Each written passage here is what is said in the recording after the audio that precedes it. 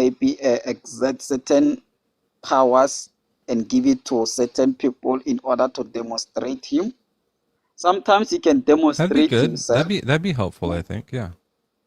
Yeah, that's why I say if you want to understand more or these powers, you can go to spiritualists because they are more knowledgeable on this subject. You understand? I And they just think know that how they're to con access artists, this though. thing.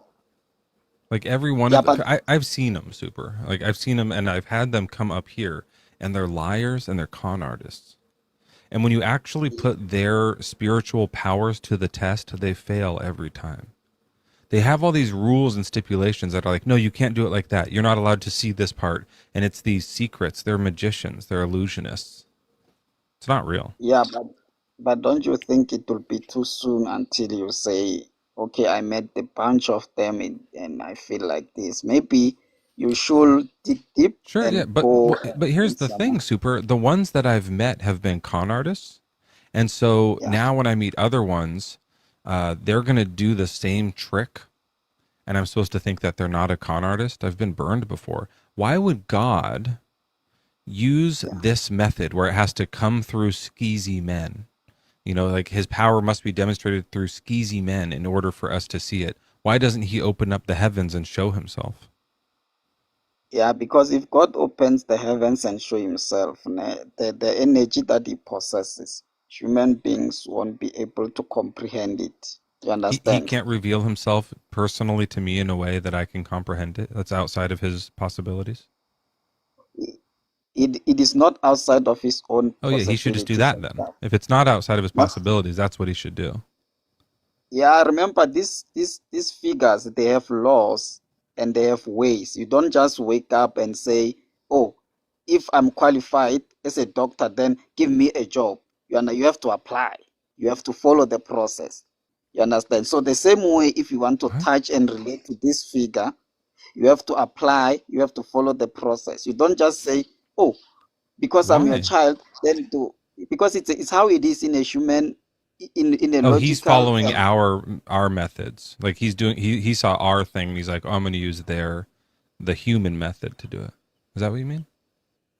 no. I'm just saying that each and everything that you want to do, it has its own process to be followed in order for it to manifest.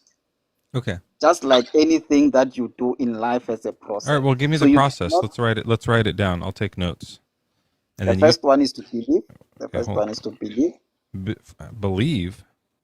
Yeah, Believe what? believe in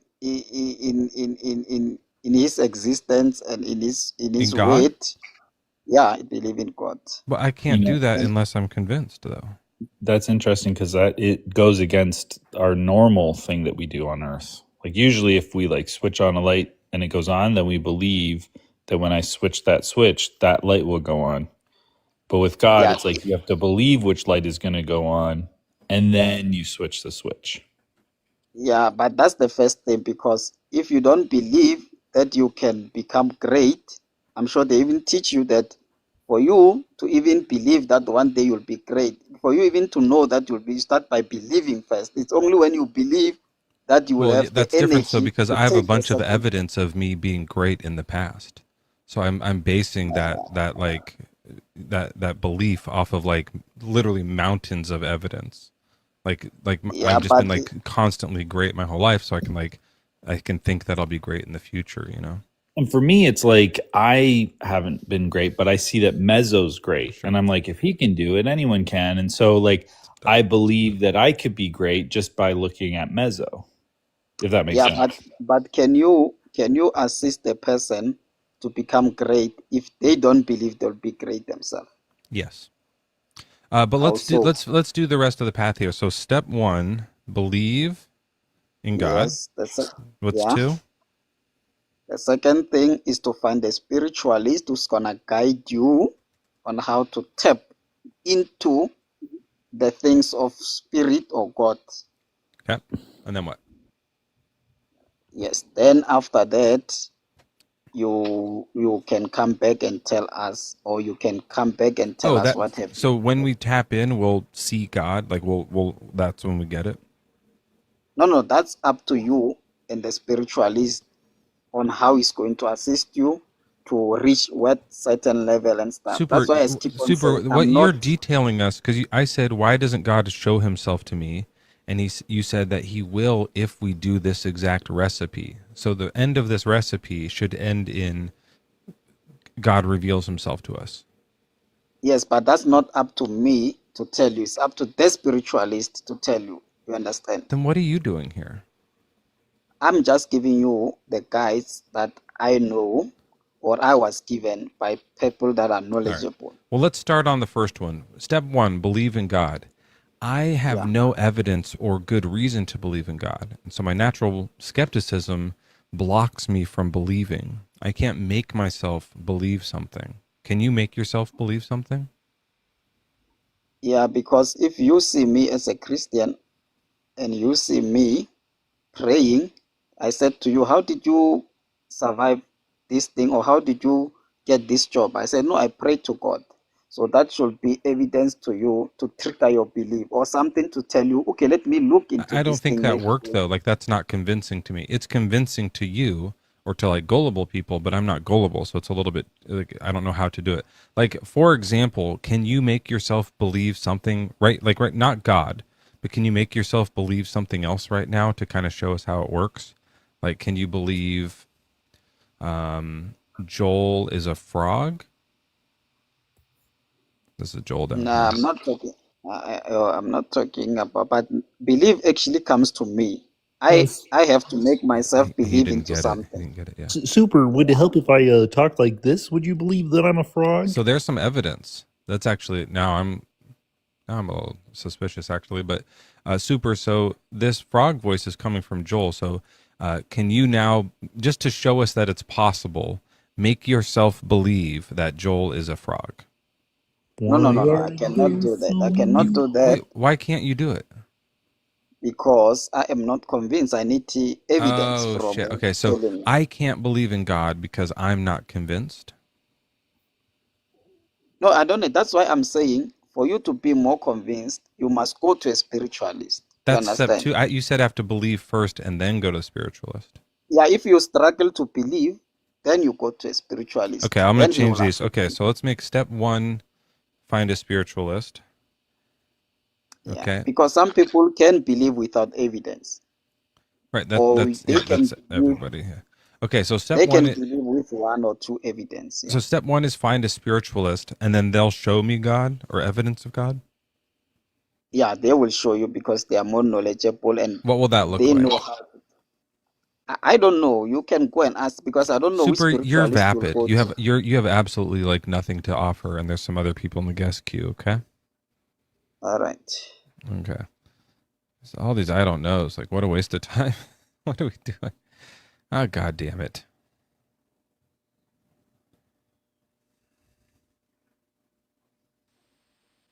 Yeah, it doesn't make really that much sense. Sorry, it doesn't make that really that much sense. You know, I don't know why. I think we could come up with a really good syllogism about how, like, at this point, we should be able to like see God in the way, like the way we do science. We should be able to find God, Yeah. even by like just people doing certain things to get the correct reaction.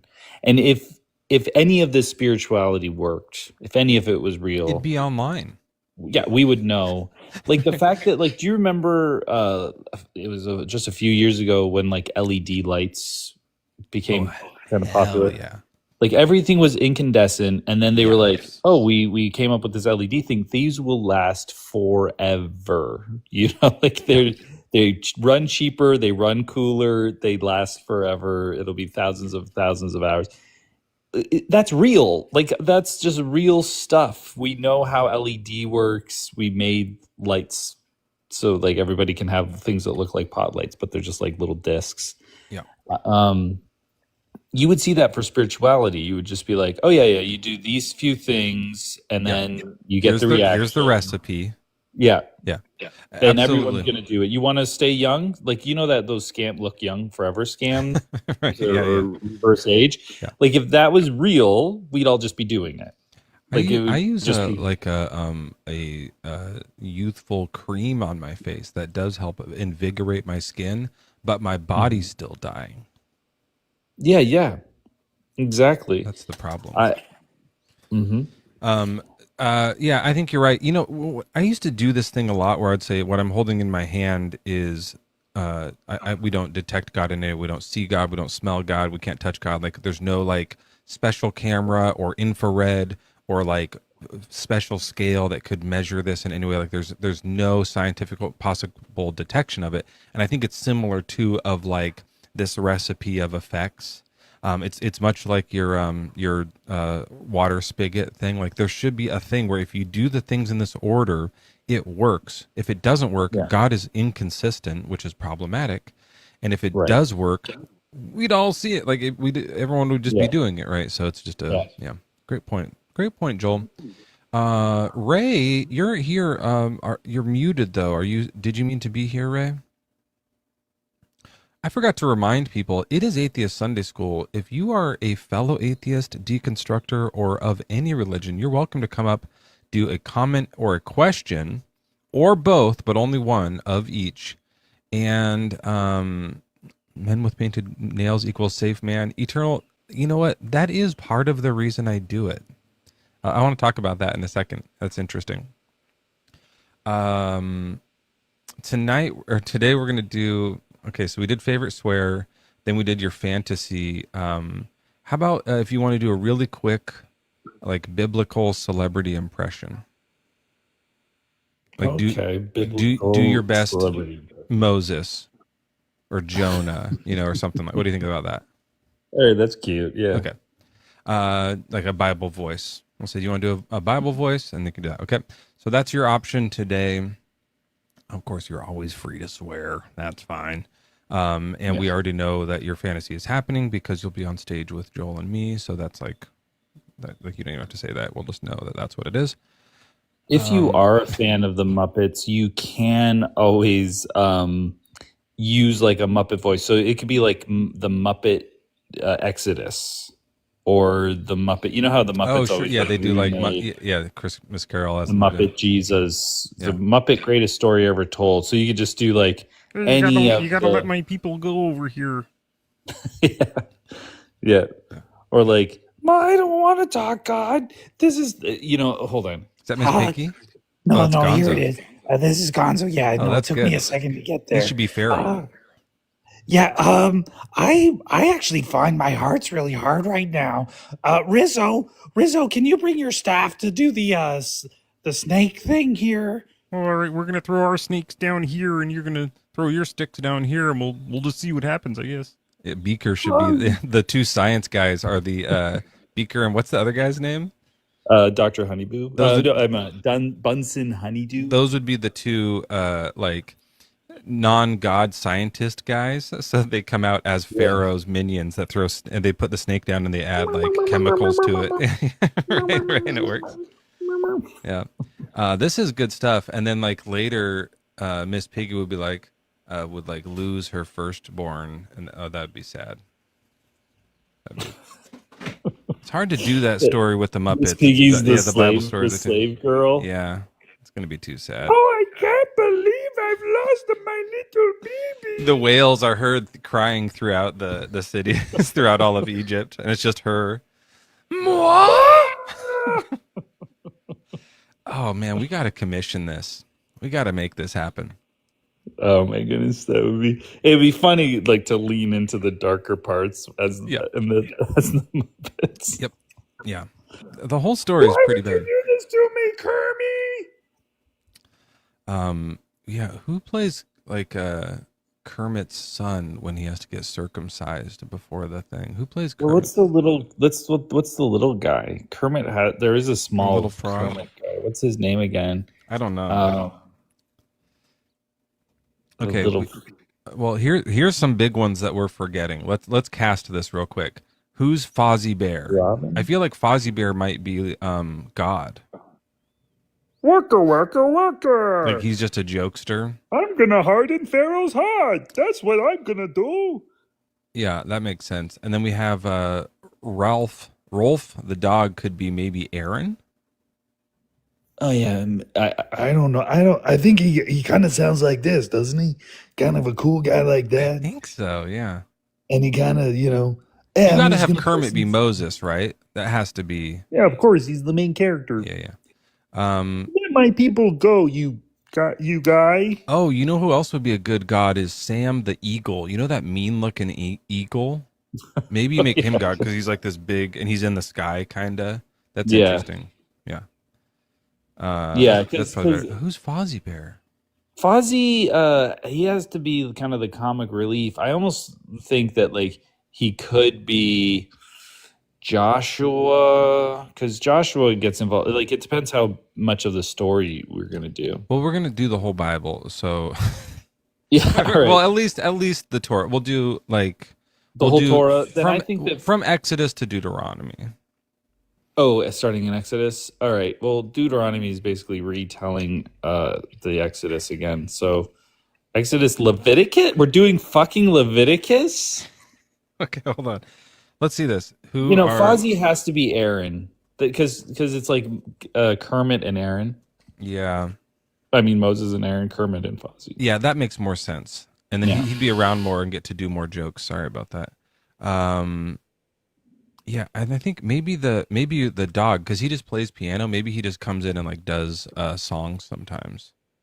Yeah, That'd be like fine. they'll be like, "We're on the road out of Egypt, and we're getting to Canaan. We're gonna kill a lot of evil people." Yeah, he could just be kind of jamming along the way. Yeah, And that's what they do. Pepe the King Prawn, I think, is who you're thinking of as the little frog. He's like a little shrimp man. That's probably who I think you were thinking of. That could be. Oh, it was Robin. There's a little frog named Robin. Oh, really? Yeah. Oh, Waldorf and Stadler. Who would they be? They always are just like outside. They're just like the church Watching fathers from the future, Church watching this. Like this fathers doesn't make any sense. renegotiating the whole thing. They're like, Here's what that's this not really what means. that means. Yeah, that's funny. Okay, now I brought in two people because I know Drew is a fellow atheist. Is that right, Drew? Oh shit! I didn't know I came up, man. You're allowed to come up if you want to, but you don't have to. I'm just enjoying the voices. I'm trying to see where you guys gonna fit in. Oscar the Grouch. That's to be either Jesus or God, right? So does Oscar count as a Muppet? Like I know like it's all Jim Henson stuff, but I don't know. Like Sesame Street don't show up in most Sesame Street. Okay. in Muppet movies, do they? Is that a thing? Well, what? I mean, if you Google them, That'll be a spinoff when we do the kids version. Yeah, I think I could see a Sesame Street version of like the Jesus story where Elmo plays Jesus or something. But I think like with the major Muppet movies, those guys don't show up. We do have to cast the Swedish Chef still and the Sweetums. You know that big huge monster guy that has like a jowl. You know what? He should play the pillar of cloud and pillar of fire. He just walks around. He goes, "Follow me, guys," and then he's Yeah. just That's good. lurching along, and but he's like covered in fire. And the Swedish cloud. chef can be the guy who complains about quail. He's about to make all the quail. Cooking all this, he's cooking all this stuff, and he's like, "We need more quail to cook this." And then okay, this is good stuff. Drew, did you want to say any questions or comments? Yeah, guys, I got nothing to offer. I didn't mean to come out. Just you guys keep doing what you're good doing. You're the best. That counts as a comment. I'll accept it. Thank you very much. I'll drop you down. But he said the best, but I don't know if he meant which one he was talking about. It's kind of confusing. When someone says that to both of us. Oh, Robin the Frog. I see that here. Yeah, on my list, they're mixing in Sesame Street too. Oh, Dr. Teeth is that guy's name? That's the singer, That's a terrible name. But he's got big teeth. But does he have his doctorate?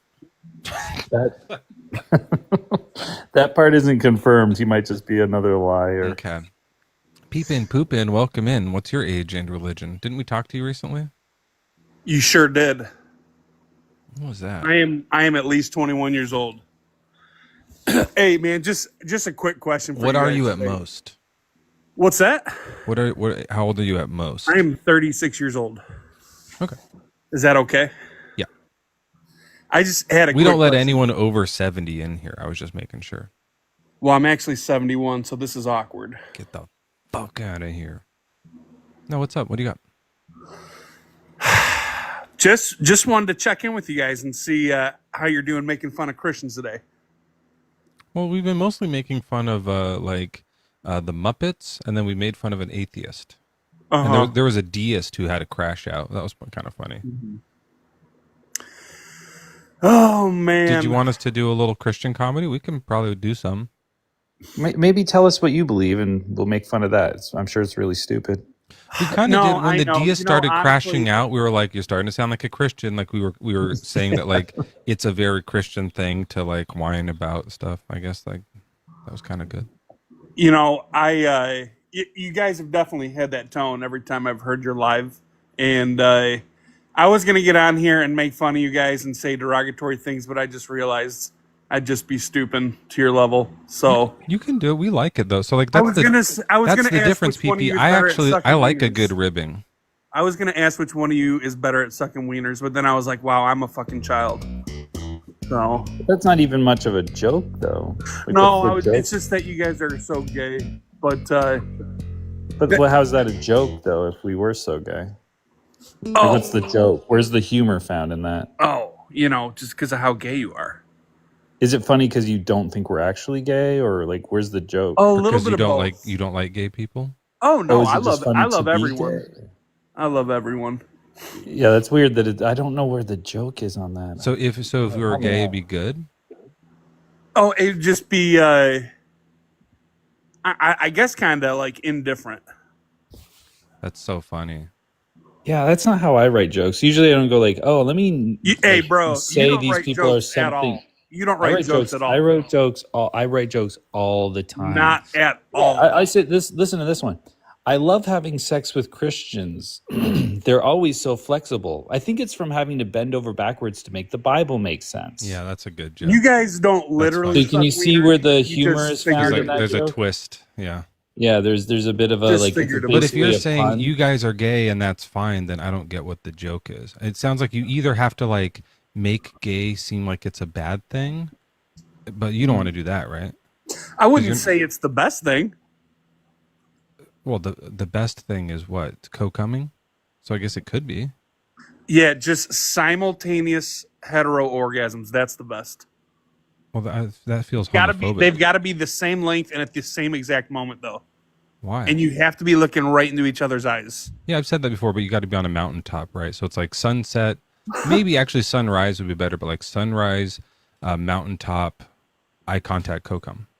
But what you're talking about could happen with, like Joel and I. Like we I could gotta do that. push back on you, Mezzo, and not in the way that Peep thinks, but I gotta like kind of challenge you on that because not everyone is gonna like morning sex, and I know a lot of people do.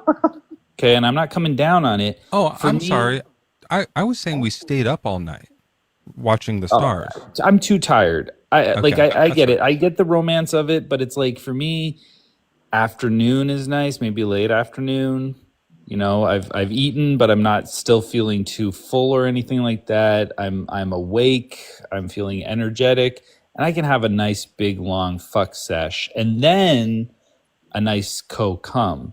I'm just thinking if we're on the mountaintop, that's going to be bright and kind of hot. So maybe we do just wait till like dusk. Okay, that makes sense. It's a little bit red out. It's a little bit like, still bright enough to see because we don't want to like miss anything. But I think that what's important here is that like we have different subjective ideas of what the perfect sexual experience would be. And for some people, it's going to be with someone of their same sex or gender. Yeah, lots of people for sure. Yeah, and that's fine. Didn't But it say PP in J.D. Vance's book that he had sex with a couch once? I don't know. You don't remember hearing that? I remember hearing about that, but I feel like it was like when people read the actual things, it was like not him. It was like some character or something. I guess. Why did you bring that up? Because I think like Because I maybe think fucking a that- couch is kind of funny. You could instead of next time being homophobic, you could say you guys look like you fuck Oh, couches. come on now. I'm not homophobic. I'm not Yes, you homophobic. are. No. You You think just I'm said scared it, of the gays? No, you said it's better to be straight than gay. I mean, tongue in cheek. But let me ask, while Whose we're cheek, talking though? about It this, depends on whose cheek. that is true. There is some context that matters there. Do you Let think me it's ask you better this. to be gay or straight?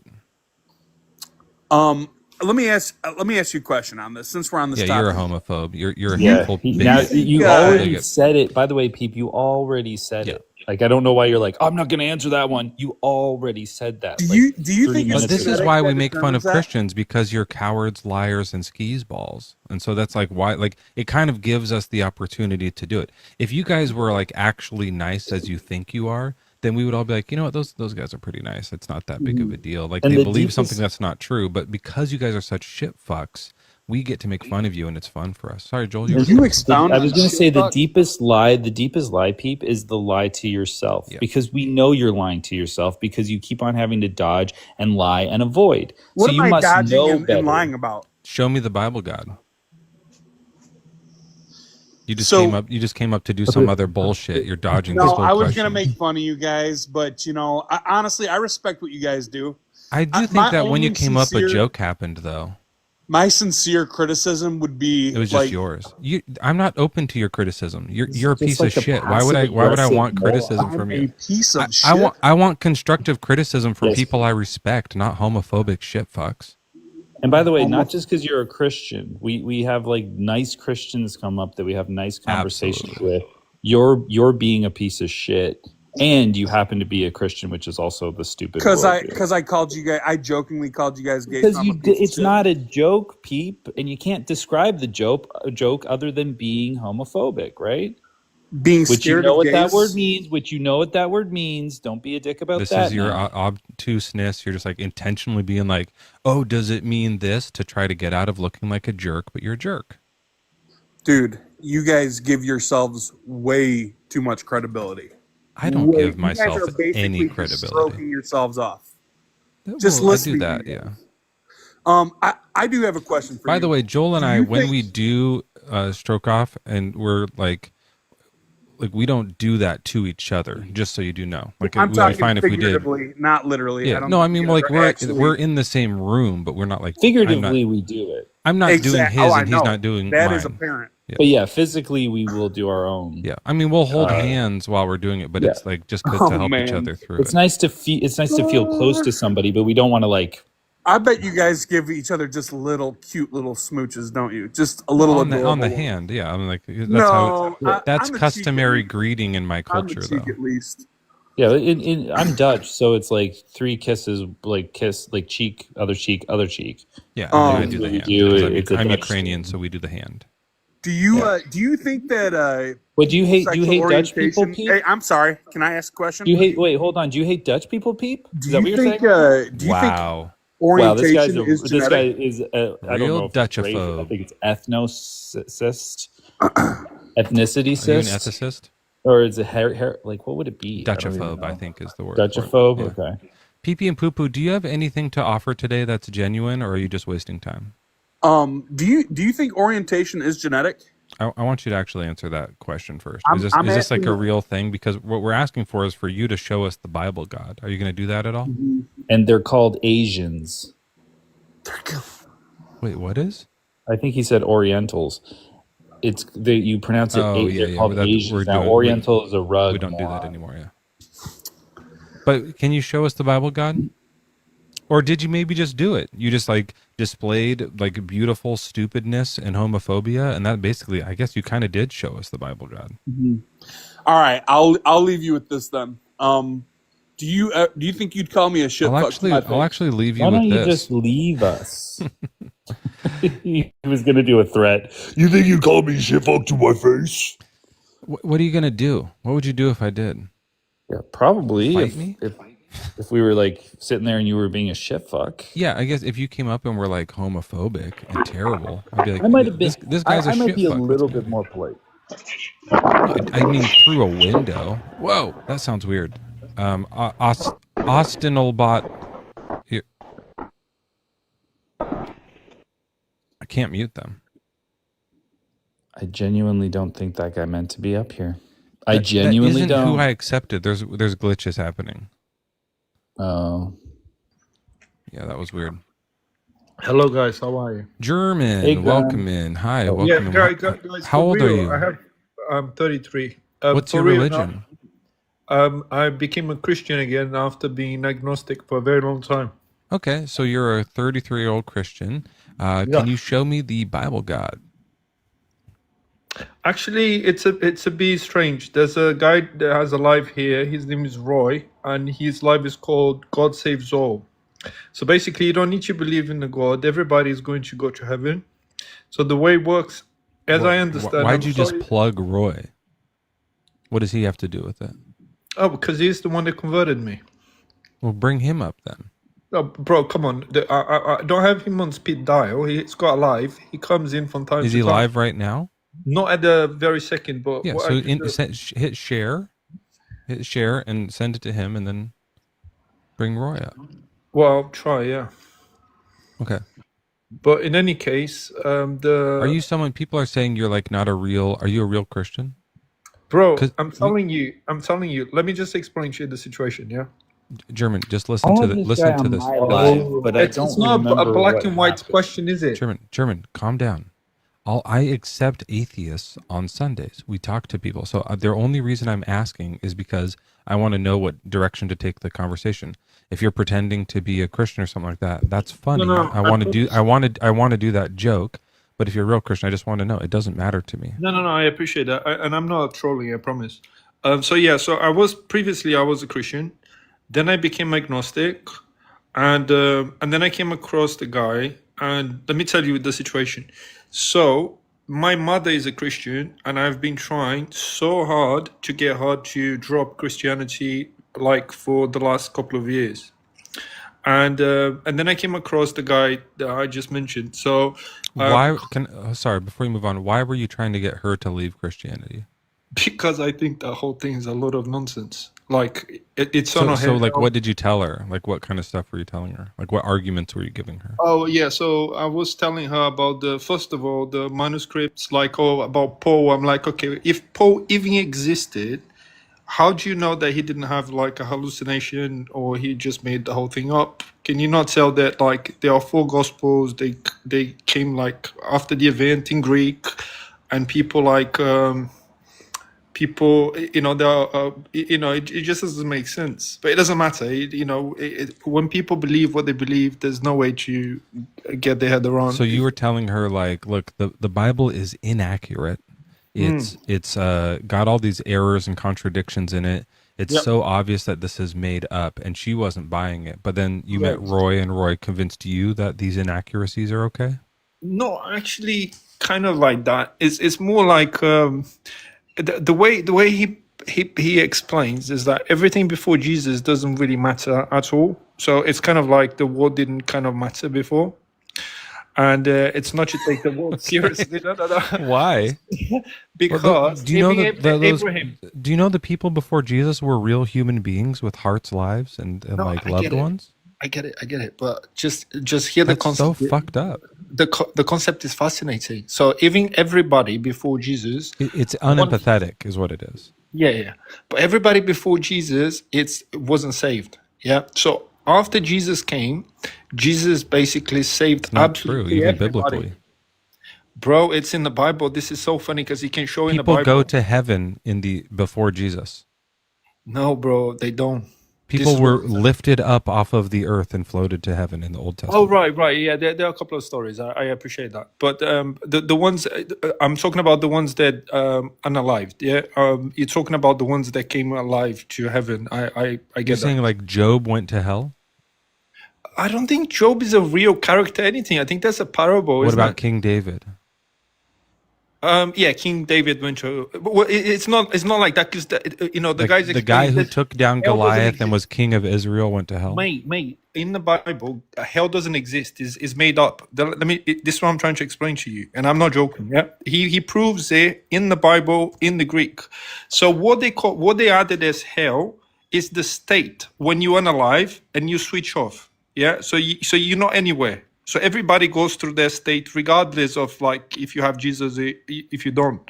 Now, people like us, for example, we will be thrown in the lake of fire. The lake of fire is just a place to purify us. And then after we're purified, we will go to heaven like everybody else.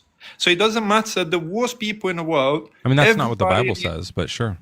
But bro, it is because he can prove it to you in the Bible. Do you think some Well, let's people? make a deal. Do you Let's make a think? deal. Do you think that some people will serve like an eternal punishment in the fire? No. And he explains definitely. I'm going to read you a Bible verse.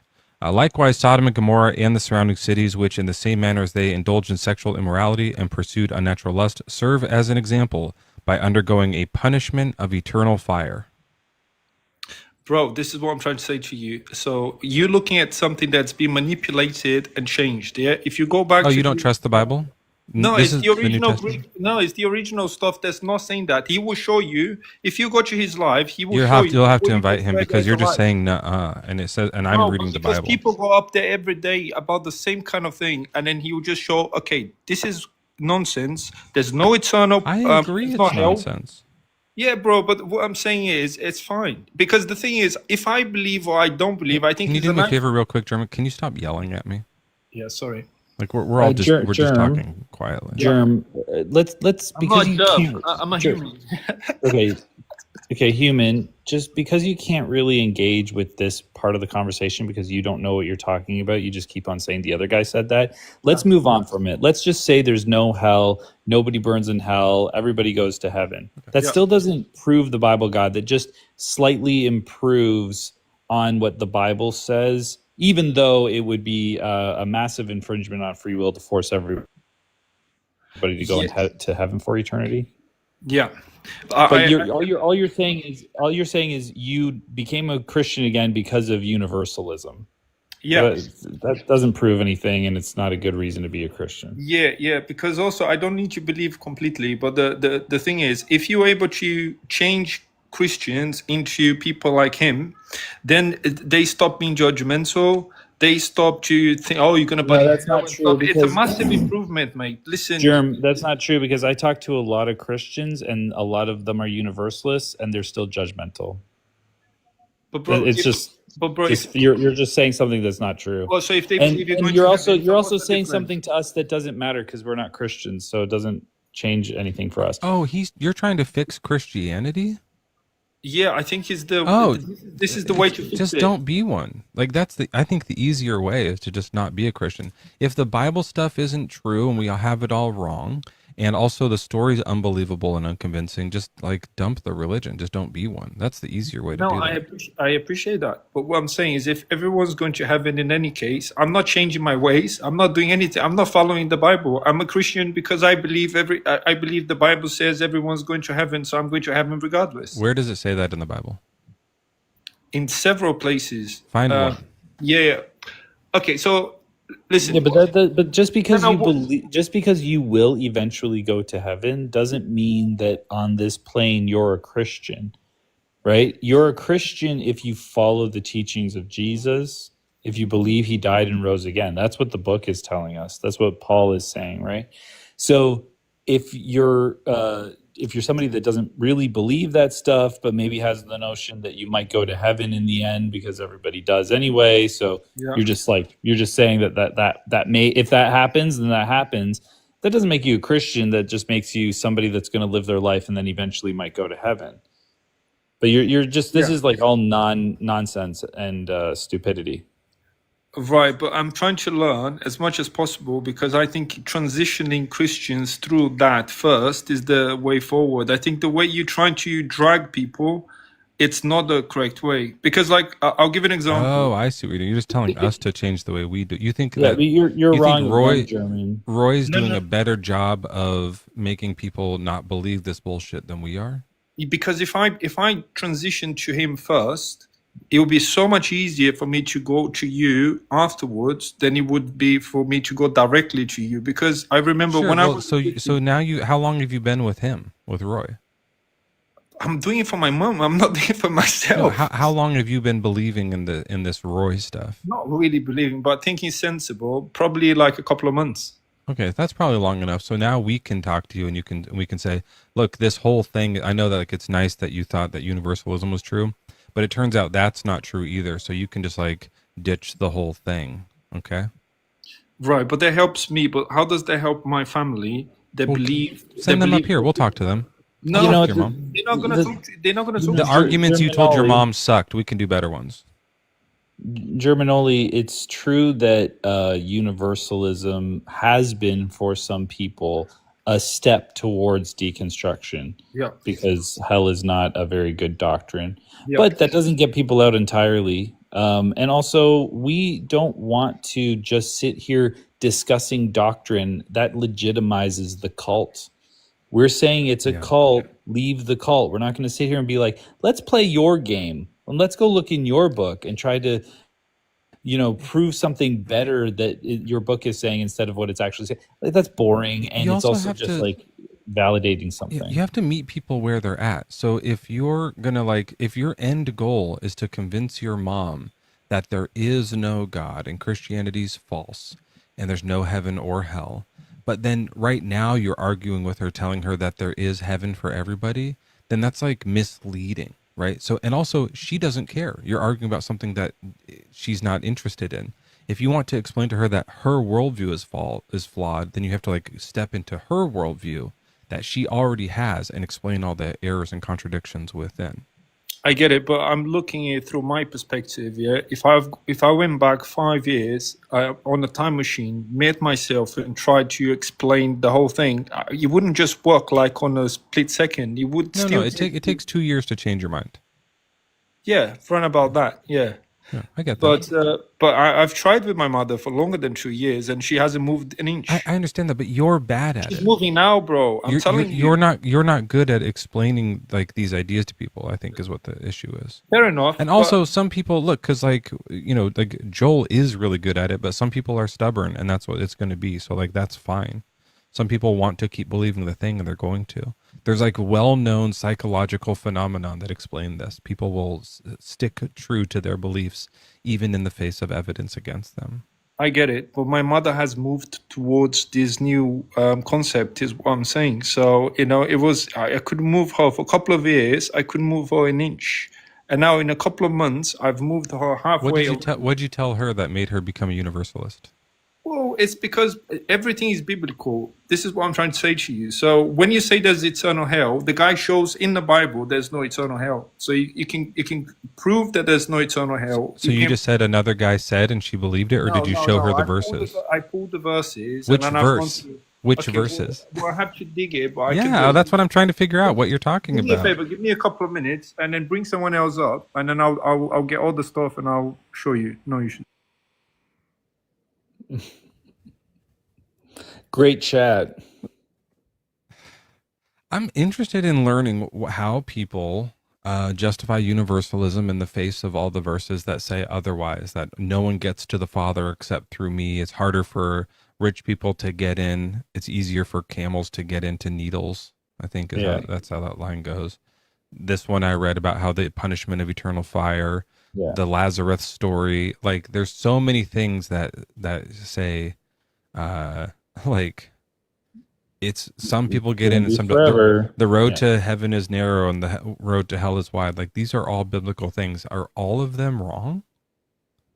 All of them misinterpreted? They'll just like what you have to do, because there's tons of contradictions. You just choose the verse that you're going to say is the true thing and your interpretation of that verse, and then look at every other verse in the light of that verse. I like that. So like when I say I have an omni-purple half yellow cat, you like the color purple, or you like the color yellow, so you just imagine a half purple half yellow cat, and that's like the one you take from that. Right. There's a contradiction, so you just pick which one you like more and make that true to yourself. That one's hard because it's like built into the same thing. But if it's like well, yeah, everyone goes to heaven and not everyone goes to heaven, which one do you like more? But like it'd be like, let me try an analogy where like we're having a conversation, and at the beginning of the conversation I go, yeah, I went to McDonald's on Friday. And then halfway through our conversation I go, yeah, so it was, Thursday, and I well, this doesn't work because I could have gone to McDonald's. I only went to McDonald's one day this week. Okay. And I go, and it was Friday. And then later on, I go, remember, I only went to McDonald's one day this week, and I went on Thursday. And I go, whoa, wait a minute. And you go, well, I want to think that he went to McDonald's on Friday. So why is that better than my cat one? Never mind. It doesn't work. It's the same thing. Loop, what is your name? Lupois Couture. Welcome in. How old are you? What's your religion?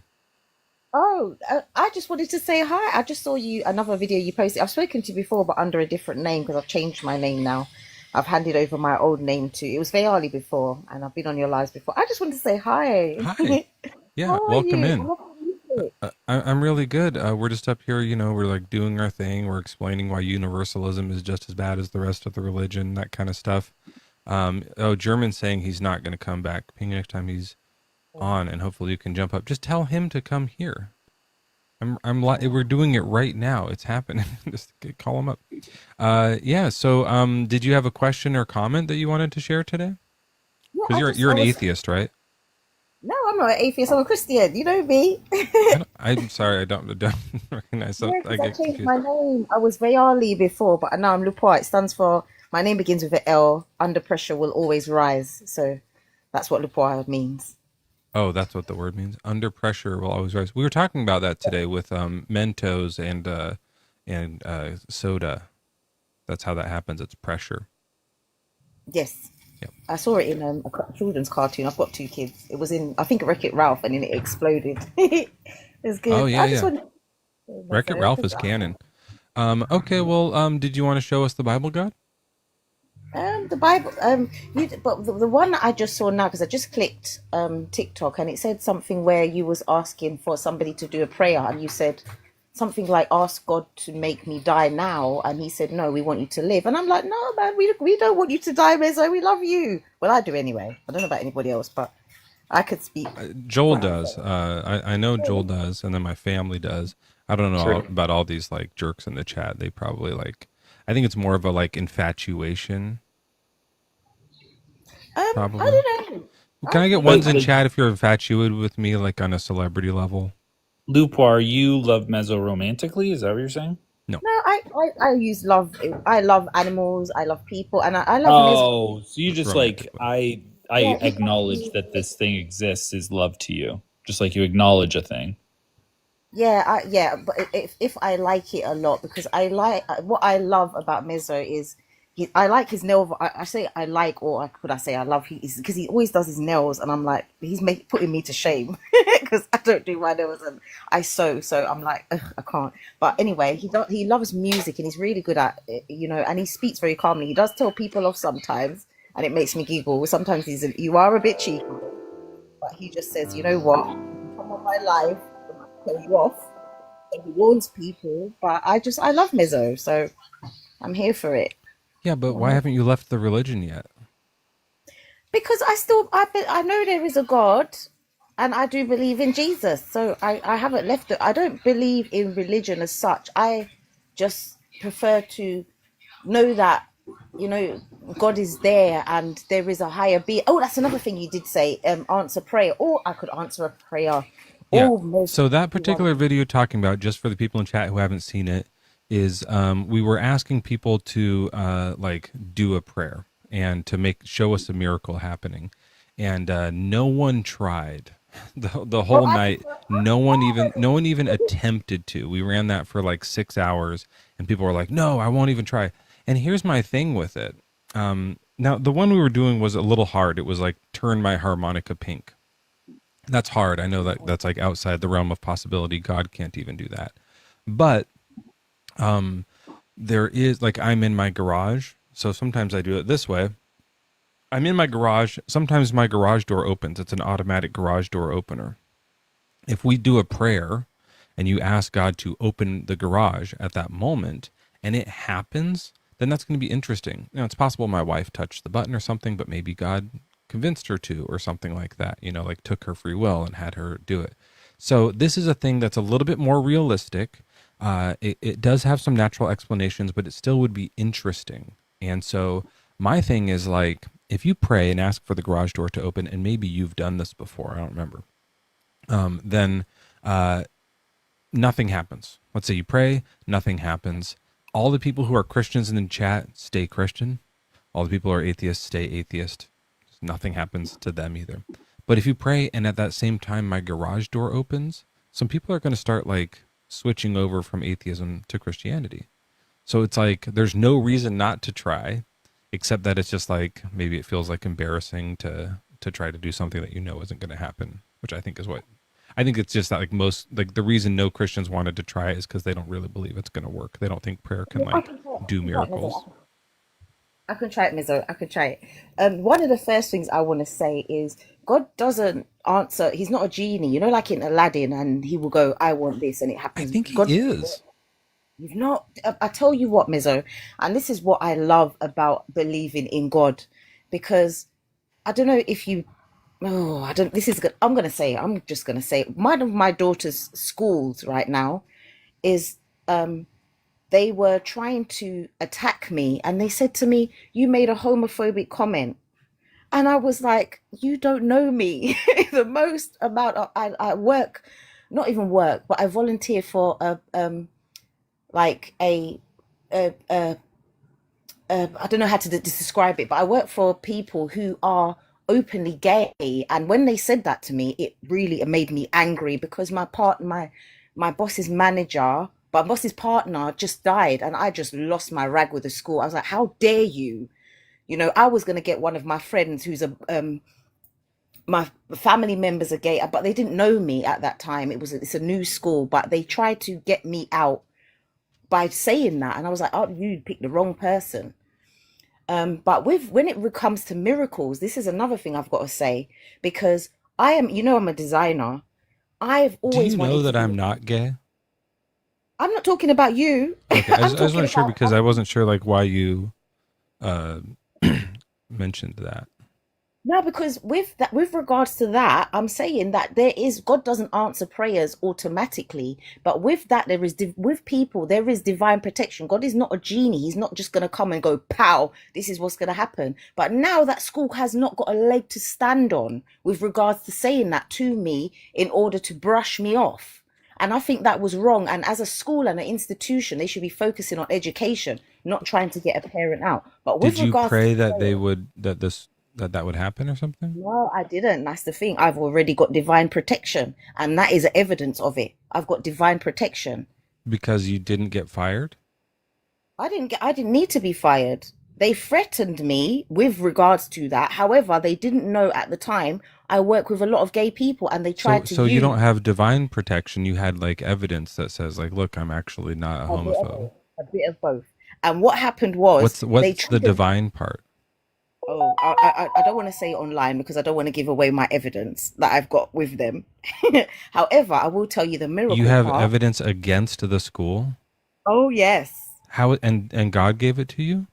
No, God didn't give it to me, but What's what the God doing school, in this story? Why are you talking about this story?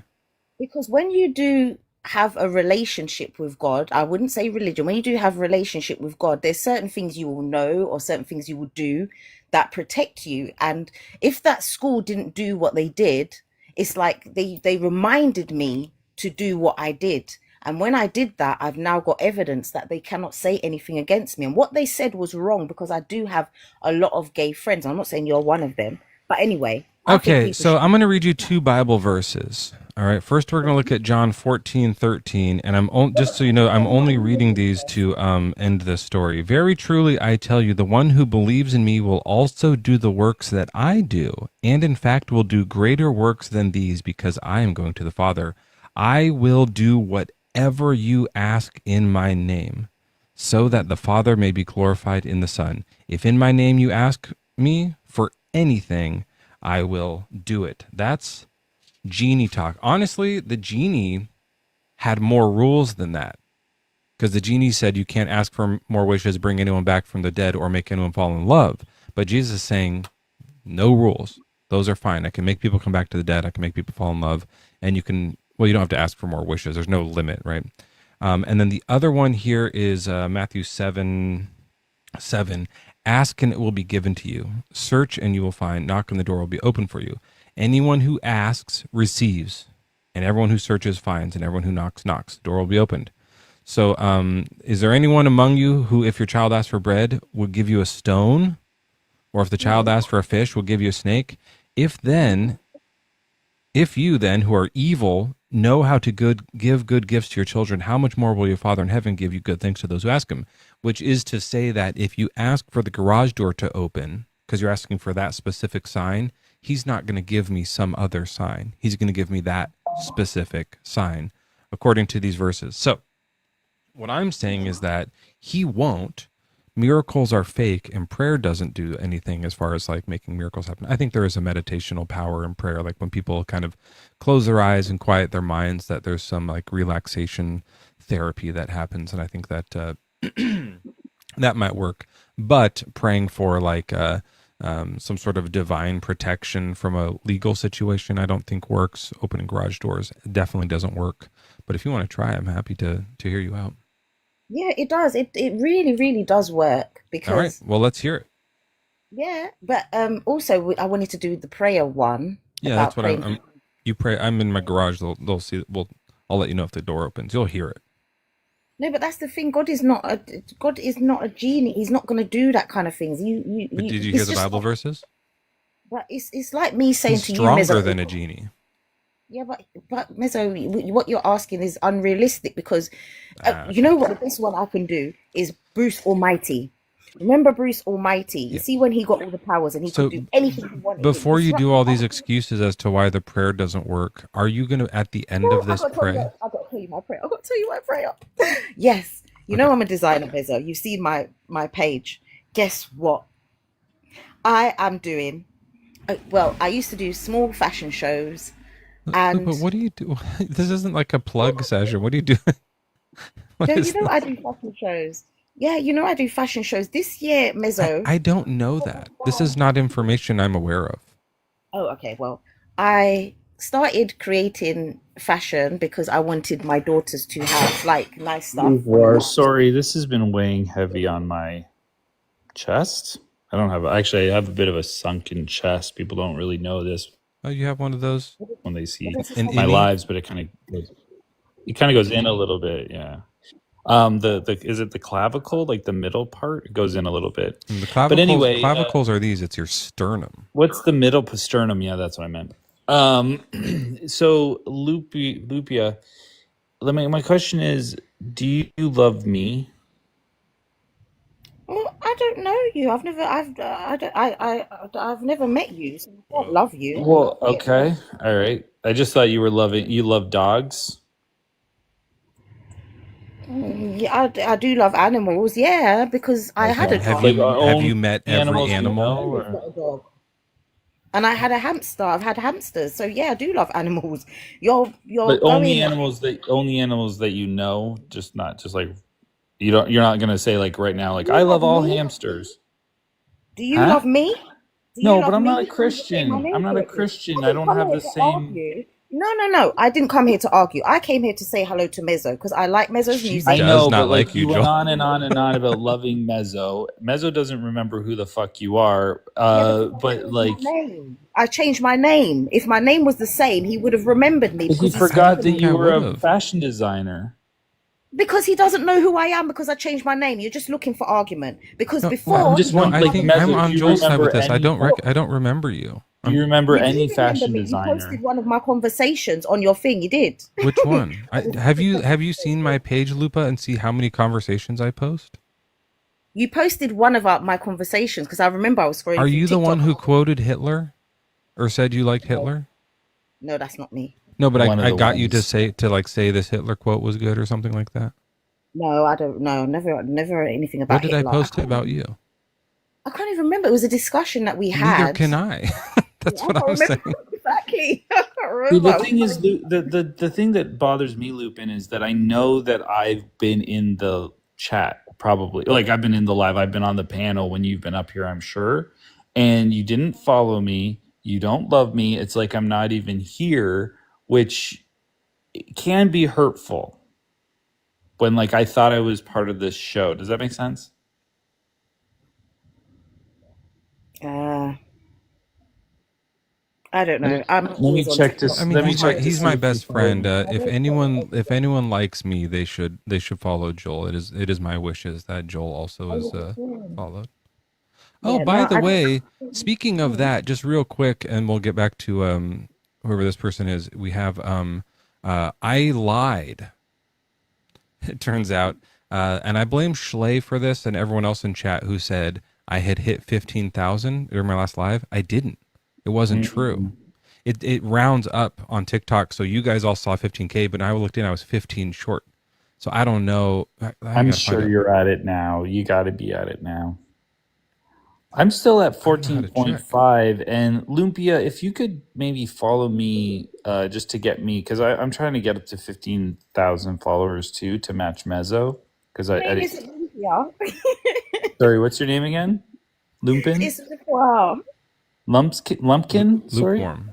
Oh, you're being insulting now, but it's all right. Don't worry, because it shows more about you than it does about me. But we're not going to go. Sorry, it's a made up name I'm mispronouncing. I don't think that's an insult, is it? How do I find that number? Let's see here. See, it says 15K on mine too, but it's just saying the K. It doesn't say the exact number. Elle just said it's 15.0 now, just like for sure. But then I don't know that they looked at the, like somehow looked at the actual follower list. Oh, here I can look at the activities and see if I got 15. No, just these are all comments. You guys, get the fuck off of my videos.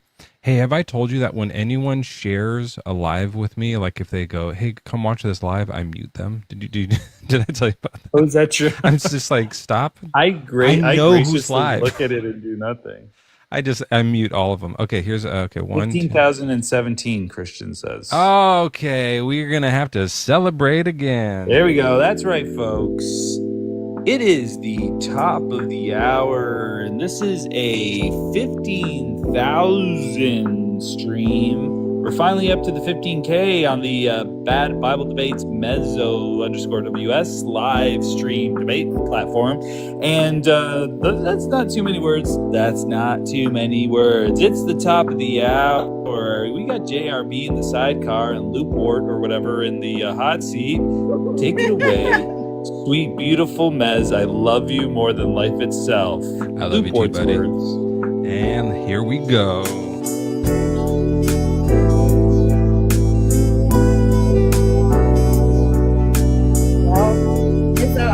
I just came to say hi to you. I'm going to hold on one second. We're doing a quick commercial break.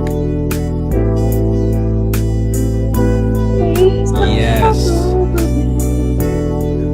Oh, yes. Welcome back, everybody. It's Atheist Sunday School with Mezzo and Joel, best friends forever and a day. And then after that, it stops. That's the deal. That's contractual. Mm-hmm. We signed that. We've got Lopwar. How do I say it? Don't worry, Loop war. What does that mean again? Pressure goes up? Pressure rises? No, it means my name begins with an L. I won't disclose my name, but it stands for my name, which is L. Under pressure will always rise. Oh, L under pressure will always rise. Yes. That is up my alley. That sounds like a Sadakmak Bivtaj type of acronym, and I love that. All right, well, L's for Upwar. That's very cool. So, you were gonna do a prayer to show that they don't work, or were you gonna show us the Bible God in some other way, or are we, or did you just want to say hi? And or did you have another 45-minute story to tell us that you have gay friends, so you're not a bigot? A bigot? Oh God. Anyway, no, we think you're not a bigot. Yeah, your religion is bigoted, but you're not one. Yeah, you sold us on not being a bigot, like by saying that you have gay friends. So we get that. No. I just came on here to say hello to Mizzo and tell him that his music is very good because I watch his videos, and that's all I came on here. And I saw one of his other videos about somebody saying something, and I addressed it earlier, but I didn't come on here to talk about nothing else. Did you come up here to follow me too? I would follow Joel if I were you, and then if you're gonna come back, Lupor, maybe like bring something like some sort of a like reason to come up rather than just saying hi. We let atheists do that. So if atheists want to come up, they can just say hi on Sundays. That's fine. But for Christians, we're asking like, show me the Bible, God. Like, let's talk about the stuff and things like that. So if you don't want to get into that, then I'm going to probably move on. Okay. And I've got and Loose Warps. I've got a lot of music on my channel too. I've done a bunch of children's songs. So if you follow me and check out the Joel Sings Bible for Kids playlist, there's a lot of songs on there you might like if you like music.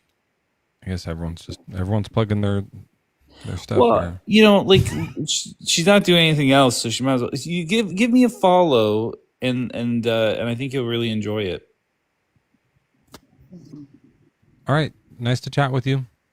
Thank you. Speak soon, Mezzo. Take care. Bye. Carrie, welcome in. Totally You're our ignored next me. guest. What's your age and religion? Ooh.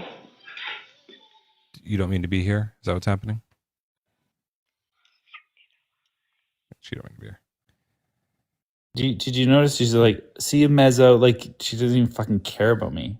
She hated you. Like she's really hated you. She's like not even indifferent. She like fucking wishes I didn't exist, and it like hurts my.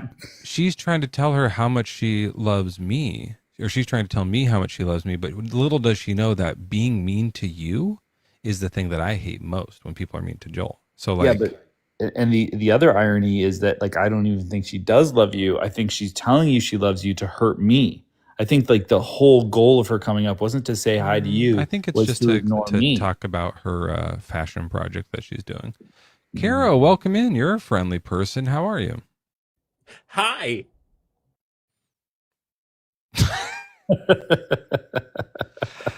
Oh, that's how you do it. If you just want to say hi, that's that what a great example. Fuck, that was genius. Oh, that was genius. That's how you genius. come up and say hi to Mezzo.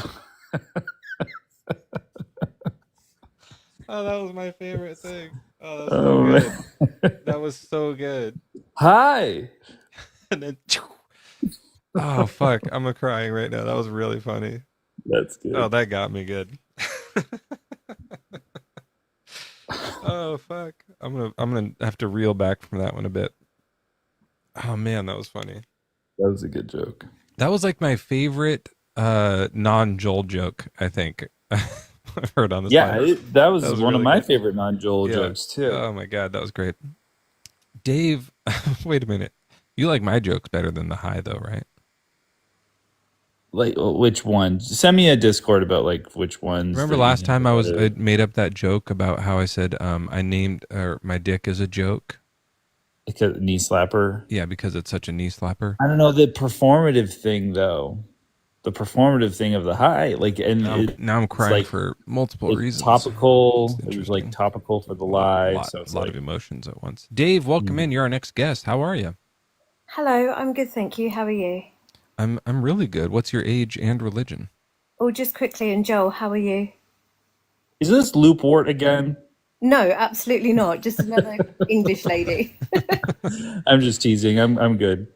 Have we talked to you before, Dave?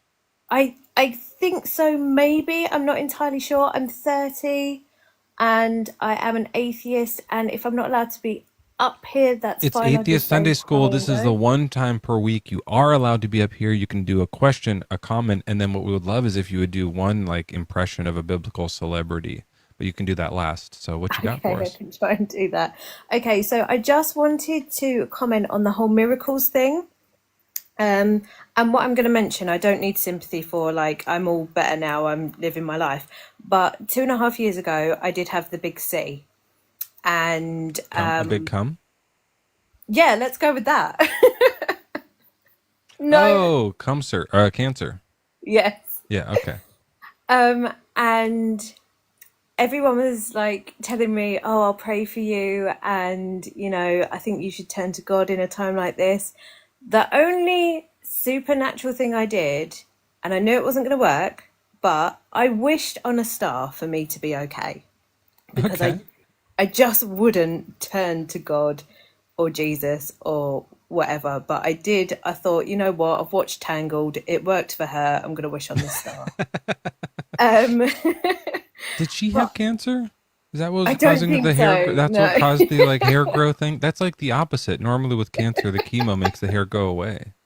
That's interesting. So, so obviously I know that it was the chemotherapy. It was what I was doing. It was the nurses, the doctors that helped me get through this. I know that. I don't think that prayer works. I don't think that miracles are a thing that happens. Maybe it's a natural phenomenon. Maybe it's just a coinky dink. But I don't believe that there's a God. I don't believe that miracles exist. Are you cured of cancer? I am. I am 2.5 years in remission. I've got a year and a half left before I'm out of the 5-year zone. And if I don't get cancer again in that year and a half, then there is like a 95% chance that I am cured and won't get it again. Do you mind, and it's okay if not, but do you mind telling us what kind it was? Yeah, so I had stage 3 Hodgkin's lymphoma. Oh, wow. Okay. So just for anyone that doesn't know what that is, it's cancer of the lymphatic system. I had it in my spleen, my abdomen, and my neck. Yeah, that one is one that kind of goes all over. It's an interesting Yeah. one. It's not as like brain cancer's centralized, you know. Yeah, that's interesting. And then probably purely genetic then, right? So no. So Okay. I had a very honest doctor, and she is very convinced that it had something to do with the COVID vaccine. Not a conspiracy theorist, but there are now studies coming out of people who have reported that they have it. But because it is part of my lymphatic system, and you have to have a virus for this to come out, so a lot of people with HIV have it, that they think that it's something to do with that. I don't know. I'm not sure. It might be just the fact that I got COVID and it turned to this, because that can happen. I don't know That if would it was make the more sense for vaccine. sure. I'm not a conspiracy theorist. I Because don't know yeah, the anything about the vaccine doesn't have a vaccines. virus in it, so that wouldn't really make sense. Yeah. Exactly that. So I'm not saying that it was. It's just what I was told by a doctor. But bowel cancer runs in my family, which is unfortunate. Okay. Well, obviously, we're all glad that you're not only out of it right now, but that you're like happy and laughing and having fun about it. I could tell, like, I Yeah, didn't mind doing some cancer jokes right away because I could tell you were a fun 100%. person. Yeah, it's And all good. I like have a one of my very close friends died of brain cancer, Oh, and I'm one so of the sorry. things that I offered him that no one else did when he was like on his way out was I kept it fun.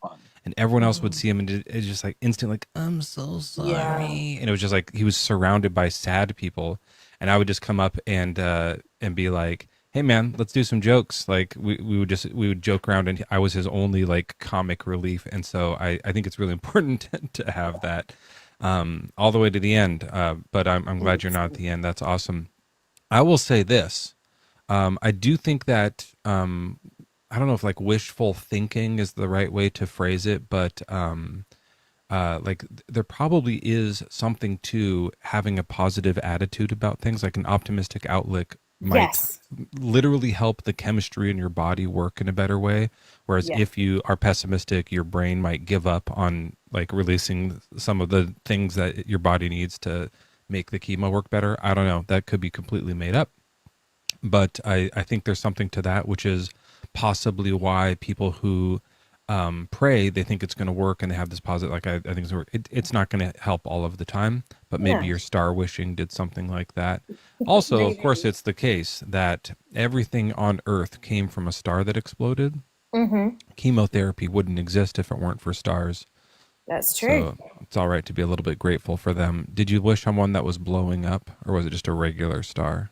It was just really big and shiny. Was it a shooting star? No, Okay, yeah. It was probably Sirius. I bet it was the star Sirius. You live in England, right? I do live in England, yes. Yeah, I bet it was Sirius.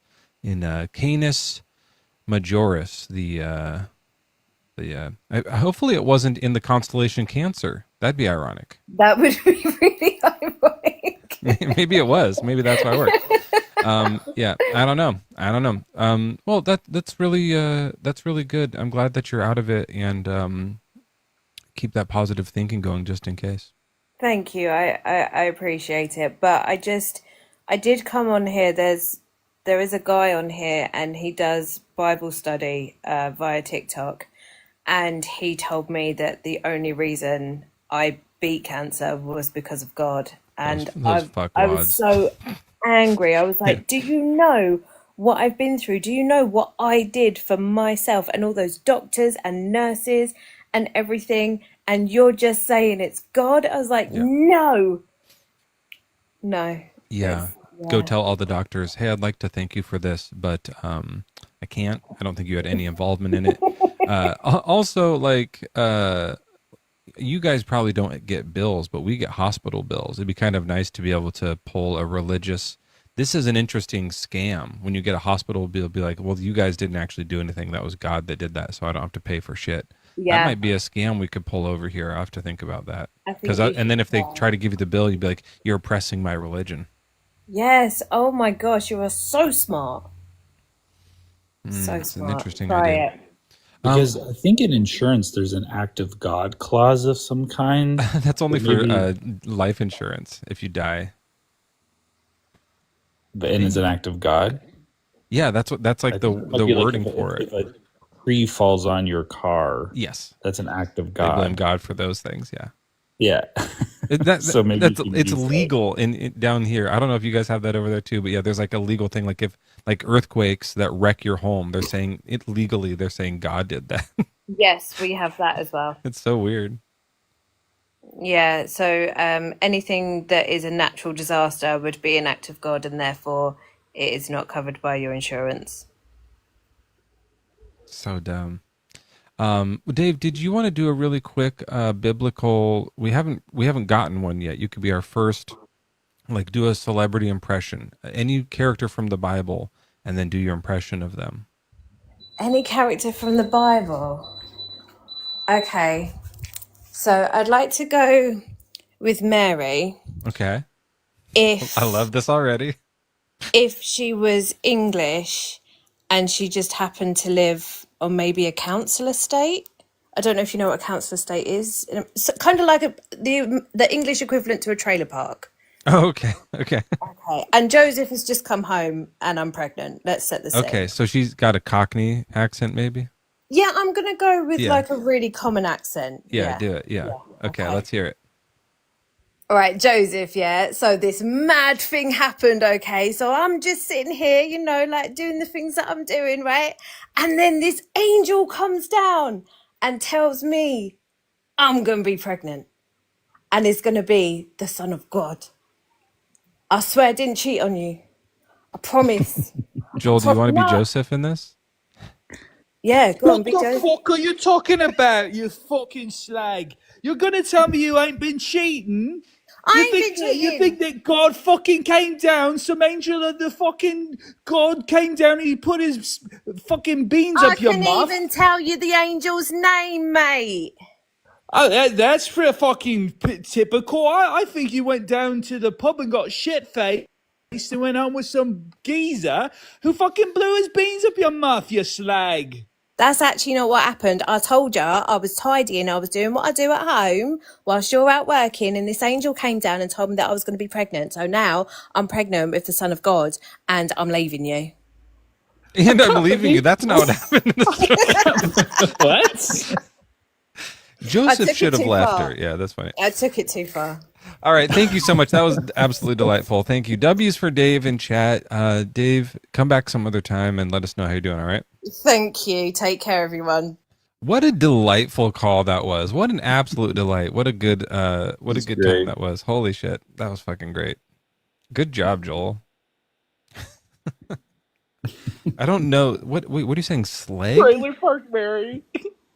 Were you saying slag? Slag is like slut or something like that. I don't know these words. I know in geezer. English. I watch a lot of them British shows.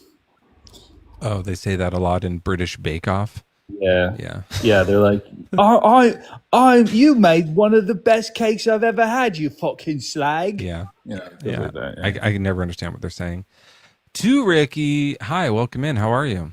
I'm doing awesome. How are y'all? I'm doing really good. You're Atheist. friendly, right? Yep, Yeah. atheist. Just quick comment, question, and whatever you're gonna. Lay it on us. Let's do it. Comment is, of course, you guys are the funniest shit I know. But question: what caused you guys? Obviously, before you guys were comedians, what comedian caused you to want to be a comedian for like a living? Well, I don't think I am a comedian. I mean, like, I guess I do comedies. Joel, like, I've done stand up a couple of times, but Joel's done it a lot more. He's like actually done some years. Yeah, I haven't done and it for a improv. Like, did you do like improv groups? I never did that. No. For some reason, I thought you were in a troupe. I remember we made fun of troops once and how stupid they were, and for some reason, I assumed that you were in one. From that, my takeaway was, yeah, that's those stupid things. That's you. Yeah, that's you, right? Yeah. No, yeah. Improv is stupid, but man, it does like create some really creative people. It is interesting what can come out of that. It's just the troops are stupid because they suck.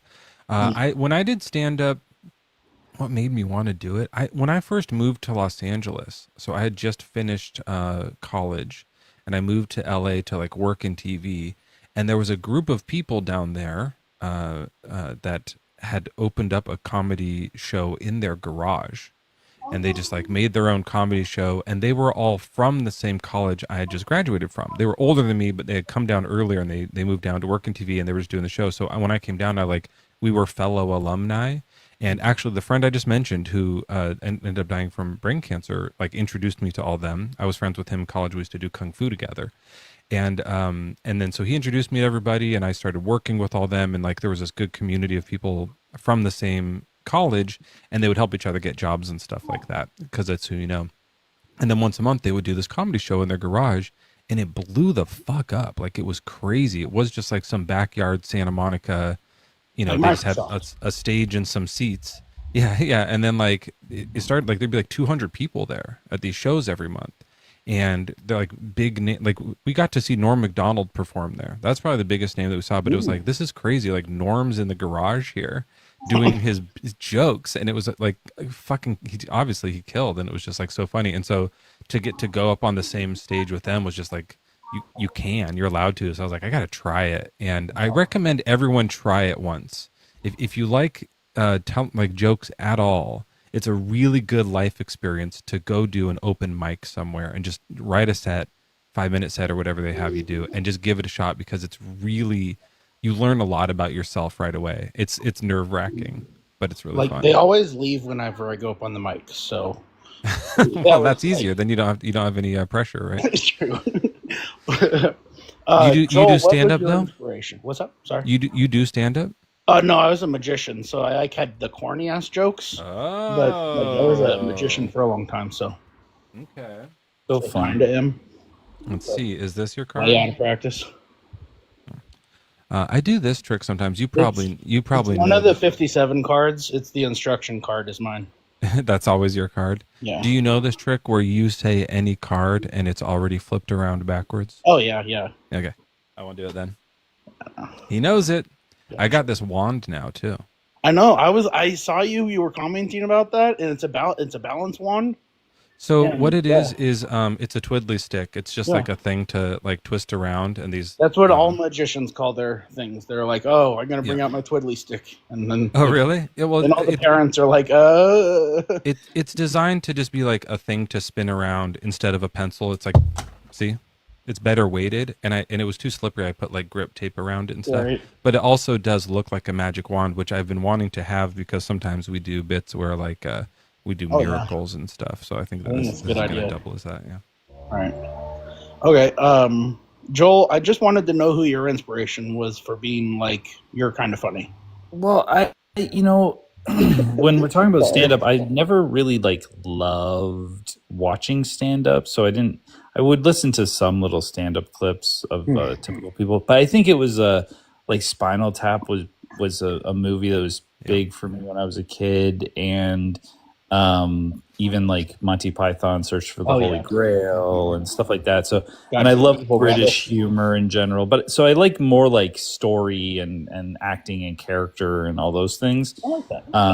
and then but stand up is just a good outlet because you're able to do it just like one guy, and then you get an audience, and you know what I mean. You're able to just do it.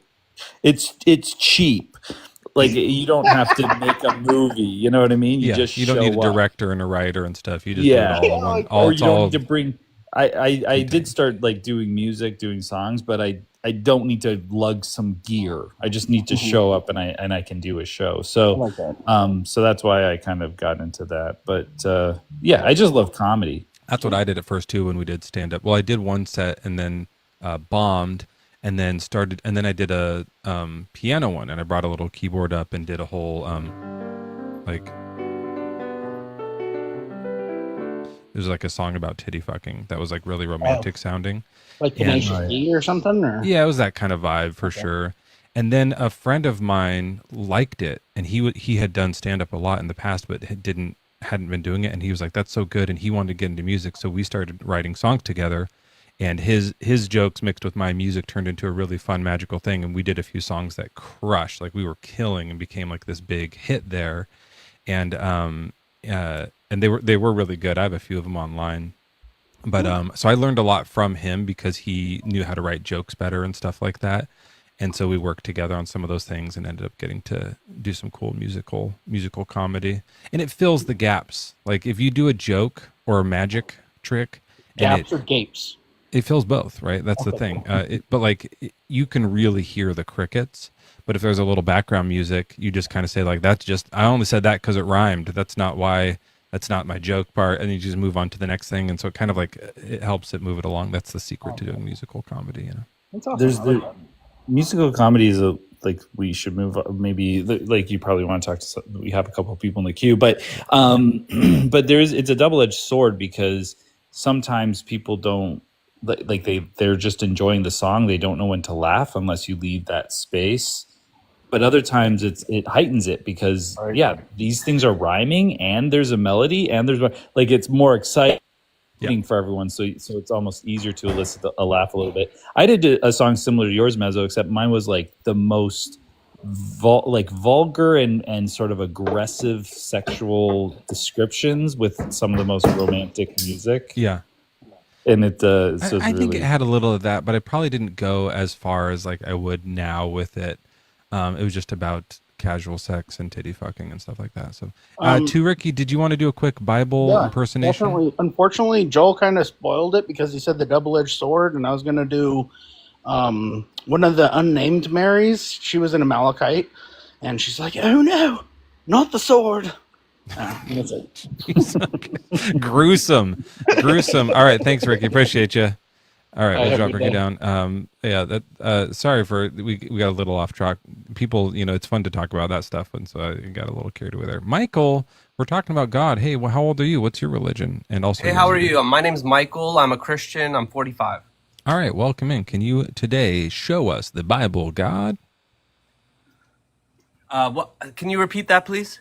Yeah, can you show me the Bible, God? Like demonstrate it or give evidence for it in some way? Would you like me to pray for you? Sure. Is it going to be a joke or is this a real thing? It's a real thing. I can pray for you. Would you like so? Yeah, if you think that'll work, go ahead. All right, God, please show us your face right now. Please show us the way and the truth and the light. We're asking for your favor and your kindness. Please, God, be nice to us. Show us the way, the truth, and the light, and how you would like us to represent you, Lord. We do this all in your Son's name, Jesus Christ. Amen. All right. So do we just wait?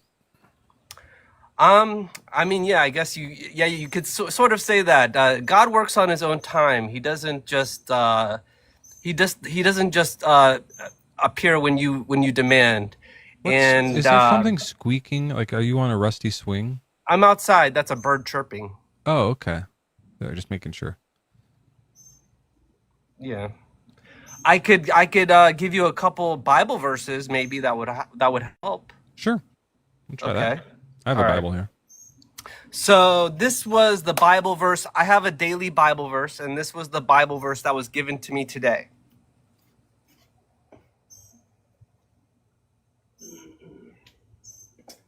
Okay. You can just tell me what it is. I'll read it. Sure, it's Psalm 42, verses 1 and 2. Are you there? Yeah, pretty much. Psalm 42, 1 and 2. Okay. As the deer longs for flowing streams, so my soul longs for you, O God. My soul thirsts for God. Is that what that says? Thirsty Well, soul your version might be different from my version. I can give you my version. for the living God. When shall I come and behold the face of God? Okay. There's a song about this one that we used to sing a lot that was like, as the deer panteth for the water, so my soul thirsteth after thee. So I didn't realize it was such a thirsty verse. Do you want to read your version? Sure, I'll read my version. Okay. All right. Seek my face, and you will find all that you have longed for. The deepest yearnings of your heart are intimacy with me. I know because I designed you to desire me. Do not feel guilty about taking time to be still in my presence. You are simply responding to the tugs of divinity within you. I made you in my image, and I hid heaven in your heart. Your yearning for me is a form of homesickness, a longing for your true home in heaven. I like the tugging. The issue I'm having with this is that I think there's times in the Bible where people do see the face of God and then they die, right? Are you talking about when Moses saw God in the burning bush? Well, he said, "You cannot see my face, for no one shall see me and live." Right. Well, a couple people saw his face. Moses saw his face. Of course, anyone who saw Jesus.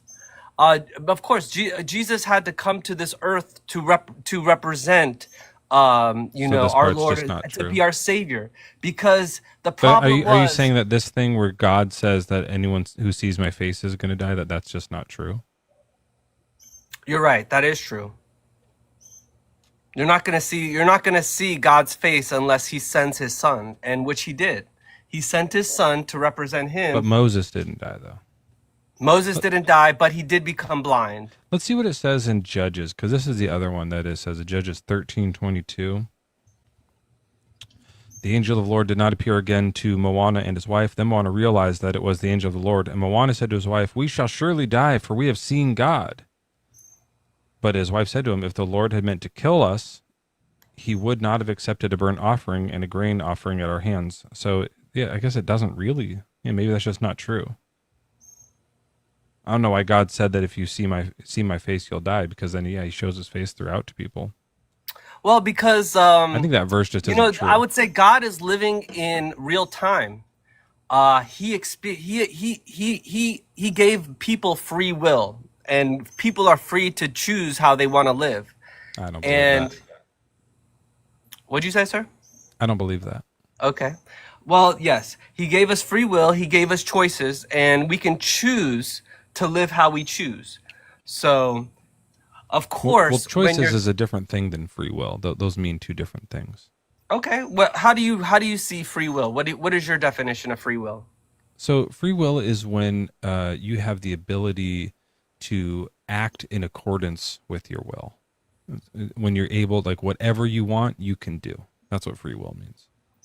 That's true. Well, there is to an extent. I mean, of course, there are laws on the earth that people have to follow or have to abide by. Yeah, like we can't fly. Oh yeah, you're right. Because he didn't want us to fly. We didn't need to fly. But I want to fly. See, God wants you to depend on him. But Michael, I want to fly. So he's restricted my free will.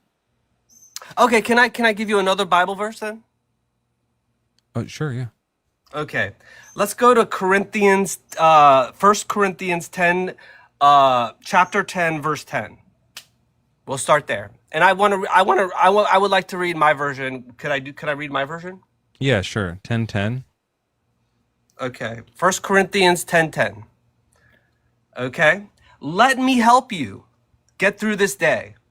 There are many possible paths of travel between getting up in the morning and laying down at night. What version are you reading, by the way? Well, this is just my daily Bible verse. I have daily Bible verses that come to me, and I would guess this would be the New King James. No, It's not New King James.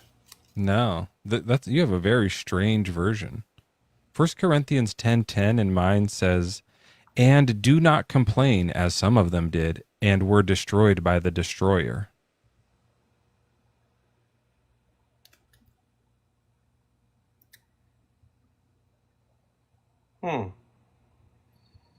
Okay. You might have a fake Bible. Well, this isn't a Bible. This is my daily Bible verse. Well, can I finish my Bible? Can I finish Yes. my verse? Yeah. All right. Let me help you get through this day. There are many possible paths to travel between getting up in the morning and laying down at night. Stay alert to the many choice points along the way. Be continually aware of my presence. You will get through this day one way or the other. One way is to moan and groan, stumbling along with shuffling feet. I see. This will get you to the end of the day eventually, but there is a better way. You can choose to walk with me along the path of peace, leaning on me as much as you need. There will be difficulties along the way, Michael, this but isn't you a can Bible face verse. them confidently with strength and thank me for all your problems you encounter. Yeah. Watch and see how Michael, I how much transform longer your is this? Because you're problems going on into forever. blessing. Stop. This isn't a Bible verse. You're reading a devotional. This is someone else that just works at Hallmark. Oh, these are real. All right, well then go to Michael, Luke Michael, 1. Michael, Go to Luke 1. Michael, Go to you're Luke yelling 1, at me. 79. Michael, you're yelling at me. This isn't a Bible 79. verse. Michael, no. This isn't a Bible verse. This is a devotional. This is just what some pastor wrote down. God is telling you this kind of stuff. He's explaining all these things to you. It's okay to say that this is from a pastor. I'm just saying that this isn't a Bible verse. Which is Okay, fine. but what is your issue with the verse? It's not a verse. That's the issue. It is a verse. Go to Luke 179. Michael, you're yelling at me. Oh, I'm sorry if you feel I didn't know whether you could hear me. I can hear you perfectly fine. You're loud as fuck. Chill out. Maybe I think it's my device. I think my device does this. Michael, it sounds Your like what's larynx? happening is you're reading us some inspirational words that are loosely based on these passages, right? And that's not this that is a interesting daily to Bible us. verse that is given to me every single day of the year. In your email or something? It's something you put on top of a table and you switch the page and it goes to the next Bible verse. All right. What's it? And it what's has a the day. name? It has a day. Go to the front of it and tell me who made it. Okay, I'll tell you. I'm gonna look it up. This was actually a birthday present that was given to me. Yeah.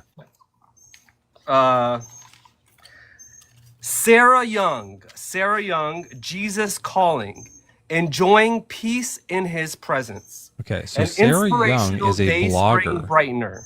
Day brightener. Yeah. Sarah Young is a blogger. She's just a person who writes a blog. And so Okay. what she does is she reads a Bible verse and then she doesn't put it on that paper. She writes her thing of here's what I think God is trying to tell us here. So you're just reading Sarah Young, just some blogger from Chattanooga. Well, you're reading her Bible, not the real Bible. Each scripture. There's a verse underneath each scripture. It says the verse. So the scripture part is Bible. The words that you're reading is just Sarah Young from Chattanooga. You're reading some random person's. She's like some 20-year-old lady. You're just reading her thing. Okay, so what do you disagree with about what I said there? Are you disagreeing, or is there an issue with the source? I just want you think Sarah yes. Young is the issue? Yeah, I just want you to know that this is not biblical. This is not an actual. Jesus didn't say this stuff. This isn't from God. This is Sure. Sarah Young. Okay, so you might not be a Christian. You might be a Sarah Youngist. Are we criticizing getting personal? Are we what? Do we have to get personal, sir? Is this it? Are What you was- are you upset about something I said to you? Is there anyone else I'm talking to? Like, how can Or we not get personal? I'm just trying to be as You respectful, know so what? you don't. How So you about don't this? get How Was about that offended. this, Michael? insulting? This is a good idea. This is a good idea. I didn't mean to be mean. So why don't we show Michael what is happening? Why don't you read a verse, pick one at random, and we'll Sarah Young it. We'll Okay. show you what Sarah Young is Yeah. doing. Okay. Okay, I'll do. All right. Luke 1. No, I'm Michael, we're gonna it's do it our differently. turn. Okay, so what we're doing, if you didn't hear, is Mezzo's going to read a verse, and we are going to show you what Sarah Young is doing. So I don't attention. think you understand what Sarah Young is doing. We We're do. showing you. Yeah. So, Well, Joel, I'll that's read not this one. necessary, sir. You don't have to do that. As we're for gonna the do slaves whom you may have, it is from the nations around you that you may acquire slaves. You may also acquire them from among the aliens residing within you. Okay, so the Sarah Young would be something like, sometimes it feels like you need help. Sometimes you're at your wit's end, and Amen. life is just getting a little bit too busy. Amen. Okay. But you know what? You don't take your own family, don't take your own tribe, don't subject them to some sort of forced labor. But there are others around you who aren't of your own tribe. They're not close to you or anything. Those are the people that you should exploit and subject to your own needs. And who exactly am I speaking to? Well, You're listening. Right now, you're speaking to Sarah Young. She's giving you a devotional. Oh, I thought I was talking to the person in the screen. So next time you feel tired and you don't know what to do and you're lost, just remember there are people you can subjugate for your own gain. Okay. And the Lord has provided that. So, Michael, do you see that Joel didn't say the same thing I said, but he added a bunch of his own interpretation to it of how to have a slave? The verse says a different thing. The verse says, here's how to have a slave. Joel was reading into it and making it a little emotional. That's all we're saying, is that the things you're reading aren't Bible verses. They're based on Bible verses, but it's Sarah Young's interpretation of that Bible did you have verse. an issue with the way Sarah Young interpreted these verses? I was just thrown off because I was reading along with you and I had no idea because it didn't say anything like that. So yes, I do. Let's go back to what was that last one? 1 Corinthians? You said it wasn't 1 Corinthians because what version of the Bible are you reading? The NRSV UE. It's the Holy Bible. And so that's what I'm saying. You have a New Standard Living Translation, which is different from I have a King James version. Okay, so let's do even King my James. version would be different from your version. Yep, let's do King. I have that right here. I switched over. 1 Corinthians 10:10. All right. Let's see what this one says. Okay. Because you had a whole paragraph of stuff. And what I'm saying is that 10:10 says, neither murmur ye, as some of them also murmured, and were destroyed of the destroyer. They're talking about how God kills people who test him. That's what this verse is about. Okay. Well, that's fine. Even if your translation is different, I didn't pull out my Bible, so I'm just talking, in terms of today's Bible verse that was given to me through Sarah Young. Yes. Okay. So, and that's fine. It's just not scriptural. Don't use the word scripture. Okay. But I didn't have an issue with Sarah Young's interpretation of the verse. Did you have an issue with her interpretation? Yes, very much so. It very clearly says here, do not tempt Christ as some of them tempted and were destroyed by serpents. Don't also murmur, because if you murmur, you will be destroyed of the destroyer. This is a verse about how God kills people who test him. It's not all that other stuff you said at all. Okay. Yeah. Well, it's a true verse. I would say that's true also. But it's the way Sarah Young interprets it. It's something for people that's easily to digest. It's not so. But she it's not changed so. the meaning. She changed the meaning completely. It's the way she interpreted. Right. She changed the meaning to interpret it. Right. This is how cults start. Well, the meaning is still the same to me. No, it's not. I guess it's the very meaning is different relative to your belief, I guess. Read the first 2 sentences of that 1 Corinthians one again. Well, first there are 2 verses that are underneath. I just said 1 Corinthians because that was the first one, but it could be the other one, which I said was which was it? Luke something. Yeah. Let's hear your version of 1 Luke 179. 1 Luke. Or Luke 179, I mean. Luke 179. Okay, does it go? So Luke doesn't go to 179. Chapter 1 doesn't have 79 verses. It don't. Oh, wait, yeah, it does. It gets to Are you 80. sure? Sorry about that. Yeah, sorry. So Luke 179. And I'll go back to 77, just so we go back a little bit to make sure we contextually read into it. And I'm in the King James for some reason. The King James is one of the worst translations, by the way. To give knowledge of salvation unto his people by the remission of their sins, through the tender mercy of our God, whereby the day spring on from high hath visited us. To give light to them, to give light to them that sit in darkness and in the shadow of death, to guide our feet into the way of peace. And the child grew and waxed strong in spirit, and was in the deserts till the day of his shewing unto Israel. What are we talking about here? Oh, I thought you were going to keep going. Can you keep going? That's the end of the chapter. Oh, it's the end of the chapter? Okay. Yeah. This is about how Jesus, when he was first born, there was like a decree to kill all the firstborns in the land. So he went and hid in Egypt. That's what this is about. I think you're talking about Joseph. Joseph took Jesus, baby Jesus, to Egypt. No, I'm talking about Joseph, the son of Israel. Oh, no. This is about how Joseph and Mary, Jesus' parents, took baby Jesus to hide in Egypt because the king was like killing babies, right? Caesar was. Yeah. That's what this is about. Okay, I hear what you're saying, but I don't think Jesus went to Egypt. I don't believe that. I mean, I don't either. It's just what the Bible says. Where does it say he went to Egypt? Can you give me a verse? Sure, yeah, let's sign it here. Okay. Behold the angel, God spake with a loud voice, the blessed be the Lord, strengthen, pound the information. I can't read it in the King James. Hold on, let me just look it up here. I know that's what happened to Joseph when his siblings tried to to take him. Okay. It doesn't really matter, but in Matthew 2:13 it says, being warned of God in a dream that they should not return to Herod, they departed into their own country another way. Yeah, sorry, it wasn't Caesar, it was Herod who was doing that. Sorry about that. Caesar had a tax thing that was going on at the same time. And when they were departed, behold, an angel of the Lord appeareth to Joseph in a dream, saying, arise and take the young child and his mother and flee into Egypt, and be thou there until I bring thee word, for Herod will seek the young child to destroy him. When he arose, he took the young child and his mother by night and departed into Egypt. This is baby Jesus in Matthew chapter 2. Oh, wow. Well, then that's new information for me. You just taught me something. Thank you.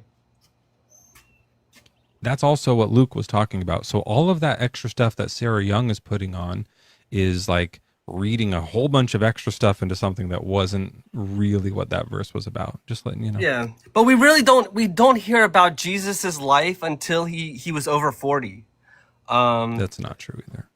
Well, when was, or maybe 35. You don't really hear about till his middle age. Well, there's that one story of him as a kid in the temple, and there's all the Apocrypha books where he goes around and Jesus literally kills another kid. But I don't remember that verse. Can you give me that verse? It's not in the Bible. It's in the Apocrypha, the other writings of the time that were written that people left out of the Bible. They were basically, other people were kind of like adding things to the Bible, kind of like Sarah Young. They were actually doing the same thing Sarah Young is doing, and so they added that in, and then later. Well, some people were like, I'm "Let's sorry, take I don't that consider that a source. I wouldn't believe that. Just because it was written about, and it was written about in ancient times, but so you don't believe it? I don't. That's why I don't believe any of the Bible. This was all written about in ancient times. It's not very trustworthy. I understand, but I doubt that a lot of people would put that as a source. No, but why not? Because there's no real way to confirm or to believe. Mm-hmm. But you believe these Gospels? Yeah. How do we confirm or with those? I mean, that's what we're looking for right now, a way to find faith. You have to have faith in the Bible to do that. But why would you only you get to choose which ones to have faith in? Well, I guess I was born that way. When I was born, I was Jewish, right?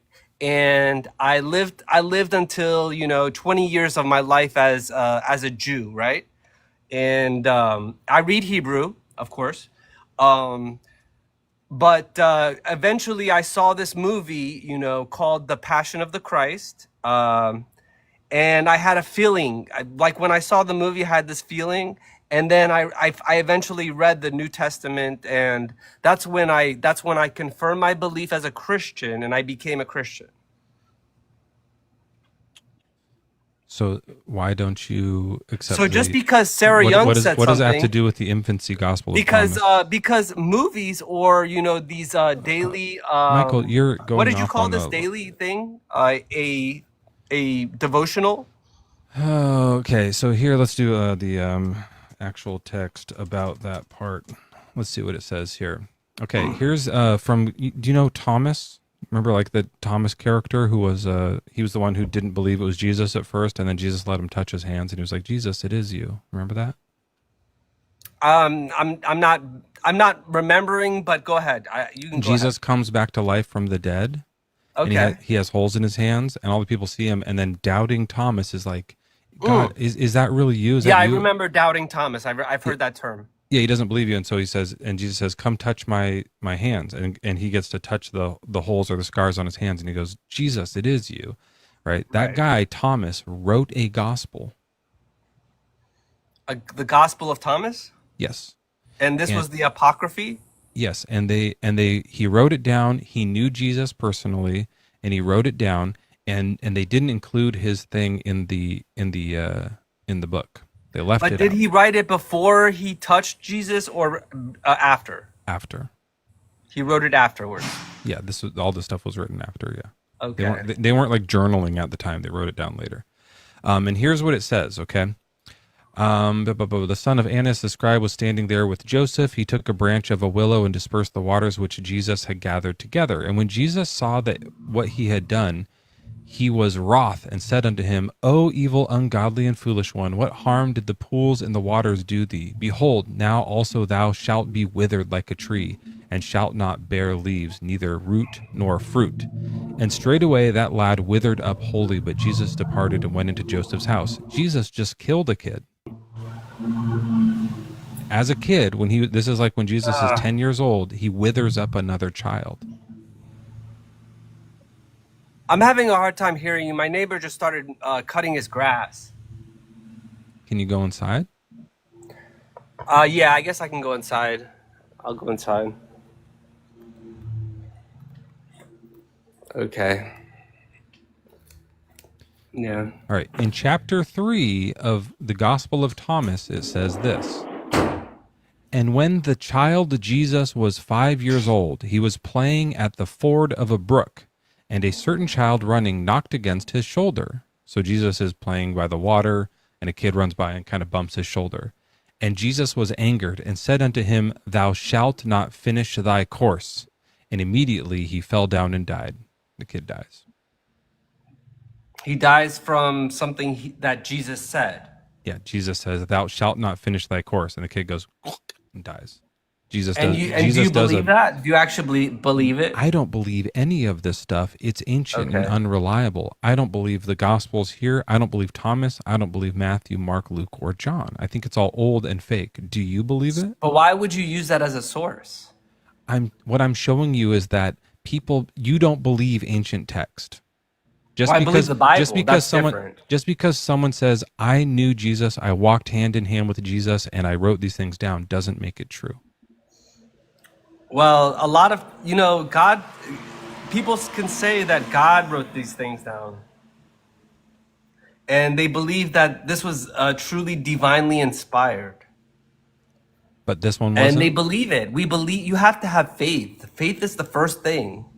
Michael, I feel like you're not... as far as I can remember, right? As far as I can remember from being a child or the earliest age, I've always had faith in God. I've never not had faith in God. So I wouldn't know. I'm sorry. I think this guy might not be capable of this conversation. Okay. Yeah. Michael, good job. You're doing great. Yeah, he's there's things that he finds nice that are nice for him, and he's not going to be able to probably critically think. Yeah, I think there's something like that. Noah, welcome in. How old are you? Hi, I'm just turned 29 this month, so 29. Congratulations. Happy birthday. Sorry, did you get our card in the mail? No, I missed it. I just moved, so it must have gone to the other house. It I'll went have to the old go back house. there. That'll happen. Yeah. You have to Yeah. send us your new address. That's a part of the deal. Are you an atheist? Yes, I'm an atheist since All right. Well, like you get a age 5. question, comment, and a chance to do a biblical, what do I call it? Is a biblical celebrity impression. Yeah. Yeah. What's your question? Well, I didn't really think of a question. I was stuck on a joke impression that I have. So can Okay, I let's just do do it. that one? Okay. I'm gonna do an impression. Can you hear me good? Because I set the phone up weird. No, you sound great. Okay, great. I'm a She little had to nervous. she's doing movements with this one. She had to send the phone up. Yeah, I don't want to turn my camera on, and you can't make me. Okay, No, so I I'm gonna kind of do. want you to. No. I'm gonna do an impression of Jesus. All right, So- the man himself. Let's hear it. Yeah, Jesus is wherever the hell he was when the people of the town brought the woman accused of adultery, and they want him to basically say that it's okay to stone her. And he says, "Let he who is without sin cast the first stone." And then he just steps on over to the side, picks up a sizable rock, Yep. waves it out a little bit, and he just beams that bitch. I've thought about that before. That's such a great point. He's like, "Oh, only me? I'll take Yeah. all your rocks, please," and Yeah, just it's fucking me. I'm rips into James her. without sin. Yeah. And they He's all just- watch. He's just the first one, though. He Yeah, well, starts then it he just after goes- he Oh, does that's it. true. Yeah. Yeah. Yeah. Yeah. He's the first in the conga He line. just wants to cut in line. Yeah. That's Let all me he throw does. the stone first, then everyone else can go. That's fucking funny. Well, shit, this has been like riding the Tower of Terror. I like Joel better than Mezzo, sorry. One win for Joel. Finally, someone honest. He's gonna drop me. No, what I'm going to do is mute Joel, and I'm going to talk to you one-on-one, Okay. Noah. Okay. You haven't spent enough time with me. I'm sorry. Joel talks a lot. Like in his lives, he'll just talk and talk and talk. I listen to people. Yeah. Okay. I will directly address their questions. hmm You know, I'm also like, I do more music. He replays the same songs. I'll do live music. Yeah, his songs are I like them. I try to memorize them. That's I like Have how you he heard my plays them over and songs? over. Oh yeah, I jam to you. Yeah, for sure. Okay. I like how you. I don't know how much of it is spontaneous. What's but your I like favorite how- argument that Joel does? Oh, my favorite argument that Joel does. I personally, I just like when he really gets personal about he uses the word duped, and he says I felt duped, which I relate to kind of personally because I remember being like 5 years old in Sunday school and seeing like a cartoon scrubbed clean version of Jesus being hung on the cross and thinking like this is Yeah. Anyway, really I relate to insane. that too because I told him to say that. No You way. stole that from me. I did And steal by the that way, from- when you I say did when steal you it from say you do you know your songs, they're not your songs. You do cover songs. You do other All right, people's let me songs. bring up the next guest here. Oh shit. What was that? Sorry, that was an accident. Get that going. Yeah. Hi. Hi, honey. I did not even touch my phone. I think you're pulling me up here. It said you were in the request queue, but I'll drop you down. Thank you. We have a couple of people in the guest box here. Joel, I was trying to drop the other person, Joel. Just invite Joel back up here. You don't have to come back up. I think it's fine without you two. Cheesy, welcome in. Good morning. How old are you? 30. Are you Been a here Christian? once. No, sir. Oh, you're a fellow unbeliever? Hell yeah. All right. Well, you get a chance for a question, comment. I hope it wasn't for Joel because he ran or something. He won't come back up. Nah, Joker run. I want to comment to Dave. Huge W for Dave for beating cancer. Hell yeah. Yep, my father currently has pancreatic cancer, and all his treatments are going pretty well. Oh, that's good. The treatment doing- part, not the first part, obviously. Right. Yeah. Even though It's hard to be with someone who's going through that though, but it's always good to hear that it's things are working out. We're getting better at like curing it through science and medical research, you know. Yeah, he's listening to his doctors, doing all his treatments. Nice. Well, He should be. congratulations. Thank you, sir. Did you have anything else for us today? I had a sort of a question. Since you're atheist, you have children, right? Yeah. Yeah, I have two kids, and their mother is Catholic, but I ain't. She's taking them to church, and they find it boring, They're like I right. did. Yeah. But How old are they're 7 and 4, both boys. Best thing that ever happened to me. they? Yeah. Yeah, they right now the oldest has questions. He's asking me if I believe in God. I told him no, I don't. Yeah, I mean, obviously, like, I think the best thing to do is be honest. I try to make sure that I teach mine, like, not to make fun of it, because they don't know how, like, to do that right yet. I make fun of it for sure, but I just want to make sure that, like, they're not. You don't want, like, your kid in school to start, like, doing some stuff that's, like, gonna get him in trouble. He's, like, laughing at kids who believe in God or something like that. Right. So I'm pretty cautious with, like, how I address it with them, and just let them know, like, you know, for me, so, like, you have their mom, but I kind of do, like, yeah, well, your grandparents who you really like, they're Christians, you know, and so it's like so a lot of people just are. They think this is real. And then I kind of go, what do you think? And I let them kind of, you know, figure it out for themselves. And I try never to go like, well, you shouldn't, or something like that. But if they're like, yeah, I just don't see how that makes sense, I'm like, yeah, that's kind of how I am too. Or, you know, sometimes one of mine would be like, well, I think there is a God. I'd be like, okay, that's cool. Like, just let them do whatever they want, and as they get older, they'll kind of find their way. That's cool. That's great advice. I think having, like, someone in your life who doesn't is really interesting. It's a lot more important to that, because, like, I didn't have that. You know, like, a lot of us when we were growing up, our parents, our cousins, our neighbors, like, everyone around us all believed, and so you just are kind of, like, wrapped up in the social structure, and so you're like, yeah, I do too. And then when you start to question things, you're like, oh, I'm crazy. Everyone else believes this. I must be losing my mind. But when you realize, like, oh, there are, like, once I realized, went to college, I was like, oh, there's just other people that don't believe this. It helped me, like, unravel it faster. So just let them know you don't. Yeah, my family knows I don't believe. I have a huge Catholic family, and the only answers I got growing up when I asked my mom, like, about about religion and Christ and all that, the only response I get, shut up and believe what I say. Yeah, it's so telling. Isn't that so telling? No question. Shut up. Yeah. All right. Well, thank you so much. Did you want to do a biblical impression? Yeah, I'll try one. Okay, who you got? This is Jesus being nailed on the cross. Ow! Ow!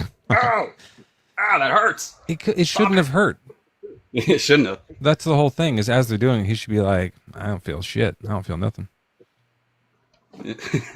Right. Thanks, Jesus. All right. Take care. That should be part of it, right? Like, as they're putting the thorn on, he should just be like, whatever.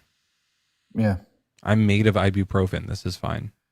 Yeah, this pinches a little bit, but, you know, in a few infinity, I'll be fine. It's like that thing where you pinch your elbow scrotum. Do you ever do that? Yeah. You guys know about this, like, elbow scrotum? My cousins used to tell me about calling this elbow scrotum. You can it's pinch so it as hard as wild you want. because, like, your elbow scrotum has no feeling, but if someone sucks on your balls, it feels great. So it's like, what's happening? Yeah, or if you pinch them. That's what they should have done, is instead of the crown of thorns, they should have pinched his balls. Pinched his balls. His perfect balls. We have Miko in here. Hi, Miko. What's up, Meeks? How's it going? It's so good to hear from you. We see you so often in Discord, but I don't know. Have you ever been up live? I don't think I've seen you here. A couple times. Oh, never mind. Sorry. So I'm working on a fan fiction. So I have a question. I really hope nobody's asked this yet, but which one of you is better at sucking on wieners? Well, we've talked about this recently, and I think, like, because I've said that I think I would be really good at it. And I said that I feel like I would be like I don't think I would take to it. Like I think I'd be like, I don't know, I feel weird about it as You wouldn't it's be able to happening. like dive in as fully. There'd be some like precautions. But can I say that, like, if we're talking about like a wiener, like a hot dog type wiener, or I would prefer a sausage because there's going to be like more girth to it and stuff like that. Like, if there wasn't just like a human being attached to it, because I think it's the human being that I have more of a problem with than the appendage necessarily. So, if it were just like an actual sausage, I don't know who would be better. Like, that changes things. Yeah, well, for me, it's more like look, obviously, like I'm married. I'm not going to go do sex acts with somebody else. But if there was like a hall pass just for a competition, and it was like there's me and Joel, and there's two guys, and it's like on your mark, you set, go, and like once there's a competition involved, I'm gonna like work on, like I'm gonna win. So like who can get it to go first, kind of thing. Like I would rock it. So like, like there has to be like some special circumstances for it to work. But if it did, like I would be like all over it. I think I would be really good at it.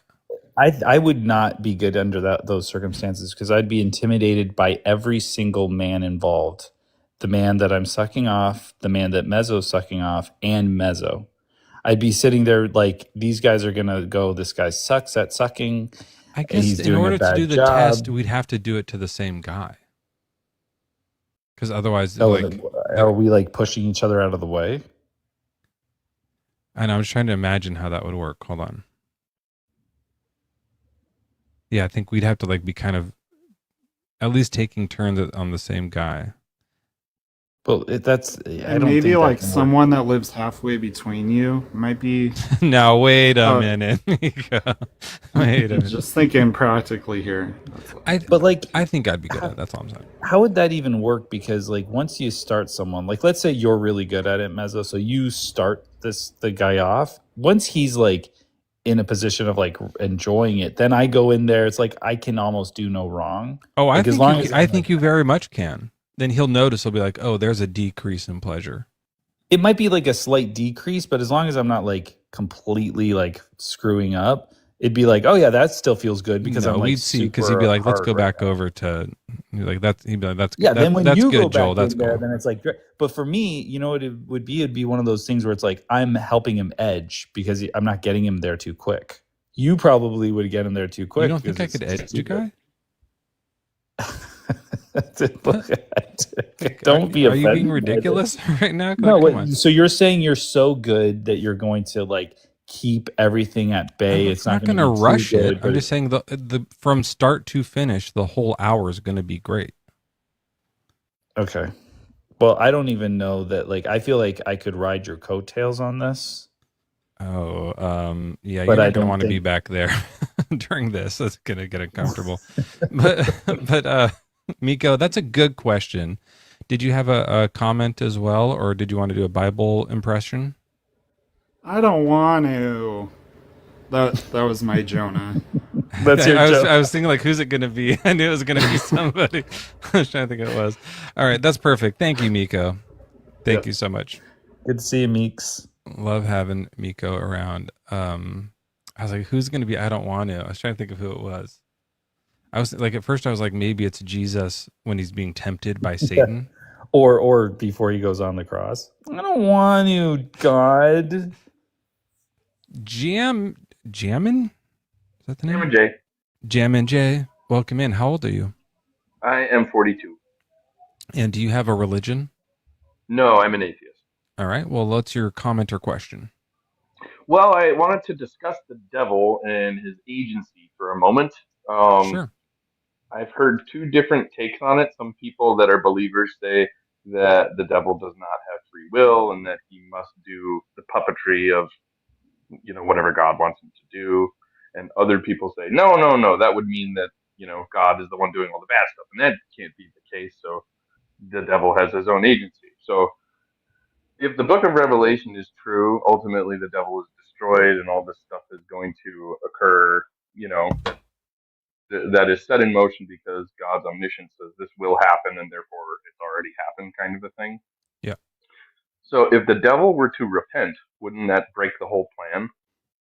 I've asked about that, if like God could forgive the devil, because we have, like, sometimes I'll have Jeffrey Dahmer up on my background, and the story with him is that he repented at the end and got out. And so it's like, uh if it's possible, and there are some story in some parts of Revelation, it mentions that Satan is going to be in heaven at the end, which is I don't remember exactly what that was. That was a thing Thinker has talked about a lot, where it mentions in there. Maybe someone in chat knows, where's the verse that mentions that like he'll be up in heaven with all of us in the afterlife for the rest of time. It's like, yeah, he's just also forgiven and gets to go, which is a kind of weird. You just have to like hang out with the devil in heaven, which is kind of just a hard thing to think about. But yeah, I don't know. I think it would kind of, it's one of those things that messes up the story, but there's so many of those. So like, that's why we don't believe it, Sure. Do you know what I'm talking about, Joel? Isn't there some verse about that?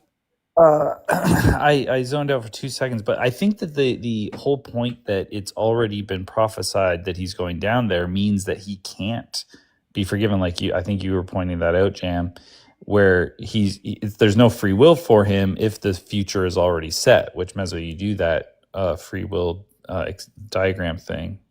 So the devil doesn't have no one has free will, but there are people who do believe that like Christians that do believe that he could still be saved, that like he could turn his life around, but then others that think he's locked in because of that one choice, and that the angels in heaven are now locked in. So the good angels are also, like, their free will's gone. Oh, the 2/3? The good ones, they can't fall anymore because but like for they some don't have reason free will in there's heaven. this arbitrary cutoff of whenever Satan fell, all the bad ones stay bad, all the good ones stay good, and that's it. Yeah, it's such a silly, like, made up, like, all right, let's just say this is the way it is thing. So it's so dumb. Yeah. Well, it's interesting because, like, if the devil's motivation truly is to mess up the entire plan, it's funny that using the opportunity to repent would essentially, like, break the system by abiding to it. You know what I mean? So it's just like this crazy circle of, like, the devil, surrenders, but that causes God to lose. Yeah, like if he had any foresight, he would pull that. He would submit. Yeah. Right. Yeah, it's that is a great point of, like, how, like, it's another way of how it's stupid, as Mezzo said. Yeah. Yeah. So people in chat are kind of mentioning it. The thing that I was talking about is there's some verse that says the serpent is in heaven. So they make like a distinction between Satan and the serpent, but then they're saying that the serpent gets forgiven, but the Satan doesn't, which I think is an interesting point. Just I don't know. It's all made up. It doesn't matter. But yeah, it's an interesting. It's an interesting point. If it does, like, if the serpent is different than Satan, and the serpent gets to go to heaven. I mean, you should forgive the snake. It's been cursed for all of eternity, and so is its. And it didn't even do anything wrong. Didn't do anything wrong. That's my thing is. All right, Jam and Jay, did you have an impression you want to run by us? I had one quick impression. Okay, here's the devil. You guys, I am looking back, and you know what? I really fucked this up. I am so sorry. I am so sorry. Just one so. Not I am so sorry or very sorry. Just one I am so sorry. Get a Hallmark card, Satan. Jesus. Right. And one more, if I may. That's okay. We're pushing it though. This is a lot. Okay, guys, I'm really tired and drunk, so I'm totally going to bed. Oh my gosh, I'm so exhausted. I probably wouldn't even wake up if you guys got me hard.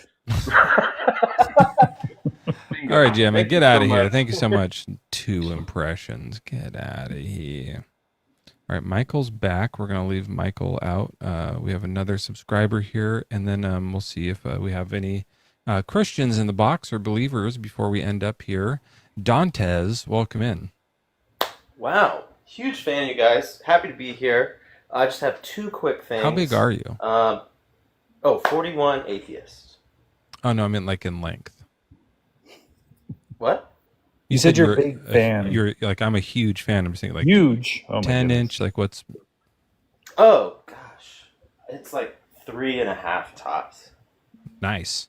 All right. Well, what did you have for us today? You mean away from your knee, right?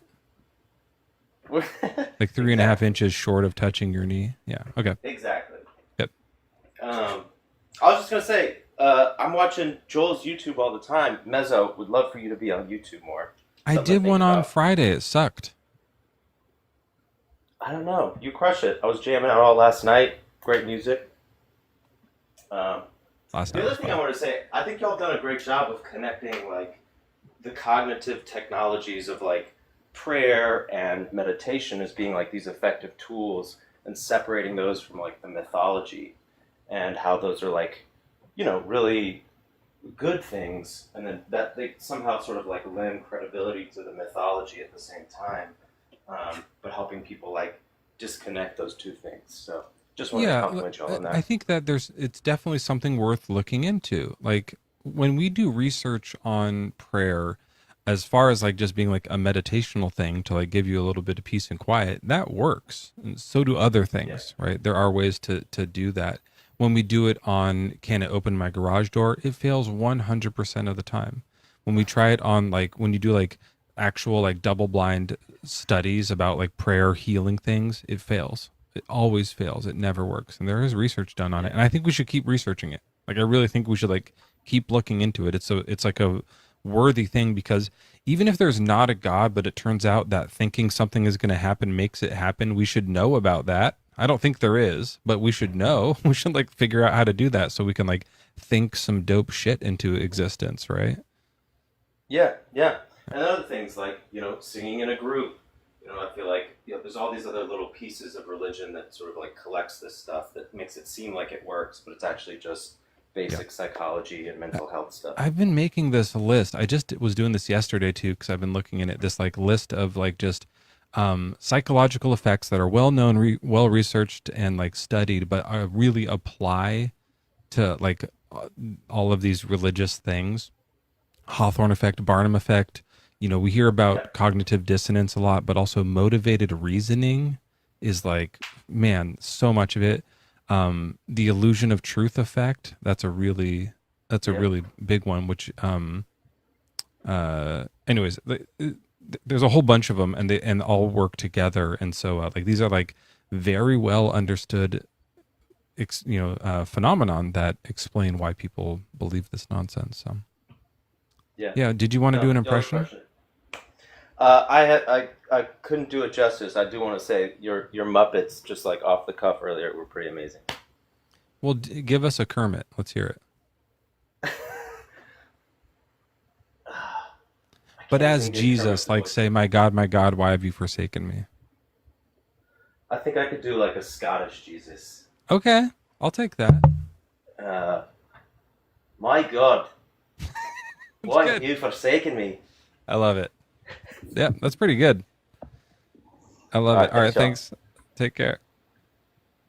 Oh my God. Oh, that's pretty good. I don't do very many accents. I used to. I do them all. Yeah. Oh, I do them all.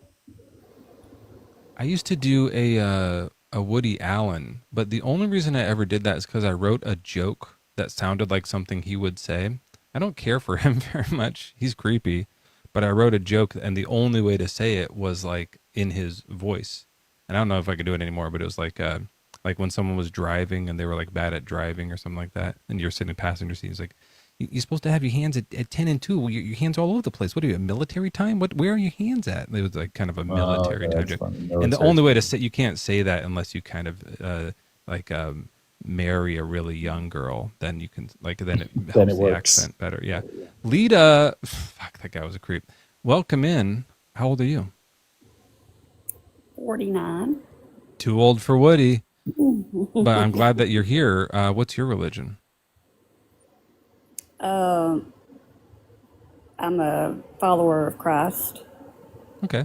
Sadak Mak Bivtaj, welcome in. Would you like to show us the Bible God today? No, I Maybe have a show us couple that of questions. Jesus is real or God is real or something like that? I have a couple of questions.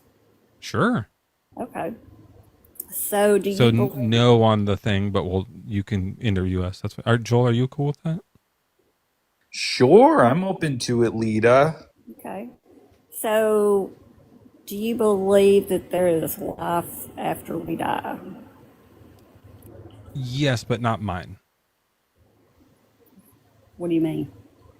After I die, my life stops, but I think other people will keep living until they die. No. Okay, that's what I meant. When you die, do you think that there is anything after you die, or that's just it? Yeah, I don't think I'll experience anything else after that. Okay. Do you believe in any type of spirituality? No, but only because I don't really know what that means.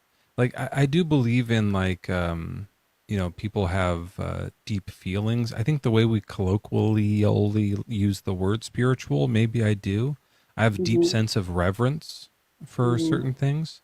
I know like when to be quiet. I know how to like be respectful. Like if someone like if I'm at a funeral, I know to Mm-hmm. like shut up and be respectful. If that counts as being spiritual, then yeah. But I don't know why we would use the word spiritual. It implies that there's like ghosts involved.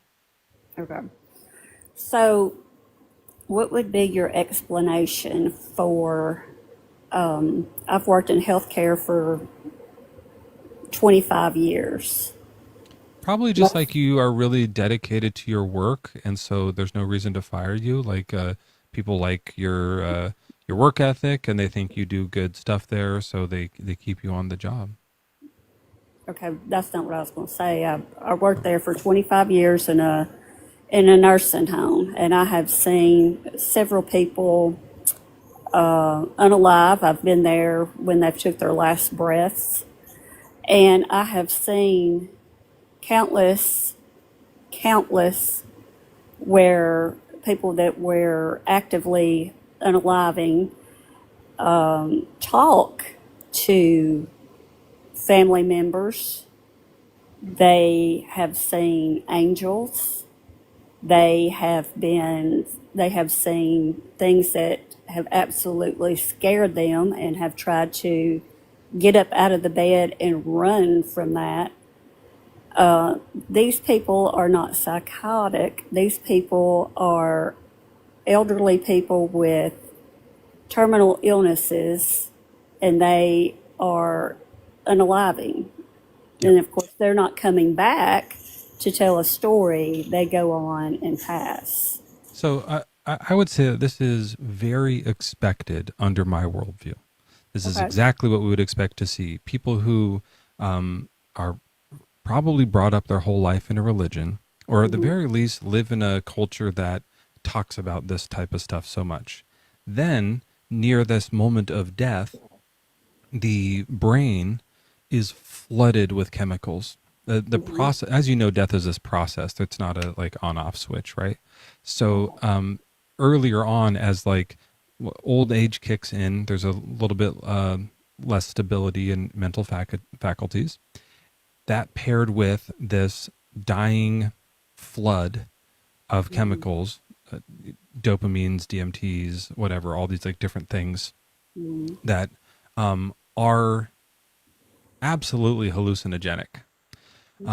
This is them not knowing what's real anymore. That's part of the process of death, is this inability to discern what's a dream and what's real. And so this is what we would expect if everything was natural, is that as these chemicals are flooding their brain, they're confused and they think they're seeing things that aren't there. And that's a good point. Yeah, maybe they're on a bunch of medication as well. Who knows? That's paired with it. And so I don't think that they're psychotic generally, but in this moment, their brain is falling apart. Their mind is unraveling, and that's what happens. That's what we would expect to see. So So why are they not seeing a sandwich talk to them, or an elephant there? because Why is that's not what they've been taught happens at the end of life. so when they are unable If to? there was a culture, Lita, that the whole culture, the thing was like, when you die, an elephant talks to you. And that's what like everyone brought up. Oh yeah, the great elephant will speak to you. Oh, I can't wait to meet the great elephant after we die. Then when that happened, that memory would be part of the unraveling and they would see speaking elephants.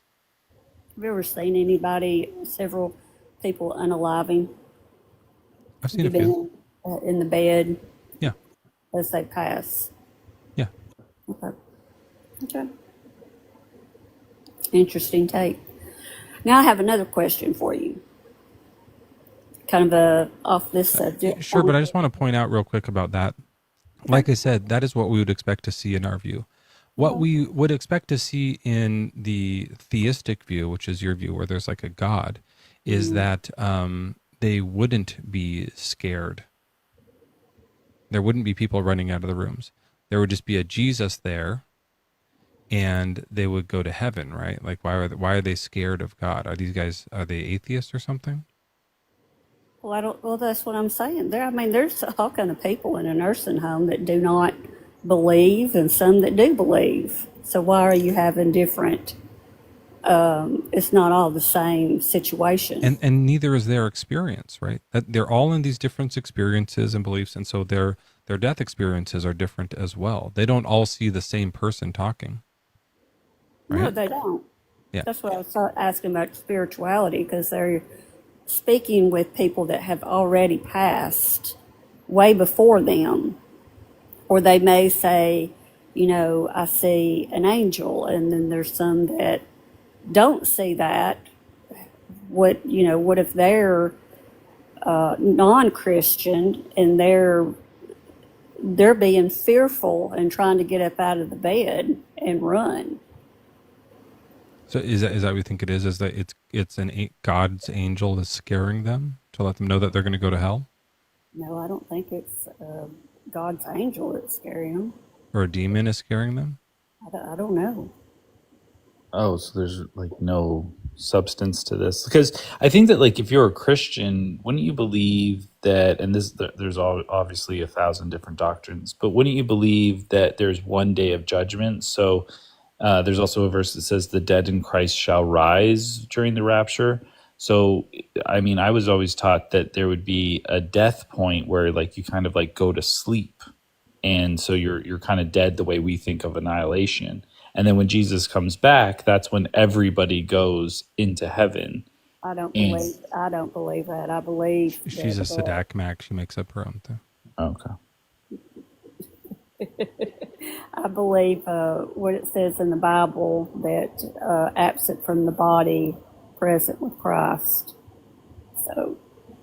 Right. So maybe the way it works is everybody, unless you think there's like a billion days of judgment. Because I thought there's one day of judgment, but if everyone dies at different times, how can they all be at the one day of judgment? Okay. Yeah, I was just asking your opinion on it. Well, the point is that like Mezzo's Lita, Mezzo's pointing out how like what we would expect to see is what we see. Yeah. You don't really have an expectation. You're just seeing something you don't understand, which we have an answer for, but you're saying it must be the thing that you don't understand based on a doctrine you don't know. So I feel like you should just like stop being a Christian and come over to our side where we actually do explain it. Well, I do understand, because I have seen countless, and I know what I see. I know what I hear with my own eyes and my senses. So what's the explanation? Yeah, tell us. What's happening? I think that they are seeing people that's already passed. Do you think that those people? Like in the room, there like are ghosts of old people who have died previously? I don't think that they're ghosts. Spirits, though? Yes. What's the difference? Well, there's a difference between a spirit and a ghost. Yeah. Like Lita, do you think that these spirits are like floating around in an afterlife sort of limbo area, and then these people go in there, they happen to be right where they show up, and they go, yeah, Dad, you're here. Oh no, I'm gonna go back. Is that No, it'd be the spirits have to be in heaven. No, they can't be in heaven yet because then they've gone through the judgment. So they have to She be in a doesn't believe in limbo. that though. She thinks as soon as you die, so they're in heaven, and then they see that like Grandpa's dying, so they come down, right? Yep. Is that right, Lita? Yep, that's it. So, but is it that the spirits that are in hell get a break? They get to come up also, or are the spirits only the ones that went to heaven? Yeah, I guess they come up from hell too. So you get a little like hell vacation to go up and watch your grandpa die. Yeah. Yeah, you Or I don't guess it believe would be this. your son or something. 'cause You're just agreeing at this point, right, Lita? Just because you. I just was asking your opinion on a question. My But I opinion is did- that but the I- spiritual realm is made up. It's not real. The idea of it is jocular in nature. I think that people use this as an excuse to say that we don't know what's going on and that they want there to be more in the afterlife and that there really isn't. That's my opinion. Okay. Well, that's your opinion. I was just asking that, but I do have another question. Sure. If we could get off this one. Would love to. Okay. So I don't really know what's allowed to be said, so I'll try to be general. And if you don't follow me, then let me know. But in September, on a certain day in 2001, the U.S. was under attack, correct? Mm-hmm. And we know who was in charge of that, correct? Okay. Do you know Bin Laden? Yeah. Do you agree with that?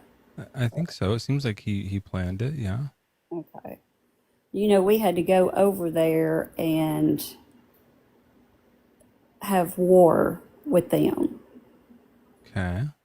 Was that correct? I don't think we had to, but that's what happened. Oh, you don't think? Okay. Well, okay. Then that's an answer. So you I don't don't think- understand what you're talking about right now. Okay. Well, just follow me. So, do you think that we should not have war on Bin Laden and his camp, his followers? To be fair, Lita, Mezzo's political lives are on, I think, Mondays. He always does them Mondays. So if you want to come back on a Monday. This is not political. This is tying into the Bible. So far, there's nothing about the Bible in this question. Well, I do war stuff on Tuesdays, but political stuff on Mondays. This sounds like it might be more of a Tuesday thing. Okay. But how does this tie to the Bible? Well, I'm getting there, but that's what I'm asking. You don't think that we should have just let them go? No, I don't think that. You don't think that? So do you think the U.S. should defend against the evil and go over there and do war with them? I don't know if war was the right option, but what's your point? Okay. My point is that I've heard that y'all talking about in the Bible because there was evil and that we should not, or not we, because I wasn't in that time, but should not have killed the evil people. Yes. That included everybody. I'm against killing. Yeah. Okay. So. But also, like that goes for everybody, but like especially for innocent people. Right. So when you go to war, and you've got like Bin Laden and all of his followers, which you do realize a lot of their followers over there in that area, they teach people under the age of 18 I don't think we should kill them. Yeah. that they're going to attack us. Right. They're raised to. Hey, Lita, let me ask you a follow-up question. Before the attacks on America, if the American government knew beyond a shadow of a doubt, like they had like 100% knowledge that Bin Laden was planning this, And they were able to extract just bin Laden and kill him and effectively 100% stop the attacks from happening in New York. Do you think they should have done that? Well, yeah. Yeah, see, God can do that. So that's the problem. Yeah, I think that's what we're saying, right? So like So we if should fall if it under was that. just like, King Samuel and Saul, and they were trying to figure out what to do with the Amalekites, and they were doing their best, that they did a bad thing, they fucked up. But really, like, if you're saying God's involved, then none of this makes any sense. God should not let any of this stuff happen. Okay. So Why do you think God let 9/11 happen? Well, let me ask you. So you think that anybody that is against you and your country, what needs to be done, we just need to take it. We don't need to defend ourselves. No one is saying anything like that. What we're saying is God, being all-knowing and all-powerful, should not allow any of these things to happen anyways. Okay. Why do you think God let 9/11 happen? Well, you've heard all of that before, so I don't I need to have get into not. I that. don't know what you're talking. I've never asked that question, and I've never spoken to you. Well, you have spoke with me, but you have. Why does everyone remember me? I have a terrible memory. Well, it's okay. I mean, you speak to thousands of people every day. It's not just, honestly, it's not just that. I have a hard time. Like I genuinely have a bad memory, and I have to like write a lot of things down. It's a flaw in my mind. But did we talk about that before? Like, did you answer that question before? Yeah, I think so. And I mean, What was the answer? I mean, the whole concept of your TikTok live is to prove Christians wrong, and I understand that. But We want to so rip apart the foundation of religion so that people can find a better lifestyle moving forward without like believing false things. Well, But why do you know think what? God let I 9/11 do happen? not believe in religion either. There's a difference between religion and people that have made up man-made doctrines. Yeah. So They're what's your doctrine? Why do you think God lets bad things happen? well, I don't have a doctrine. But And what do you make up to fix you've that? heard this before. We live in a fallen world, and then you equate. I don't have a doctrine, but you believe in the fallen world. That's like such a Christian.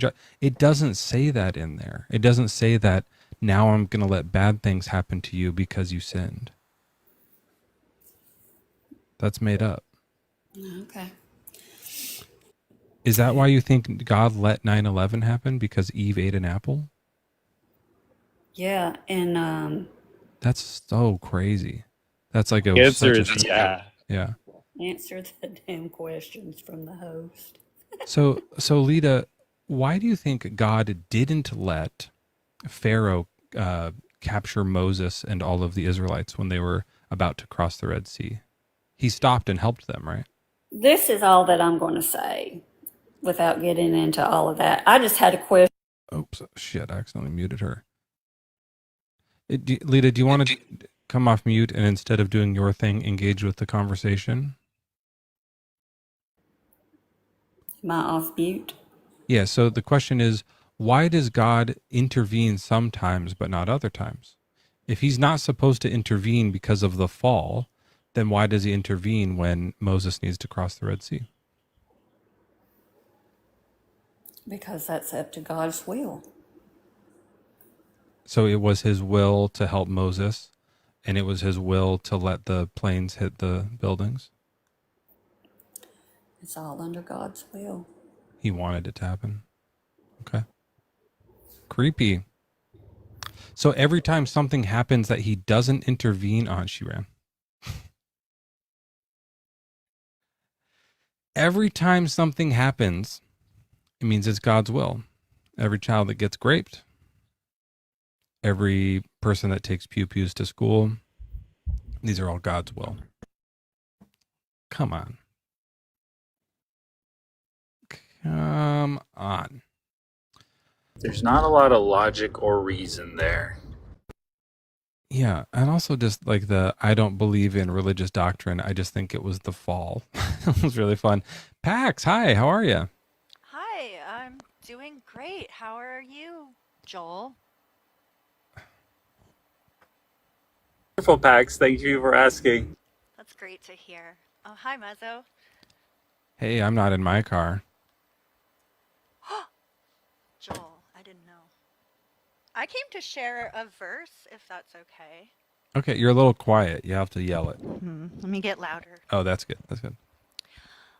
It's for Lumpy, I think, and all her LGBTQ friends had me considering this verse. Oh, lump war? Yeah, Lumpwar, that's it. Sorry. Yeah. What's the verse?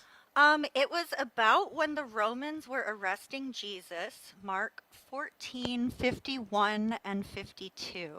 Okay. Do you want to read it or do you want me to read it? I'll do it. Just because you're still a little bit quiet. Okay, sorry. Mark 14:51 to 52 sounds like this. Oh, yeah. Okay. So we're in the garden, and the soldiers have come up to get Jesus, and they surprise him a little bit because in that moment, actually, let me go to the full chapter because I think you have to start at 50. Let me see what it says here. Okay. Am I leading a rebellion, said Jesus, that you have come out with swords and clubs to capture me? Every day I was with you, teaching in the temple courts, and you did not arrest me. But the scriptures must be fulfilled. Then everyone deserted him and fled. A young man wearing nothing but a linen garment was following Jesus. When they seized him, he fled naked, leaving his garment behind. So they bust into the garden, and there in the garden with Jesus is a young, I would say scantily clad man. I like to think he was asking Jesus for help curing maybe like a VD or something.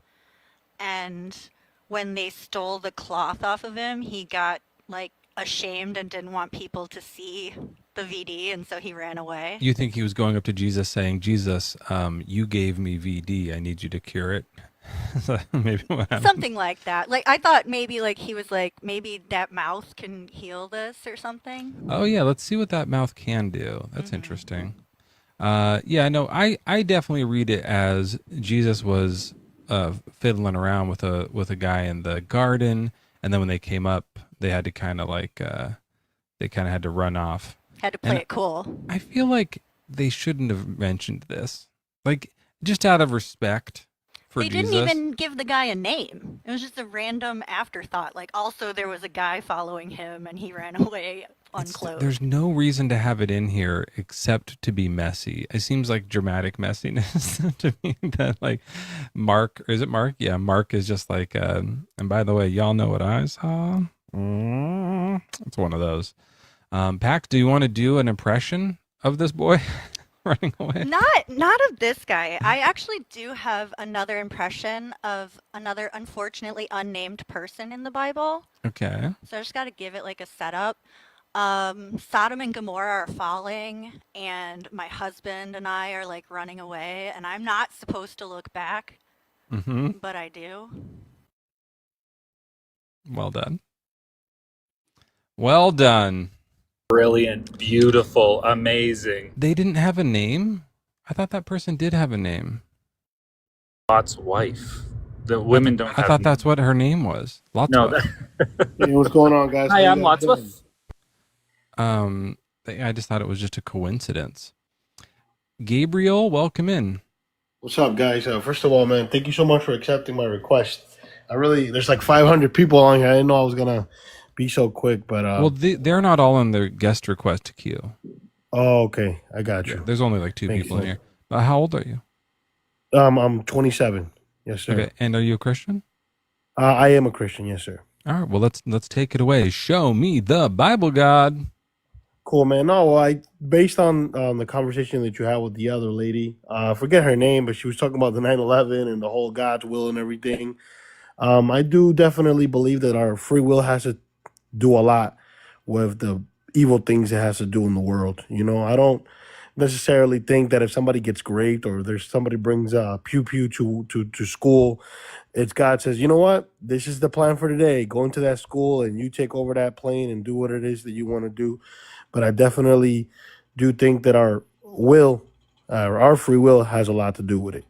You know. Sure. So it sounds like what you're saying, we go, show me the Bible, God. And you're saying, yeah, look at how many bad things he lets happen. That's God. Is that kind of what you're saying? Nope, that's not at all what I'm saying. Nope, that's not at all what I'm saying. Okay. I'm not sure why you brought that stuff up. I guess I'm a little confused. No, I'm just, remember the context of what I said about that one chick, and you were telling her the weather. Don't call people chicks. Oh, I'm sorry. That one lady. She might, was she a chicken?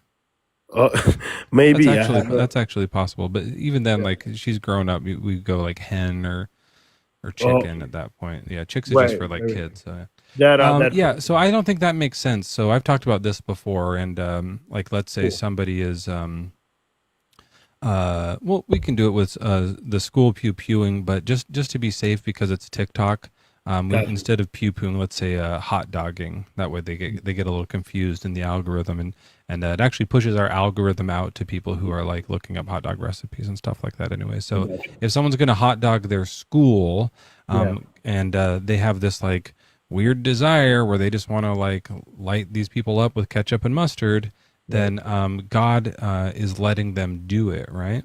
Mm-hmm. But don't you think God could just like take away that weird desire that they have to do that? Well, then God would not be love the way that is described in the book of, or the epistle of John. What do you mean? Well, would you, in a relationship that you would be in, right? You forget about like the whole concept of God. Would you like somebody that naturally chooses to love you, or would you systematically have them love you? I don't know what the love part has to do with all the kids who are covered in ketchup and mustard, though. My bad, bro. Choice. I get that when it's like God should for sure reveal himself and say, hey, this is me. Do you want to love me or not? He doesn't do that. But like, that's not what this is. This is about some person about to do a bad thing. This isn't a thing where God's love is like in question, or a person's love is in question. So just to get the idea, you think that love should be choice based, but then doing good or bad, should not be choice based. These are just like two very different things. So I'm confused about why you're bringing up the love thing. It's both choice, bro. Love is his choice. Sure, there's lots of different choices. Right now, the choice we're talking about isn't to love God or not. But it is a choice. It's to hot dog a school or not. But it is a choice, though, right? Or would you agree or no? To hot dog a school? The people that, real quick, the people that hot dog schools, they don't have a choice in it? I think they do have a choice in it. Right. They can choose to do it or not. They have a desire to do it, and they choose to act on that desire or not. Yeah. So, yeah. And what I'm saying is God can remove the desire. Then they still could choose to do it or not. Yeah. But so they probably wouldn't, right? So let me ask you this. For you, right, when do you draw the line from free will not being free? Just love, and that's it? I don't understand that sentence. Okay, I got you. And I'll break it down. My bad, Gabriel, man. Before we pivot to love, can you explain why he doesn't remove the desire? Yeah, I'm trying to, bro. I really am trying. Yep, I'm trying to. I'm trying to track this. Yeah, I got you. So the reality is, and English is not my first language, so I apologize, man. It's Spanish, but I got you. I'm trying my best.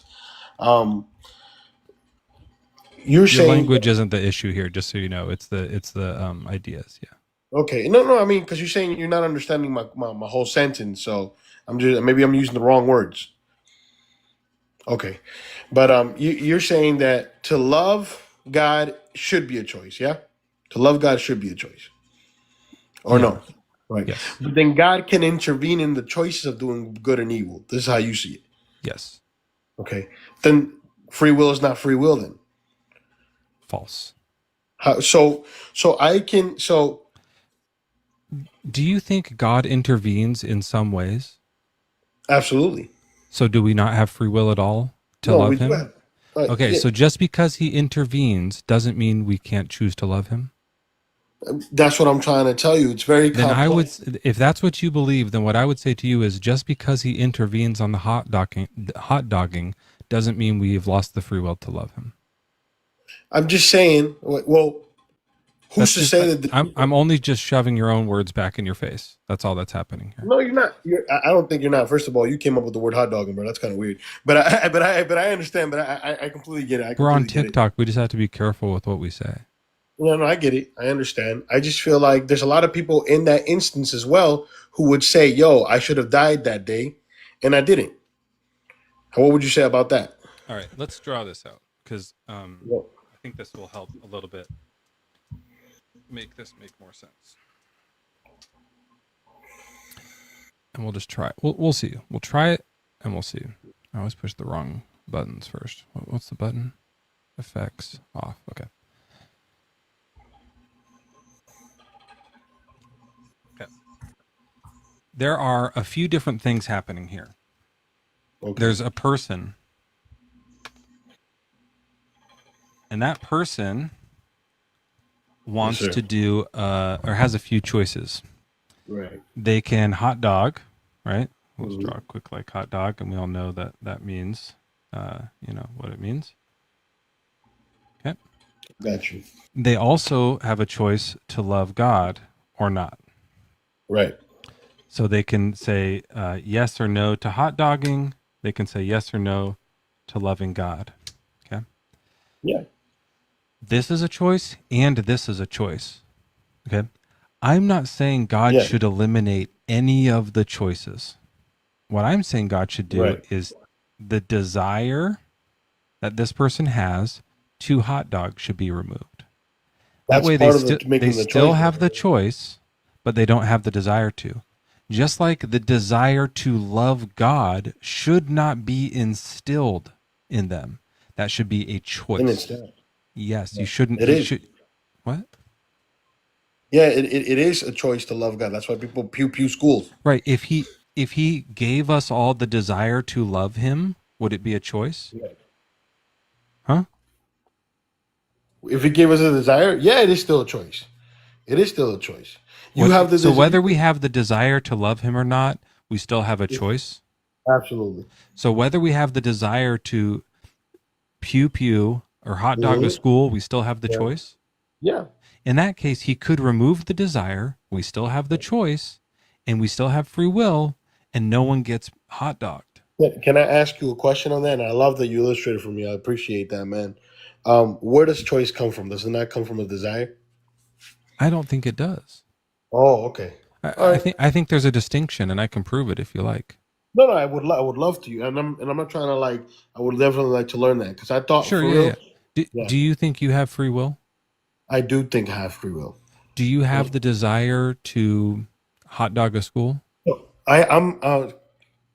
no, I don't have the desire to hot dog a school. I don't. Okay, so people can have free will and not have that desire? Yeah. Great. So just take that desire away from people, and they'll still have free will. You're the case study example. If I can break this down, I'm gonna get married in 2 months. I have a fiance. My desire as a man, right, is to have as many women as I want. For example, as many women as I want. As a man, we don't want to be set down with one woman, right? We don't want to. We see women. At least I'm very honest with it. They're attractive here. They're attractive there. But my choice is to be with one woman and to be with her for the rest of my life. So that desire does not go away. That desire does not go away. A woman could go down, walk right beside me, behind me, and I look at her. She might be desirable, but I have the choice not to approach that woman because I understand that I have to, right, be faithful to the woman that I love. When you see a unattractive woman walk by that you don't want to creep on, do you still have the choice to hit on her or not? That's crazy, man. That's crazy that you just did that, man. I thought that we were having a good conversation here. No. This is what I'm saying. When you see an undesirable woman, yeah, you said that I creeped on the other one, though, man. You said you were like looking at her or something. Well, do you like guys or girls? My bad, bro. I don't know how to make this distinction for you. I can definitely like a girl, not be creeping on her. Do you ever see a woman walk by that you're not attracted to? Yeah.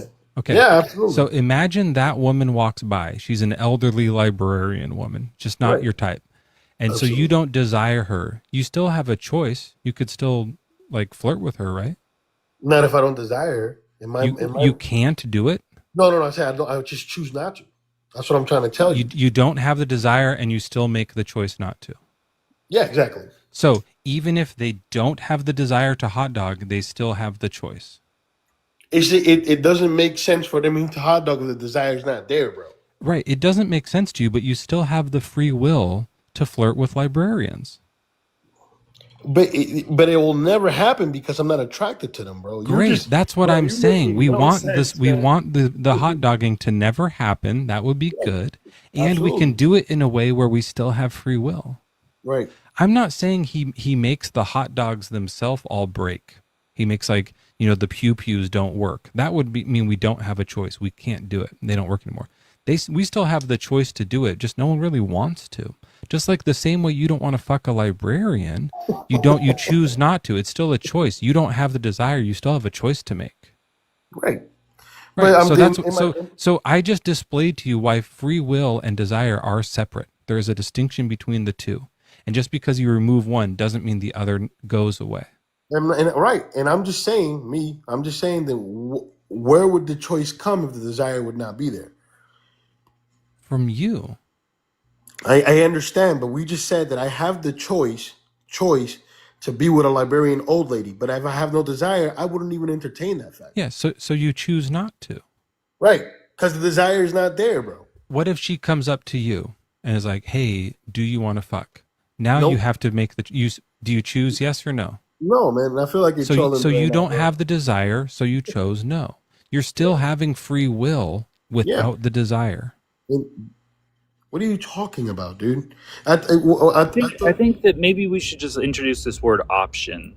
So you'd still have the option to flirt with the person you don't want to flirt with, but you wouldn't do it because you don't have the desire. The option is still there, so the free will is technically still there, but you just don't have the desire. All the options are available to you. By the way, you still have the option to have chocolate or vanilla ice cream, and you have the desire to have one or the other. You still have desires that present choices and options for you. You just don't have the desire to do heinous things. But the option is still there. Does that make sense, Gabriel?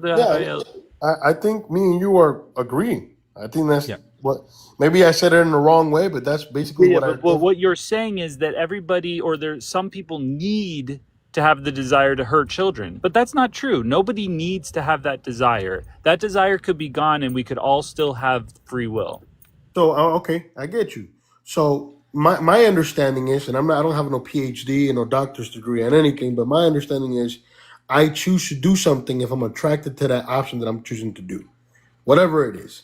Whether it's eating chocolate or marrying somebody or hooking up with somebody, I first have to desire to want that. All right, here's what we're gonna do. Yeah, so your desires dictate what you want to do. So that's why we're saying just get rid of the harmful desires, and that would make sense, right? That would solve the problem, and you could have other desires, just not the harmful one. Yeah. All right, here's this like flimsy, hideous lady. Now, is this working for you, or are you agreeing that this lady's not attractive? No, I got you, man. I got you. Okay. She's a librarian. Yeah. And she's got, you know, like warts all over her, and like her body looks like a deflated balloon. Right. And just not doing it for you. And then this is you. Okay. Yes, sir. So you have a desire for, let's say, like, what do you like in a woman? Long hair. Just to describe my fiance. Long hair, curly hair, Puerto Rican. That's it. I don't know how to draw that. That's all right, man. I don't know. I don't know. I don't want to be too specific or anything like that. Is there like a body type or something? Sure. Yeah. Busty. Sure. I can draw that. Okay, I'll draw your busty fiance here.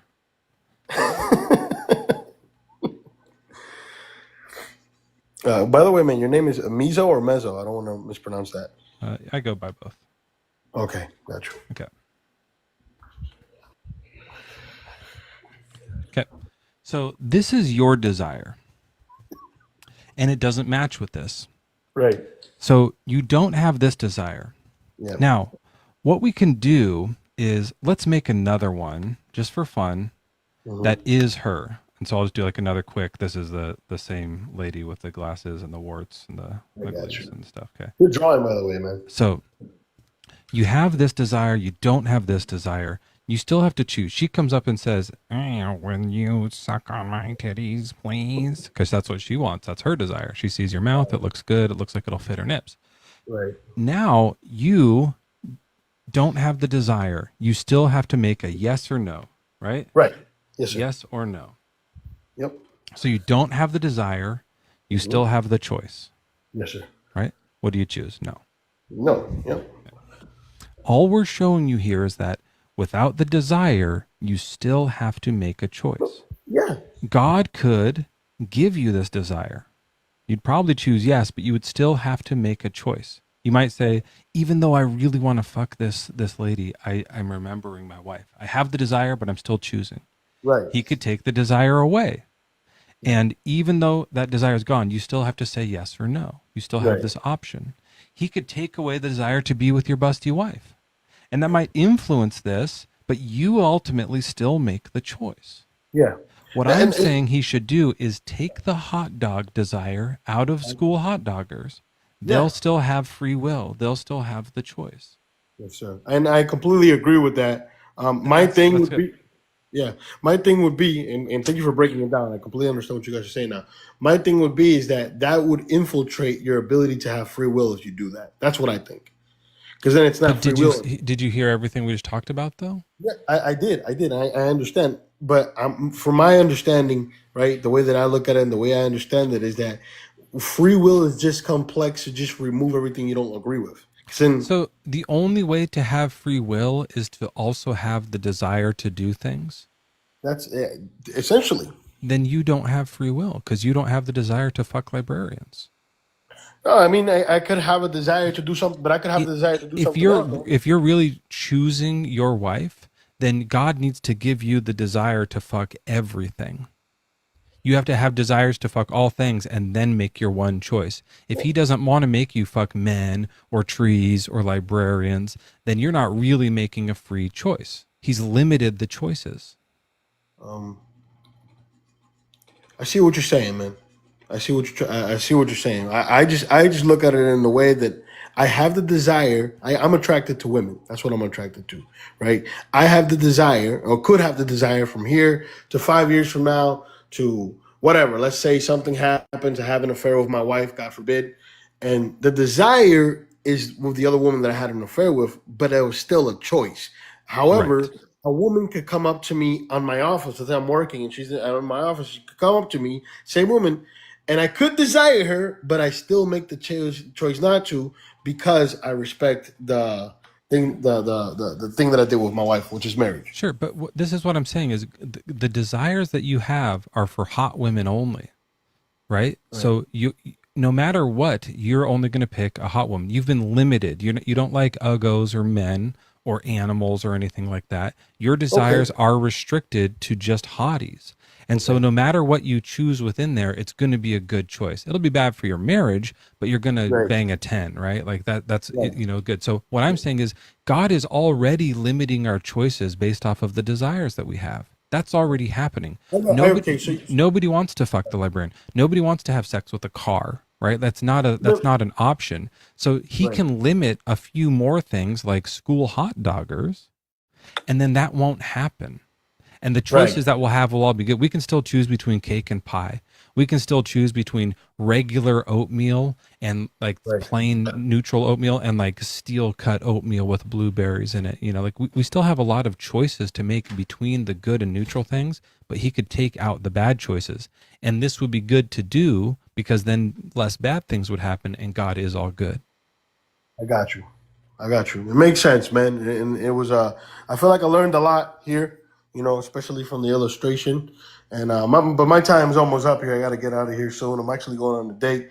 But I appreciate you guys. No, not with the librarian, man, with my fiance. But I gave you a follow, man. I really do appreciate you and Joel. Come talk about me some more sometime. It's an interesting topic, and I like to crush it. So I'd be happy to have you. Okay. All right, man. Have a good day. Don't choose all of our desires.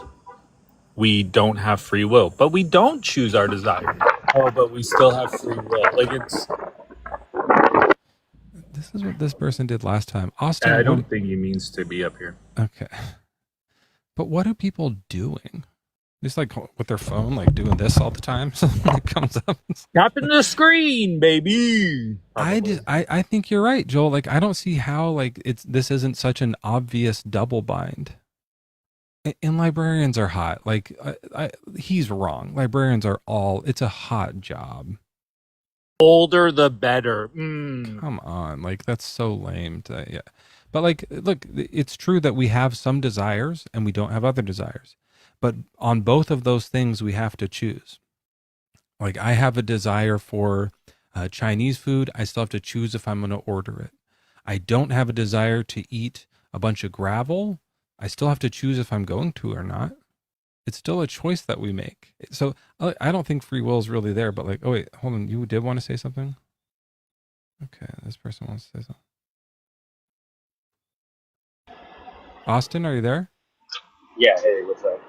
Hey, it sounds a little muffled and quiet. Are you, how old are you? What's your religion? I'm 31 and I'm an atheist. All right. You'll have to speak up a little bit, but you get a question or a comment. So, It's not working. So I think like your connection's bad or something. Yeah, sorry. It's glitching out. So let me just drop Joel. Oh, that didn't fix it. Shit. I tried. You know how like I watch some people's lives, Joel, and like they always run into the same problem that I just don't have. I'm like, I never get that thing. I don't know what you're doing wrong. My thing of those is I always drop you. It's like, Yeah, that is weird. no one else does that. How does it happen? I swear to God, I open up the thing and it says like it has me and then you and then the guest. And I'm going to drop them and I go to push it. And as I push it, it's like, it rotates who's on top for some What reason. you should do is you should touch the guests thing and hit disconnect. That's why it is, huh? That's what I do. That's why I never make that mistake. The reason I do it is I'm opening up the guest queue. I'm going to like get rid of them and bring up the next one in one go. But that's efficient. That's very efficient. I'm a sucker for efficiency. I'm a sucker for e-fish.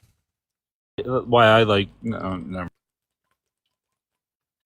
Are you eating in your car? Pokechan, welcome in.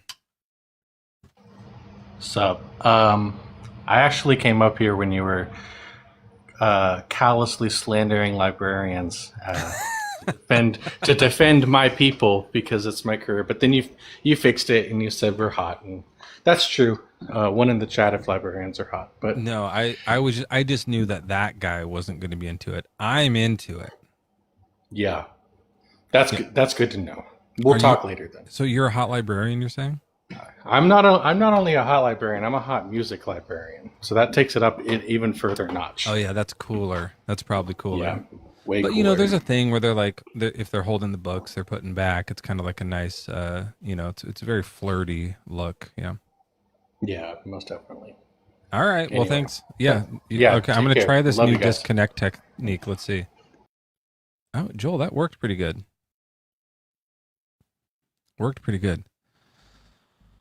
Is there a joke with librarians that like you can use the word Dewey, but to mean like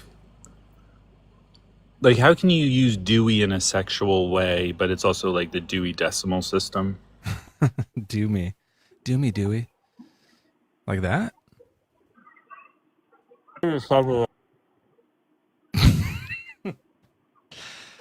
Joel's eating his hand. Hebrews, what's your age and religion?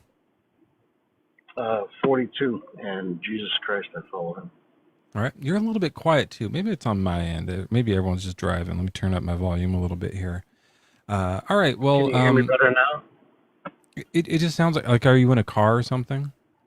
Yeah, I'm in my car on Bluetooth, yep. Are you driving? Nope, I'm parked. You want me to disconnect the Bluetooth? Maybe. Yeah, let me disconnect the Bluetooth for you. Just try that. It sounds a little bit like muffled or distant. Yeah. My brain's making me Dewey in my decimals. That's pretty good. Dewey. That's a moist way of saying it. Yeah. Is that any better? That is better. Yeah, so it might be a Bluetooth thing. that when people come in muffled. It's good for me to know too. Yeah, I think it just sounded like you were farther away. But you believe in Jesus, you said, I think? Yep. And he's the God from the Bible? Well, from the Christian Judeo God, yeah. So my question for you would be, with the guest prior that you were kind of doing those little drawings and explanations of desires. So I saw the desire and the undesire that you had written off there, but the Bible doesn't teach that there's only that desire. Like, so I guess I'd have to ask, how much of the Bible have you studied in as far as desires? Well, biblically, I get to like, it's around the second page of snake talks. And so I kind of am like, yeah, this isn't for me. I don't really like believe this.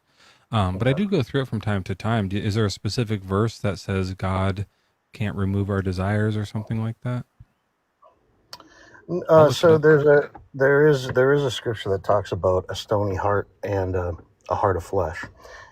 So the interesting thing about the Bible is that it talks about twos, and what I mean by twos is, so there's like a water of destruction or a water that is of life, right? Or there's a female donkey or a male donkey, and so on and so forth. So there's also two minds in the Bible. And so that's why I wanted to tell you that the desire and undesire that you were drawing there are both a desire or an undesire of just the carnal mind, not the mind of Christ. And the Bible talks about these two different minds, one being a carnal and one being a spiritual. So it's just the two? There's two different desires, and the choice is between the two desires, not just, so like the carnal mind has the choice between the desire and the undesire, or the yes and no of the desire or the undesire, but so does the spiritual mind. But your choice, the actual free will choice, is between the two different minds, which one you go into agreement with. I guess I would say I don't know what any of that means. It's all throughout the Bible. I mean, you'd have to study it more. It's, if you were Did you have a verse you wanted to share with us to get me started? So you could literally, have you ever gone to like blueletterbible.org? I mean, I just have a Bible. I think that like what he's talking about. Hold on. I think what he's talking about is something that's illustrated in like Romans 7, where Paul's saying, I want to do good things, but the things I don't want to do, like these sinful things, these evil things, those are the things I end up doing. And I think that like the problem is the same thing. Where do we get our desires? Are our desires chosen? And how do we choose the better mind or the better way of doing things, if not from our tainted desire that we didn't choose, which is our sin nature, right? So God is still responsible for all of this stuff that you just said. Right. So this is like the inner conflict that Paul's having that we're talking about. So that's a very good area of the Bible that you can start reading about. For sure, let's do some right now. So it says, "For I know that the good does not dwell within me, that is in my flesh. For the desire to do the good lies close at hand, but not the ability. For I do not do the good I want, but the evil I do not want is what I do. Now, if I do what I do not want, it is no longer I who do it, but sin that dwells within me." So this is like a bit of a tongue twister, but I'm not sure how it. So Hebrew, if you want, like while I'm talking, just wait a minute, and then I'll throw it to you. That way, the audience can hear like one Clearly, voice at a time. Yeah. So I see this tongue twister as kind of a fun thing. It sounds like a Shel Silverstein poem, but I don't see how this solves the desire problem I wrote out on the board. So we can change it for this one away from hot dogging. Sometimes I do it with like child grape. You'll hear about we have to say that on TikTok. We have to say hot dogs and grapes, but you know what I mean, right? Yeah, for sure. So No, like I get that. Yeah, like unaliving, I get that. Yeah. Yeah. So if in a garage somewhere right now there's a kid who's about to be graped by a man, and God is there and he's present and he's watching. That seems like weird to me. But what you're saying is God has to let that guy do his free will? So back to what you were reading to really be able to answer your actual question. If you go back to what you were reading, can you read Romans 7:14 there? Since you probably already have it open. Well, I closed it, but I can find it pretty Oh, fast. I'm pretty quick at Bible. and What'd you to say? be honest, too, a lot of 7:14. yeah, 7:14. That's where that kind of starts off. For we know that the law is spiritual, but I am of the flesh, sold into slavery under sin. Yeah, so that word sin right there, and a lot of Christians themselves, they haven't done in-depth studies on this stuff. But if you actually open the concordance and you see the way that Paul writes throughout the book of Romans, and it also happens in Acts and in other areas of the Bible too. There's just like there's the two waters I told you about before. There's two sins. Unfortunately, in the English language, one word can be a noun and a verb. It can have a definition of both. And that particular one is a noun. So it's actually a person, place, or thing. It's not a sin in the sense of an action that we would consider like, if somebody were to go to a store and take something without paying for it, that's a verb action of the sin. But this, what he's talking about throughout this whole area is an actual noun. Okay. It's the actual thing that sin comes from, which And what is that? So if you go to the next chapter, Can you just answer it? Can you just tell me? I'm trying to answer it with the Like instead of scripture. reading each chapter, if you say the sin is from this So flesh or yeah, something. so in the very next chapter, in verse 6, he talks about the carnal mind. That thing is the carnal mind that has the evil desires versus the spiritual mind. Right, but And we so don't he's all have talking the about same that. carnal mind. So it's not about. Just to be clear, it sounds like what you're saying is, in order for us to have free will, we need to have a carnal mind, right? No, that's not what I'm saying. So what I'm saying is that everybody has a carnal mind, but everybody's carnal mind is not the same. Like you just said, it's not. But the one thing that is the same of them all is they don't want the same desires that God wants. So there's two minds. So what I'm saying is So to what? What does accurately that have to do with represent. the kid who's getting raped in a garage? Who gave us the carnal mind? So the carnal mind, you'd have to go back to the beginning of the Bible again and read through it. But again, like you said, you kind of read about the snake and then you get bored and you don't want to continue reading it. It's not that I get bored. I comes find it to- unbelievable. It's like, this is ridiculous. Snakes can't talk. So that I'm out at that point. But I'm more curious now how, like, let's say But that's all true and we back have to- carnal minds. What does that have to do with the kid who's getting raped in a garage? So the snake that's there too, again, so when you're talking about the snake, it's not a physical snake. This is not what the Bible says. Like, it's not the words that are used in the Hebrew. So people read the word serpent and they think it's like a snake, like a physical snake. That's not what I'm really asking about. I'm not interested. Well, I know that you're not interested, but what I'm saying is you're misrepresenting what's actually there, so therefore you're not understanding. Whatever it is that you think it is what happened.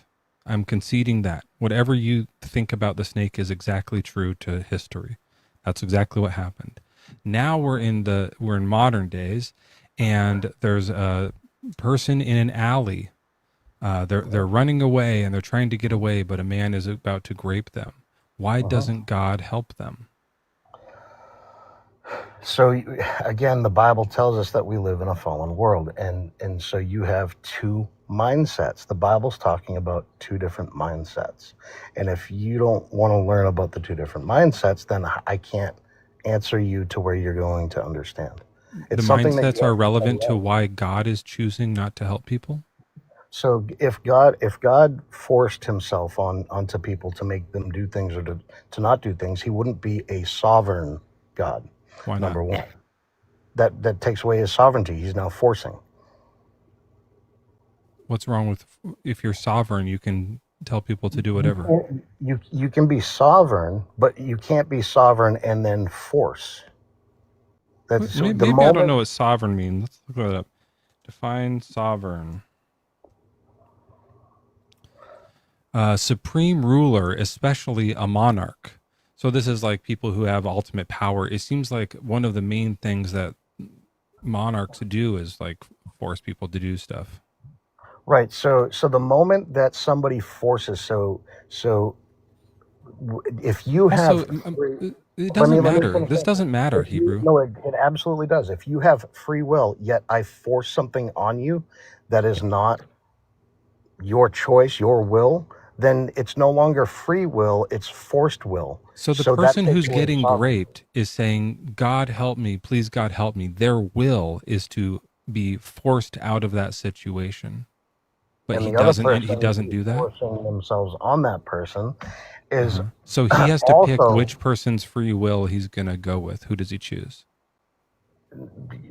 so no, God doesn't choose between free wills. Like, what do you mean? One person has a will for something to happen. Another person has a will for the opposite thing to happen. And Yeah, God's so, there. yeah. So he chooses the will of the rapist? Why would you think that he chooses the will of the rapist? Because he finishes. He does it.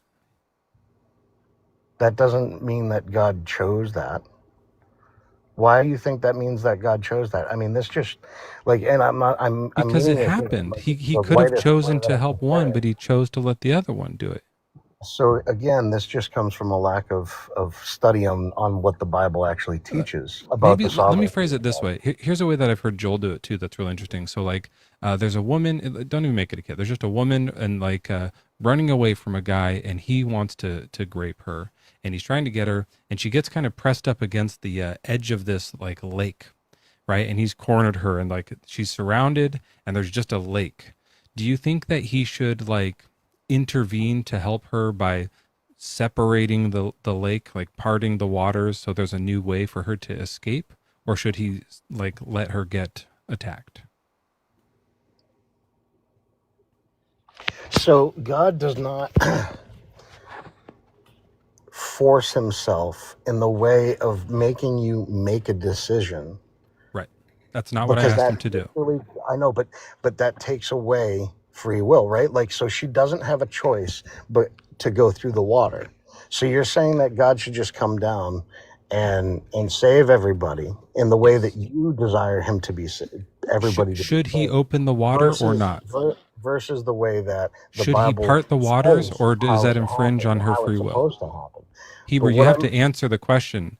Should God part the waters so she can escape, or would that, or not, because that would infringe on free will? So all I can really say right now is I You have no totally answer appreciate to you it. You have having. a pathetic worldview, and you have no response. Just say that, dude. You You have can nothing to offer because you know it's a trap. listen. You can come at me with ad hominems, and that's fine. And No, it, I'm it doesn't directly change. addressing your view. It's weak because you're not No, you're answering the not, because question. you haven't studied my view. You can't even address it because you haven't. You You don't even haven't know. told All us right. the answer to the question. What's the two minds in the Bible? In I order don't for you to care. That's not understand the relevant answer, to you have this. to. Answer the It question absolutely first. is. And if you could answer the question first, then I would be like, wow, this is a strong worldview. What What should you he just do? And I said would is listen to like it. 1 + 1 is not relevant to 2, and that doesn't make sense. So just because somebody doesn't study 1 + 1 doesn't mean that doesn't equal 2. That's not So what we're because talking about, Hebrew. we You're trying to are, talk about something else. I'm trying to suggest that you Answer the need to. question, and then you can explain your answer.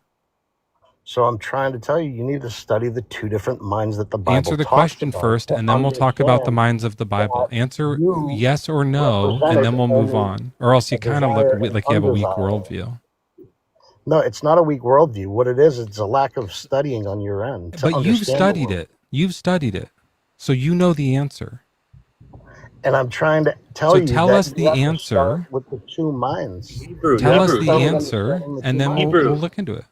All This right, is so this do is you this is do you like understand this the is two minds or no? embarrassing. This is So embarrassing for Dad, your worldview. It's a It's very not. simple question.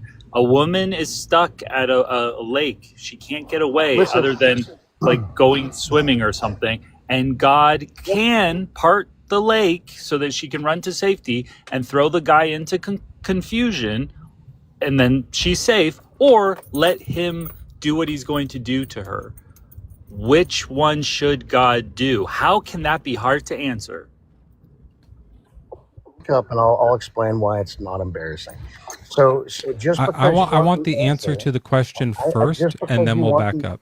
just because someone, it doesn't have to be you guys, just because somebody wants the answer to an algebra question, but yet they haven't studied Give me addition, any question. subtraction, I'll and answer it right away. I'll multiplication. show you how to answer a question. Okay, have you studied the two minds in the Bible and what they talk about and how free will works between the two minds? No, I have not. Well, then That's the you answer can't to the question. Do you you're want not my going to understand explanation it. then? But did you hear how I said no first? The first word is a no. That's how you answer questions. Yeah, I understand that. And you want an answer to a question when you don't know what 1 + 1 is yet, is what I'm 2. suggesting. The answer is 2. It's See how easy it a is to answer metaphor. questions? It's a metaphor. You haven't 1 + studied 1 the is a two metaphor? minds, which is the addition, and you're asking for the answer to an algebra question, and you haven't studied Sure. the So two all you minds do yet. is you say So the anyway, name, you say the answer to the algebra question, and then say here's why that's the answer, and then work us through it. yeah. So there's desires that are in the carnal mind, So which are that's a of yes then? carnality, Yes, he should and part then the there's sea. desires of the spiritual mind and the understanding of what God's will and desire is for all to do good. I'll try And so this. you Let me have do it this so way. you have the choice to Hebrew, either do good yeah, or do I what understand. makes you feel good. Here's how I'll do it. I'm going to assume your answer, and you correct me if I'm wrong. Your answer is God should let the woman get raped. True or false? That is false. Okay, then he should part the sea. True or false? That would also be false. So this is why your worldview is embarrassing, because No, it's he because should both, you're you not can't answer a understanding the question two at all. minds. He should both not let her get raped and let her get raped. You have nothing to offer. You misunderstanding the 1 + 1 of the two minds and Don't tell me understanding. about math when you just said when you just like did the question wrong, that both You're things are literally false. so what you're saying is because I haven't Hebrew. How studied about the this? two How about minds, this? I'm How correct, about you're this? wrong. How You about haven't this? I don't know. understood it. There's probably not So a anyway, simple answer to this. Probably not a good question. But like, why wouldn't God part the lake and throw him into confusion? Is that an infringement on free will? Yes or no? that's an infringement on the Okay, sovereignty of so himself. why wouldn't God infringe on free will? Is it because as a rule he literally never does that? It's because of the sovereignty that he is. Because God is immutable, he doesn't change, and he It's the never infringes on free will? Again, you would see this throughout the Bible if you study it. But so all Yeah, I'm but Sure, saying, Hebrew, let's do you look. think Let's that find it. Yeah. do you think that God ever hey to Hebrew, suggest, quick question. Do you think God ever infringes on free will, or is it a rule that he can't do that? no, he won't. He doesn't break his own laws of free So will. he'll never infringe on free will. Oh, interesting. So you're saying that parting of a body of water and throwing an assailant into confusion is infringing on free will, and God literally never does that. Is that seriously your answer right now, Mr. Well-learned, well-read From the Bible New boy? Testament forward, yes, because of He used to infringe on He free will. changed. God He used that. changed. Just say that. So Yes. listen, in the Then Old the Testament, answer is no. He shouldn't spread the lake open for this lady so again, because Jesus died. if we're going Yeah. back to like Got it. where God parted the Red Sea, right? These were all foreshadows. If you were to study the Bible, you would understand what a I love foreshadow is. that they work up the apologetic. He's It's like, not. oh no, I'm what not am I trying going to to be do? What am I going to do? apologetic, man. It's And then just about study. eventually, when we And so walk him through it, he's like, okay, I found a solution. Did you not know that we So were talking about the I'm- Red Sea this whole time? No, I knew where you were going with it. I We were already understand there. that. And No, then you're why didn't you just answer that when you were dodging the question for half an hour? because you're only being stuck in the Old Testament without taking into account what the spiritual mind says. See, you went to Paul about the two minds in the inner fight, but then you want to run backwards before the cross in the story that tells you about the carnality of things, and you only want to talk about the decision that you have to make between the desire and the undesire of only No, the we're carnal mind. talking about we're actually That's this it. whole conversation. So you're literally This using. whole So all I'm saying, Hebrew, I'm trying to finish my This whole statement. conversation You're is using. really about Hebrew. This whole conversation is Hang really on, hang about on. Let me finish my statement, please. nah. You're This whole using the. conversation is really about God's choices, right? Whether or not God can remove desire or God can save people from being harmed. That's what the conversation is about. It has nothing to do with the two minds. And so It has everything to do with the two minds. The All right, Bible does. here's my question then. If Hang this on, has hang to on. do All with I'm the New saying, all I'm Testament versus suggesting, Old Testament, if you're saying once Jesus died and ascended, that everything changed, the rules changed, then Can it I would can I seem to ask be you a the very case simple that question? Hebrew, it would seem to be the case that God no longer intervenes, right? He no longer helps people. He no longer does miracles. He no longer, like, no one else will be Why do you cured. guys not let me actually get my full point out before you guys railroad You got to talking to my listen to point? Mezzo's point so that we You can won't even move allow me forward to in the finish a conversation. point, is my point. You mute me You don't before I make can finish. points. Hold on, everyone. Hold on. Hebrew. The reason is I'm stuck on a part here, and I want to understand it, but I have like a mental block here, and so until that kind of gets broken, the rest of the stuff you say, I'm not gonna understand. So I want to hear. I want to hear about the two minds, but it seems right now that you said he used to infringe on free will, and now he doesn't because Jesus came or something like that. And that's confusing to me. I have a mental block there because in Acts, there's miracles. In the book of Acts, like after Jesus has floated away, there's like people get raised from the dead. And so that seems like an infringement on free will as well, unless that's, am I reading it wrong, or does that have to do with two minds? You're muted. How is raising somebody from the dead an infringement on free will? We can do that without infringing free will? I'm asking you, how is raising somebody from the dead infringing upon a free will? The same way that like splitting a Red Sea is. The dead person, do dead people, do dead people have free will? Can they make choices? When a person is dead, do you believe that They they're don't just have any nothing? more. They don't have any more choices when they're dead.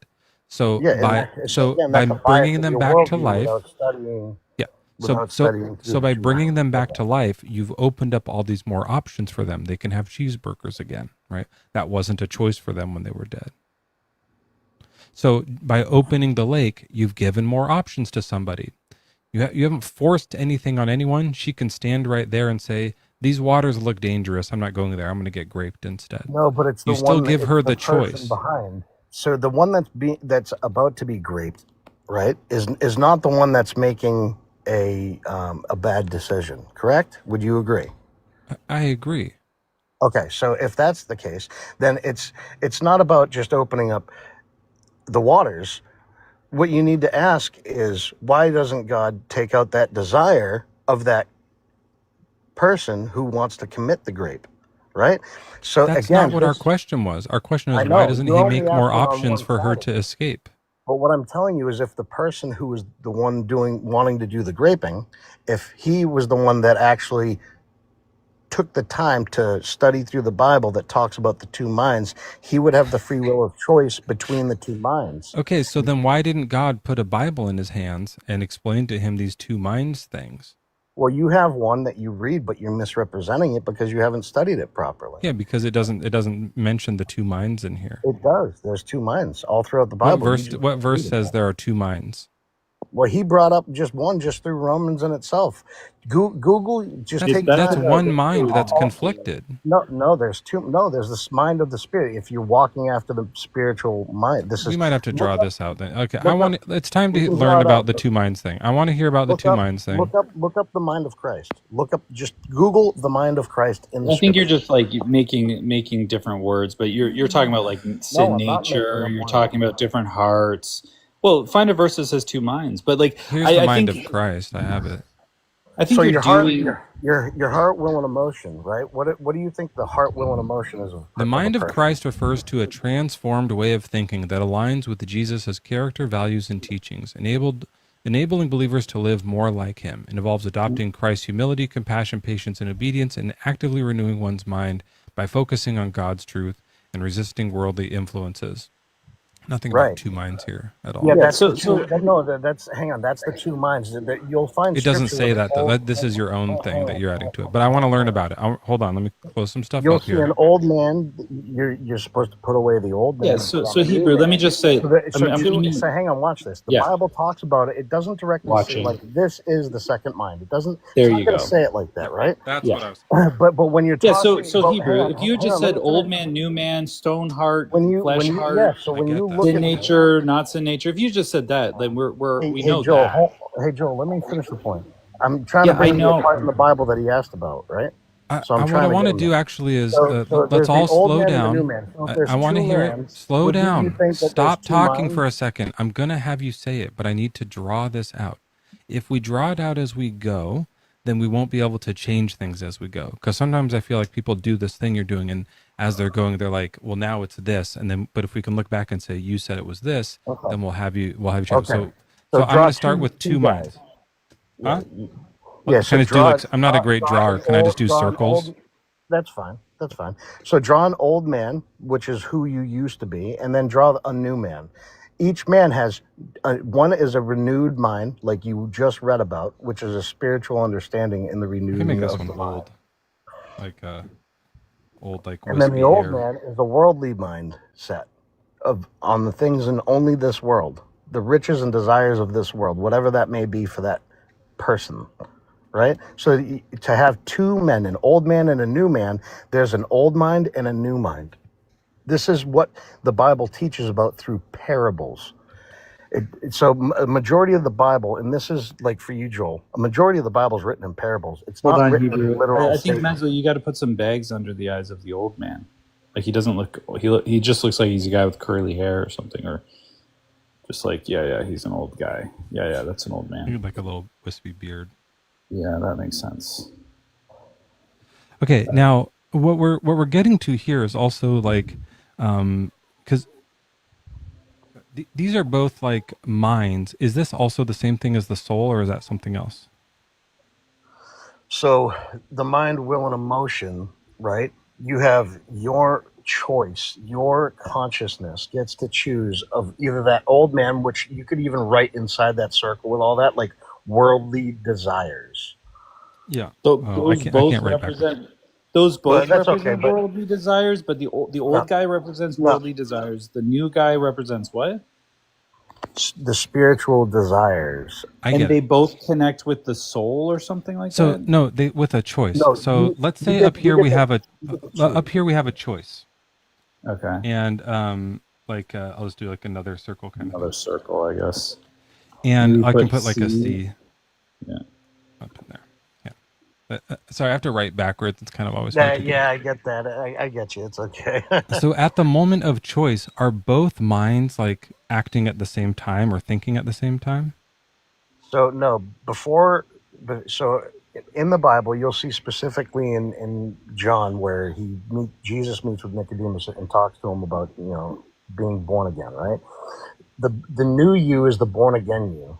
This is what the Bible teaches. Right. So the new you is the born again you. The old man is the man that's only in this world, that only cares for desires of this world. They only care to benefit themselves. They only care about money, riches, women, or men, depending on the sex of the person, right? So on and so forth. They only care about this world. That's it. Okay.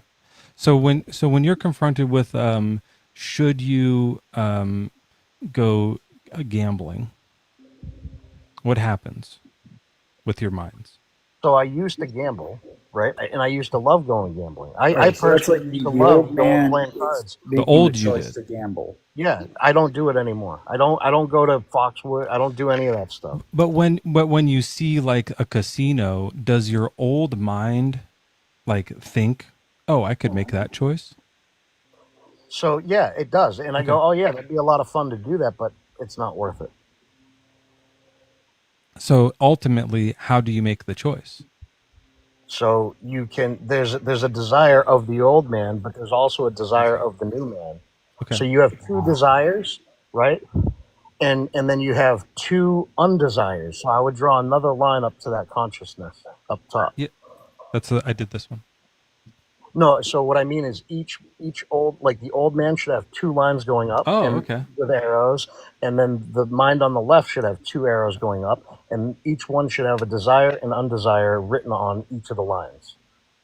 Right? So like if you were to put I if you see. were to put the casino, the worldly man would desire to go there, and the undesire would be to not go there, right? And then it would be flip flop the other way around on the new you. And now, depending on how tempting it is, one might be like bigger than the other. Because if you're driving by that casino, which the C now stands for casino, that was just a lucky accident. It was supposed to be Right, choice, yeah, but we'll say it's a casino. And you see like someone in the window, and there's like they just hit the slot machine, and there's like coins just like flying out, right? Like it's just like Yeah. like it's just rocketing out in all kind of directions out this way. It's like Sure. coming out here, money, money, money, money. And you're looking at that like, oh, that looks so good. I want to get that, Right. But then this one is like, no. Correct. Okay. So that's why I was trying to tell you that. And this is in the Bible? Yes. Yes.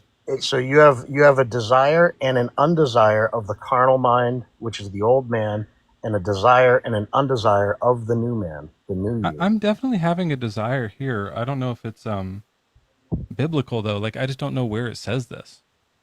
Is that this is Paul's thing? It's the inner fight between the war that he talks about that goes between the flesh and the spirit. If you It goes like, between, so yeah. Joel, There's like it's in between. there's a almost like a fight. back and forth. Like it goes to here and then back Yeah, and it's forth a- because we're seeing that and it's like moving this way. Right. So like if the upper part where you have the C, if you were to just forget that as being the casino for a moment, and you just put that as like your consciousness. So it's funny that it's a C, right? But so that's you, and you get to choose between the old man or the new man. And if let's say you choose the new man. Yeah. So it's the new man plus you up top. So 2 outweighs 1. I mean, you have to keep both of them in mind. Well, they would be, and that's the inner fight that Paul's talking about. So when you, the C up top, chooses the new man to walk after the new desires, yep, it's 2 against 1. Oh, one. The I old see. man. It's this one, and so that this And one then we can ignore this one. And if you choose the old man, those 2 together will ignore the new one. Right. And this is why Christians they fall and stumble. They try to walk as the new man, but they fall and stumble because of the worldly desires of the carnal. Only soul. one of these can work at a time. Because can ever be where these two decide and this one's not involved? Right. So because then it's 2 against 1. It's always no. Those 2 can't because This part's always involved. So the Bible talks about like the old worldly man being unrighteous, right, and the new man being righteous, and it tells you in the scripture that righteousness cannot dwell with unrighteousness. So they the can't- consciousness, which is happening like in your head, like the head part, like the head is always involved, but the balls sometimes we leave out. Right, you get to choose between the old or the new, and Okay. there's the Hebrew- desire and undesire Hebrew, of the old I have or a the quick new. question. I have a quick question. Is it the old man or the new man that would want a big throbbing cock? Which one would it be? That would be your old man. The old man would want that big throbbing That's cock. yeah, because he wants to be the star on every website, that poses those things, right? Yeah, right. Okay. All right, so that's basically a picture of what the old man wants. Okay, cool. See, I like doing that because it does always actually clear things up. So I appreciate Yeah, that, Hebrews. Thank you so much for being here. Oh, we haven't had a good one like that in a while, Joel.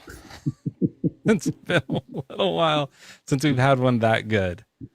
That good? That was fun because it lasted. It kept going.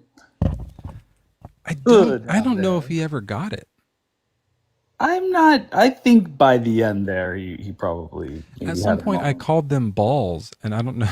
That I loved that moment. I was just like, I don't know if just he said just balls. went with it. But he's the type of person that just like keeps talking even if he's not listening, and you say He something. just put in the chat, study the 2 minds and you'll understand. We just he studied it. He doesn't get it. Yeah, he didn't catch it at all. That's amazing. You know dick all, Hebrew. I'm so dead. Tiana, hi. Hello. Sorry Oh my about the God. long wait. We had to draw a cock. No, it's fine. The last conversation, it enraged me, and not from your end. I I'm was pretty 37. engorged for I am some of that too. Yeah, it was really engorging, I think. engorged. Okay, all right. How old are you? And what I should, before I say how engorged I am, how old are you? I'm 37. Okay. I feel like sometimes I'm going to do that and then they're going to be like, I'm 12. And I'm like, fuck. What? That would be a problem, pimp. Yeah. What's your religion? Atheist? No, I'm a Christian. Oh, okay. Well, that's lame. Although I will admit, sometimes atheism is attractive because you hear conversations like that, and I'm like, I see now why people hate Christians because we be wildin'. Yeah. That's what we experience a lot of. Thanks, Joel. So do you want to help me find Jesus? So to be honest, I recognize that in many ways y'all are kind of trolling, but I'm okay No, with not that. sorry. Like, That's not true. We only do that to people like that. Like that guy was just like a absolute dork and had nothing to offer. So we have fun with them. But we're genuinely here. My goal is to help people realize that this religion is false. It's not true, and that we can move on from it as a society because it's not offering anything. So when I ask you to help me find Jesus, the only real troll thing that is happening is that what I really want you to do is try to show Jesus, realize there's nothing to show, and then you can leave the church. I mean, to be honest, I did almost leave the church many times simply because of how Christians behave. But like, and this is just from my personal experience, I do believe that God is real. I do believe that Jesus is real. I know in the conversation that y'all were having previously, one of the things that was driving me nuts is he kept telling you, like, it's a failure of your understanding. You haven't done the research. And I'm like, the true reality is most Christians haven't done the research.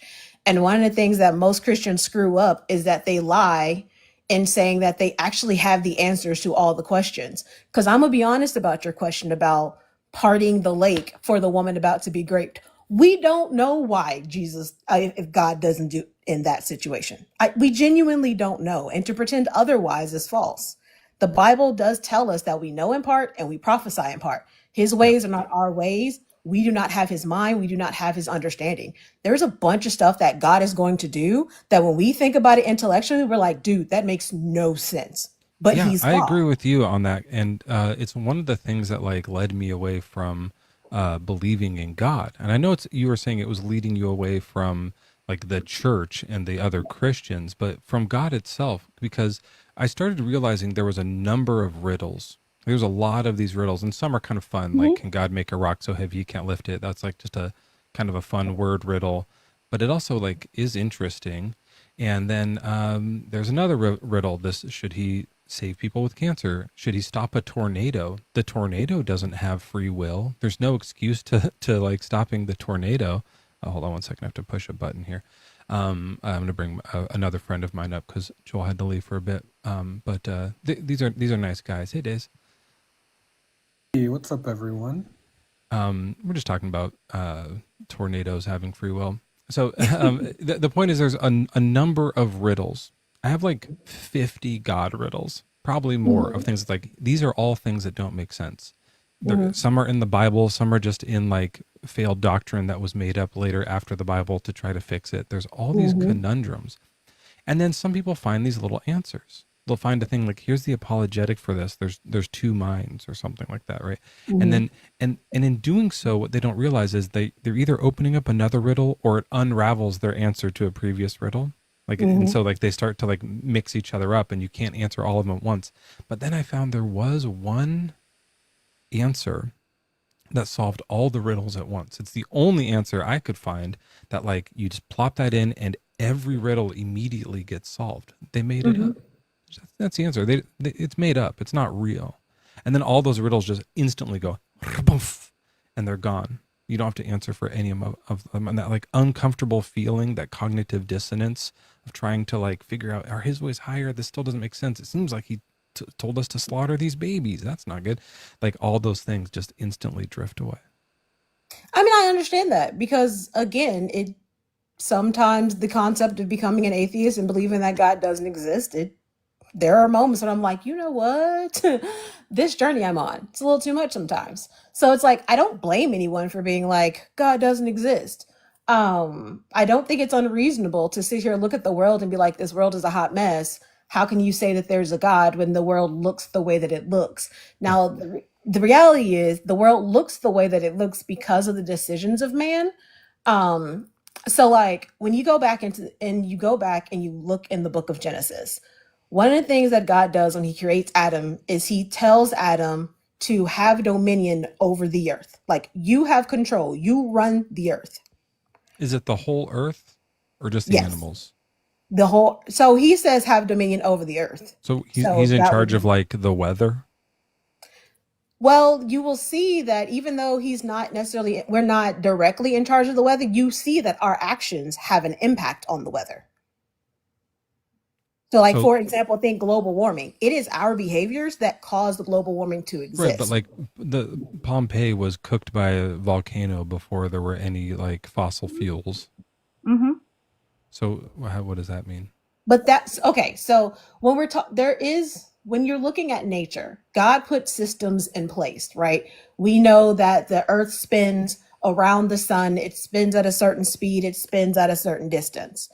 There's like, one of the things that people don't think about, like, their thought process is God is individually putting his hand in every single situation, but God created systems. Because if God was individually putting his hand in every single situation, then why is it that our bodies pretty much function the same? And if like, say, for example, you have a woman who's born without a uterus, you know that there's a problem because the system says there should be a uterus in that woman's body, right? So that's how you know something's gone awry with the system. So God created systems, but So the volcanoes were in the system? yeah, volcanoes are part of the system because we Why? know that volcanoes, one of the things that they'll do is, yeah, they will destroy things, but they provide so much minerals for the land that new things are able to sprout on top of that. Like, science has You think shown that's that. the only way he could do that? No, it's not the only way. But that goes back to, like, I don't know why he made that part of the system. I genuinely don't know, and I'm not going to lie. Remember that there is a good answer that solves that. Remember I told you what it was earlier? For you, that is a good answer, and it is an Just easy keep it in answer. mind. Once again, it's another riddle that you don't have an answer for, but I do. My answer solves all the riddles. There's no God.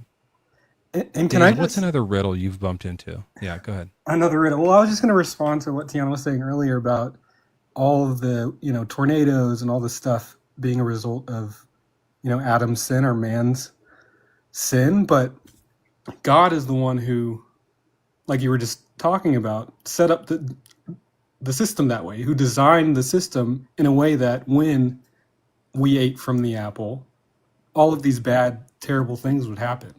He didn't have to set it up that way. So it's not man's fault, the consequences of sin. That is entirely on God. He designed the consequences. It's not man's fault at all. He could have made the consequence something completely different. But he said, okay, so a consequence of doing this thing is going to be tornadoes and cancer and children passing away. He didn't really say that. That's not in there. Yeah. That's like the other part of this is that he lists out what the curses are for the fall, and tornadoes ain't one of them. That's a good point. Yeah, that was not included. But But those are just a natural weather phenomenon that happen. You don't have natural in your view. You can't appeal to nature. You have supernature. Everything is run by No, God. I do have natural in my view. No, it was Just because God could be so in Christianity, God created nature. And then nature is designed to function the way he that lost God control of it. He didn't lose control of it. It's out of his He handed hands. it- He handed it over. Yes. Not that it's out of his hand. So He has the who's in ability- charge of hurricanes right now? It's built into the system that he designed. So if a hurricane is coming and it's going to hit the land, can he stop it? He can. Okay, so he has the option to stop 100,000 deaths Yes, he does. and suffering for people who just lose their family members but they don't die, and he chooses not to stop it. What's the reason for that? We don't know. The Bible doesn't tell us. But ours answers that riddle. Yours doesn't actually answer that riddle. It Yeah, it just does. eliminates Why having to doesn't consider why God. doesn't he stop it? He's made up. He can't. That solves that riddle. That makes perfect sense. No one's in charge of hurricanes, so they just keep going. That's our answer. And I can well, I mean, okay, you do have a valid point. So it solves every riddle. I'm telling you, it really does. Yeah. It doesn't solve every riddle. It doesn't solve the riddle of where did everything come from. No, it solves all. It solves all of the biblical riddles. How do you have such a detailed system inside of humans that has all of these hundreds of functioning parts that function together? Evolution solves that. You don't need atheism for that. That's not solved by atheism. That's solved by or how do you have a system where where are we gish galloping to?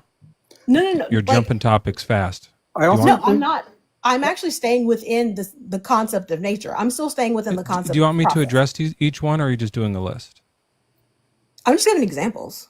Okay. If you want to address them, you don't. Yeah. Okay. Well, just if you want me to address them, you just got to like say one, and then I'll address it. Oh, well, sorry. I was just trying to give you examples of like.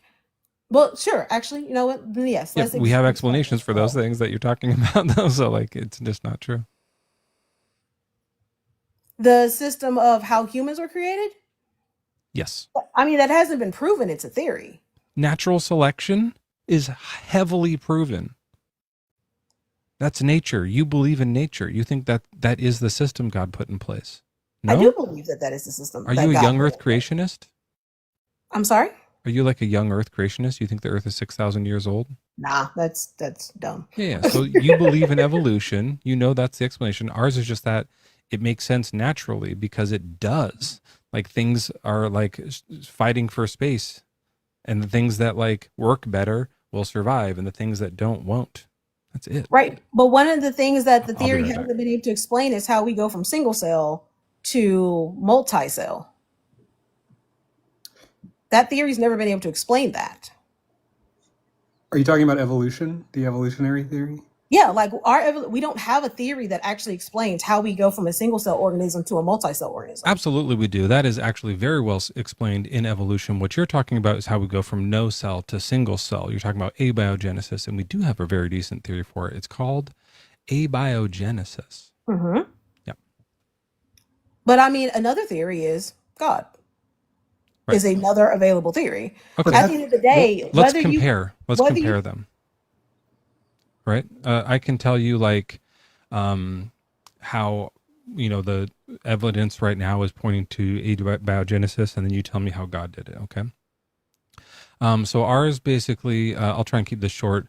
Life as we know it is the emergent property of chemistry and physics. Here's the short version. Life has nucleic acids, proteins, and lipids. Everything in life has those three things in common. So if you get nucleic acids naturally, you get proteins naturally, and you get lipids naturally, you stir them together under the right conditions, life will arise. Non-life turns into life with those three things, because nucleic acids aren't alive, proteins aren't alive, and lipids aren't alive, but if you put them together, it can make alive, okay? All life has those three things. Lipids basically just heat up carbon monoxide and hydrogen. We see those naturally occurring in oceanic thermal vents here on Earth, okay? And those, the tails of lipids are naturally hydrophobic, so they point away from each other, which means when they like connect together, they form a cell. They make spherical shapes, basically. It's a little globular. So they natural form cell shapes. Oops, hold on one second. Then we have proteins. So that explains lipids do occur naturally on Earth. Proteins, have you heard of the Miller-Urey experiment? No. Okay. What's that? It's an experiment where they did this. They've been trying to like put things together, and we're getting further and further along. We haven't been doing this for long, but for over the last 40 years, I think, or so. This is a thing that people are experimenting and finding that this is looking like it works.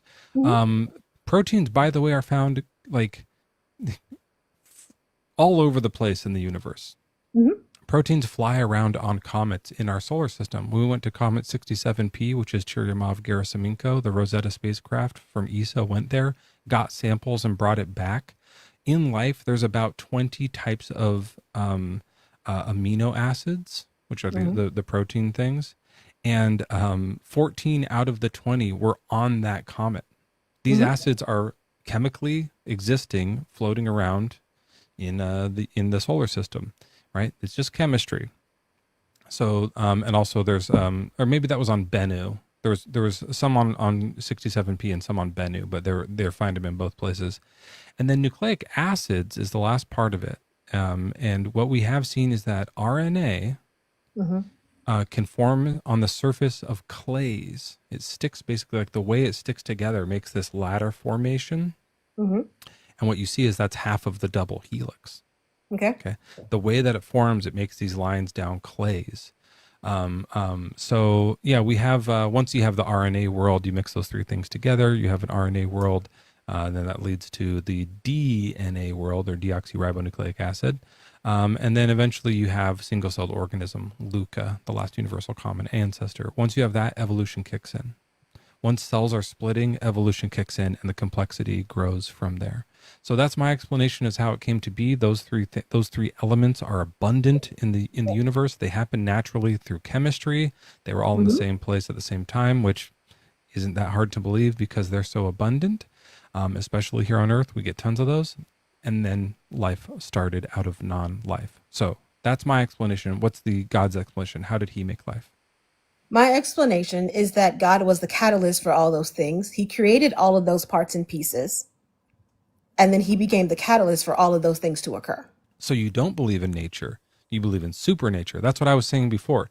I'm saying like nucleic acids come about naturally, but you were saying that isn't the case now. Now it's God that made those happen. Okay, so what I am saying is that, okay, so I think one of the things that's important for me to clarify is I believe that science is the study of what God created. That's what I believe.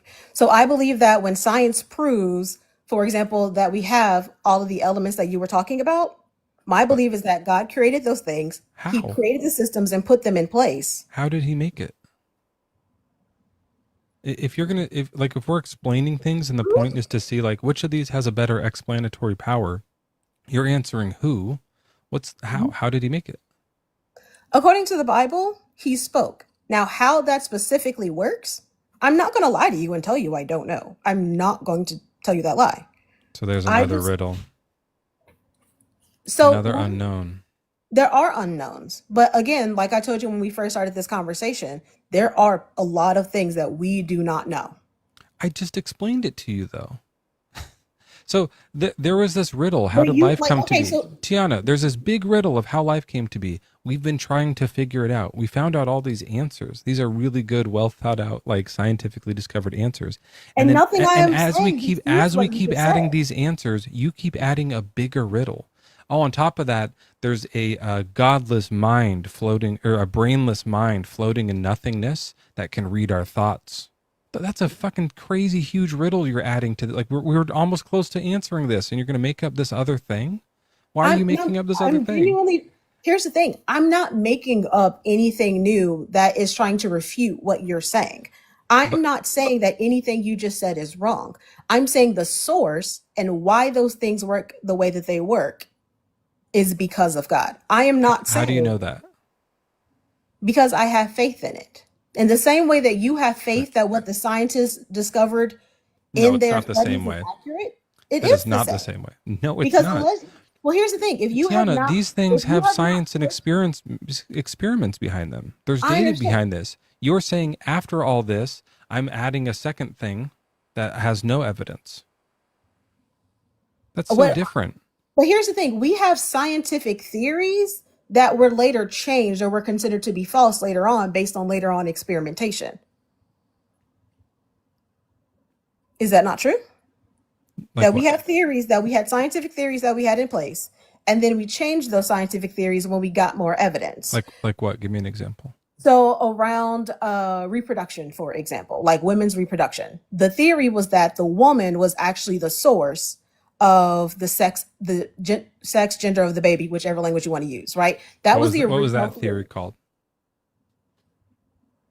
I cannot tell you exactly what that theory was called. I just know that that was the basis of. I think what you're talking about is a hypothesis. It was a hypothesis. Yes, that's different than a theory. But then we got additional a hypothesis. A hypothesis is a question. The theory is what you decide is the answer based on what evidence you have at the time. Yeah, I don't think that was ever a theory. There was never a theory of like gender selection coming from women. That's like not a true fact that you're saying. There was hypothesis. People were saying maybe it's this, and then when they tested it, found out it wasn't. They were not saying maybe. They were very clear. They were blaming when a woman was. I got to look that up then. Theory. So like think of when you gender. look back at medieval times, so back in so going back into the They weren't 1500s and the doing 1400s, science back then. That wasn't science time. that is not modern science, no, but they did Right. have what they considered to be science. Yeah, they weren't doing theories back then. They weren't using hypotheses and the scientific method. They were not using the scientific method, right? But that's why there's a difference between what we're doing in modern times and what they were doing back then. But it doesn't change the fact that The back farther then, back in time you go, the worse they were at figuring things out. I know, That's that's my why when you point. go to ancient times and their answer was God did it, we know it's not true because they were worse at No, we figuring don't know things that out. it's not true because you can't disprove God. But what I'm I saying is absolutely 100% can, but I want to look up this theory. So a medieval theory of gender based off of, what is it based off of? the belief that a woman was the determiner of the sex of the baby. That is what was believed. What do you mean? Like they just choose it? Like the woman gets to decide? Their belief was that the woman was the source of the gender of the baby, was their belief. I don't know what that means, the source of. That what was the determining factor. So it was the woman's body that was the determining factor of what the sex of the baby was. But So science has proven since then that that was actually not true. they thought the woman's body determines the sex? They believe that the woman determined the sex. Yes. That's what they How? believe. What were they? I That's don't why know you what you would mean. end up. That's why you would end up with certain kings having multiple wives because one wife couldn't produce a male heir. Therefore, they got rid of her and would get another wife. Okay. This So, is something that is but is they historical. saw that some women had boys and girls, right? They did see that some women have boys and girls, and for So the women whose that could theory was produce this? living boys, they would keep those women. But for the ones who they weren't seeing boys come out of those women, it was not uncommon for them to divorce or even to kill off those women or cast aside those women in some way in order to get a woman that they believed could produce a male heir. I think, but Tiana, you keep using the word believed, they believed, and that's completely different from a scientific theory. So this may have been something that they believed was the case, but we're saying that now, in the modern day, we have what's called a scientific theory. I'm aware of that. And so I'm fully aware of that. But here's the thing. What y'all are doing is y'all are actually going back to the point that I was making. The point I was making is that as we get new information, we might say this is what we believe now. Because ultimately a theory is a proof with some sort of documentation behind it, or which we also know that sometimes science back then would be corrupted. They're not doing science back Not then. modern science. You're correct. They weren't doing This modern isn't even science. science. This is just a guy wrote that. I looked it up. A guy just wrote down this idea. We don't know who the author was, and people read about it and became kind of popular. This isn't like no one was doing any type of science. This is pure superstition. You can't say that this counts as science, and that's why we can't trust science today. What are I you didn't doing? say we can't trust science today. Yeah, That is you not did. what I You ever- brought this I up to never say, said well, that. your things You might say that is change soon. dishonest because I never said nor did I why imply did that. tell me why you brought this up then?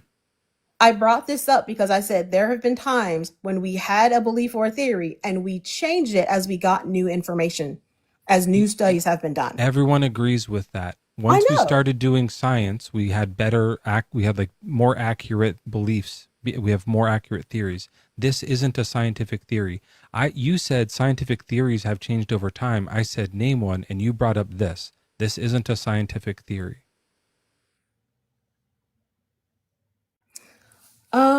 Okay. So because it was refuted, but there was a study that was being used as a scientific theory to say that certain vaccines were the cause of autism. And then it later was refuted because That wasn't it a was theory. not well done. That's not what theory means. You're using the word wrong. Okay, what are you defining as the word theory then, if I'm using the word wrong? Days, do you have like the official one handy? Are you familiar with it? Or I kind of had an idea of what it is. So a scientific theory is one that has sufficient evidence to support it. So like when a person is like, oh, vaccines cause this or that That's a hypothesis, or what you probably would be calling an idea that someone has. And before a hypothesis can turn into a theory in science, there has to be evidence to support it. The theory, To be but we honest, base our theories off of studies. a hypothesis doesn't really turn into a theory. The theory is the grander explanation based off of like several proven hypotheses that have worked. So there's not just one fact, it's this body of facts that comes together and becomes an explanation. It's the best explanation that all of these facts combined point to. So when we talk about like germ theory, right? That's a theory, right, Tiana? Based on what you just said and the conversation we were having about the gender thing would be a theory then, based on what you just said. Nope. False. So germ theory has all of these hypotheses, experiments, data, all these things that are peer reviewed, looked at by the scientific community, tested, retested, and proven. And once they have all this information, it all points to the fact that there's these germs. What you brought up with the gender thing was one guy wrote a book and a bunch of random people believed it. That's not a theory.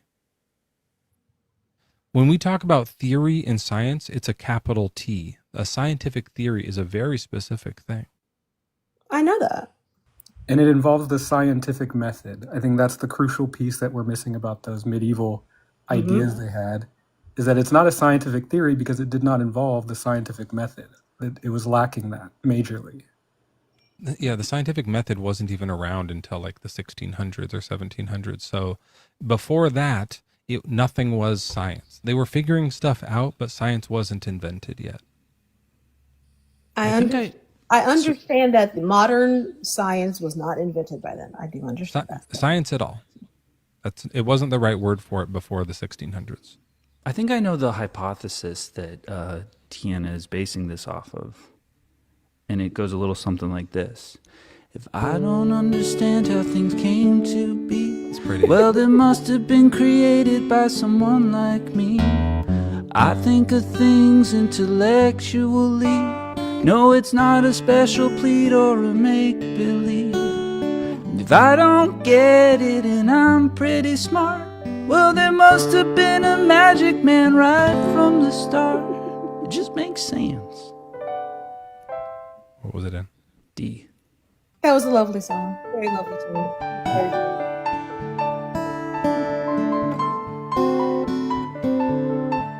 Oh, I think of things intellectually. It's not a special plead or a make-believe. If I don't get it and I'm pretty smart.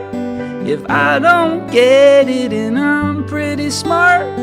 If I don't get it and I'm pretty smart, well, there must have been a magic man right from the start.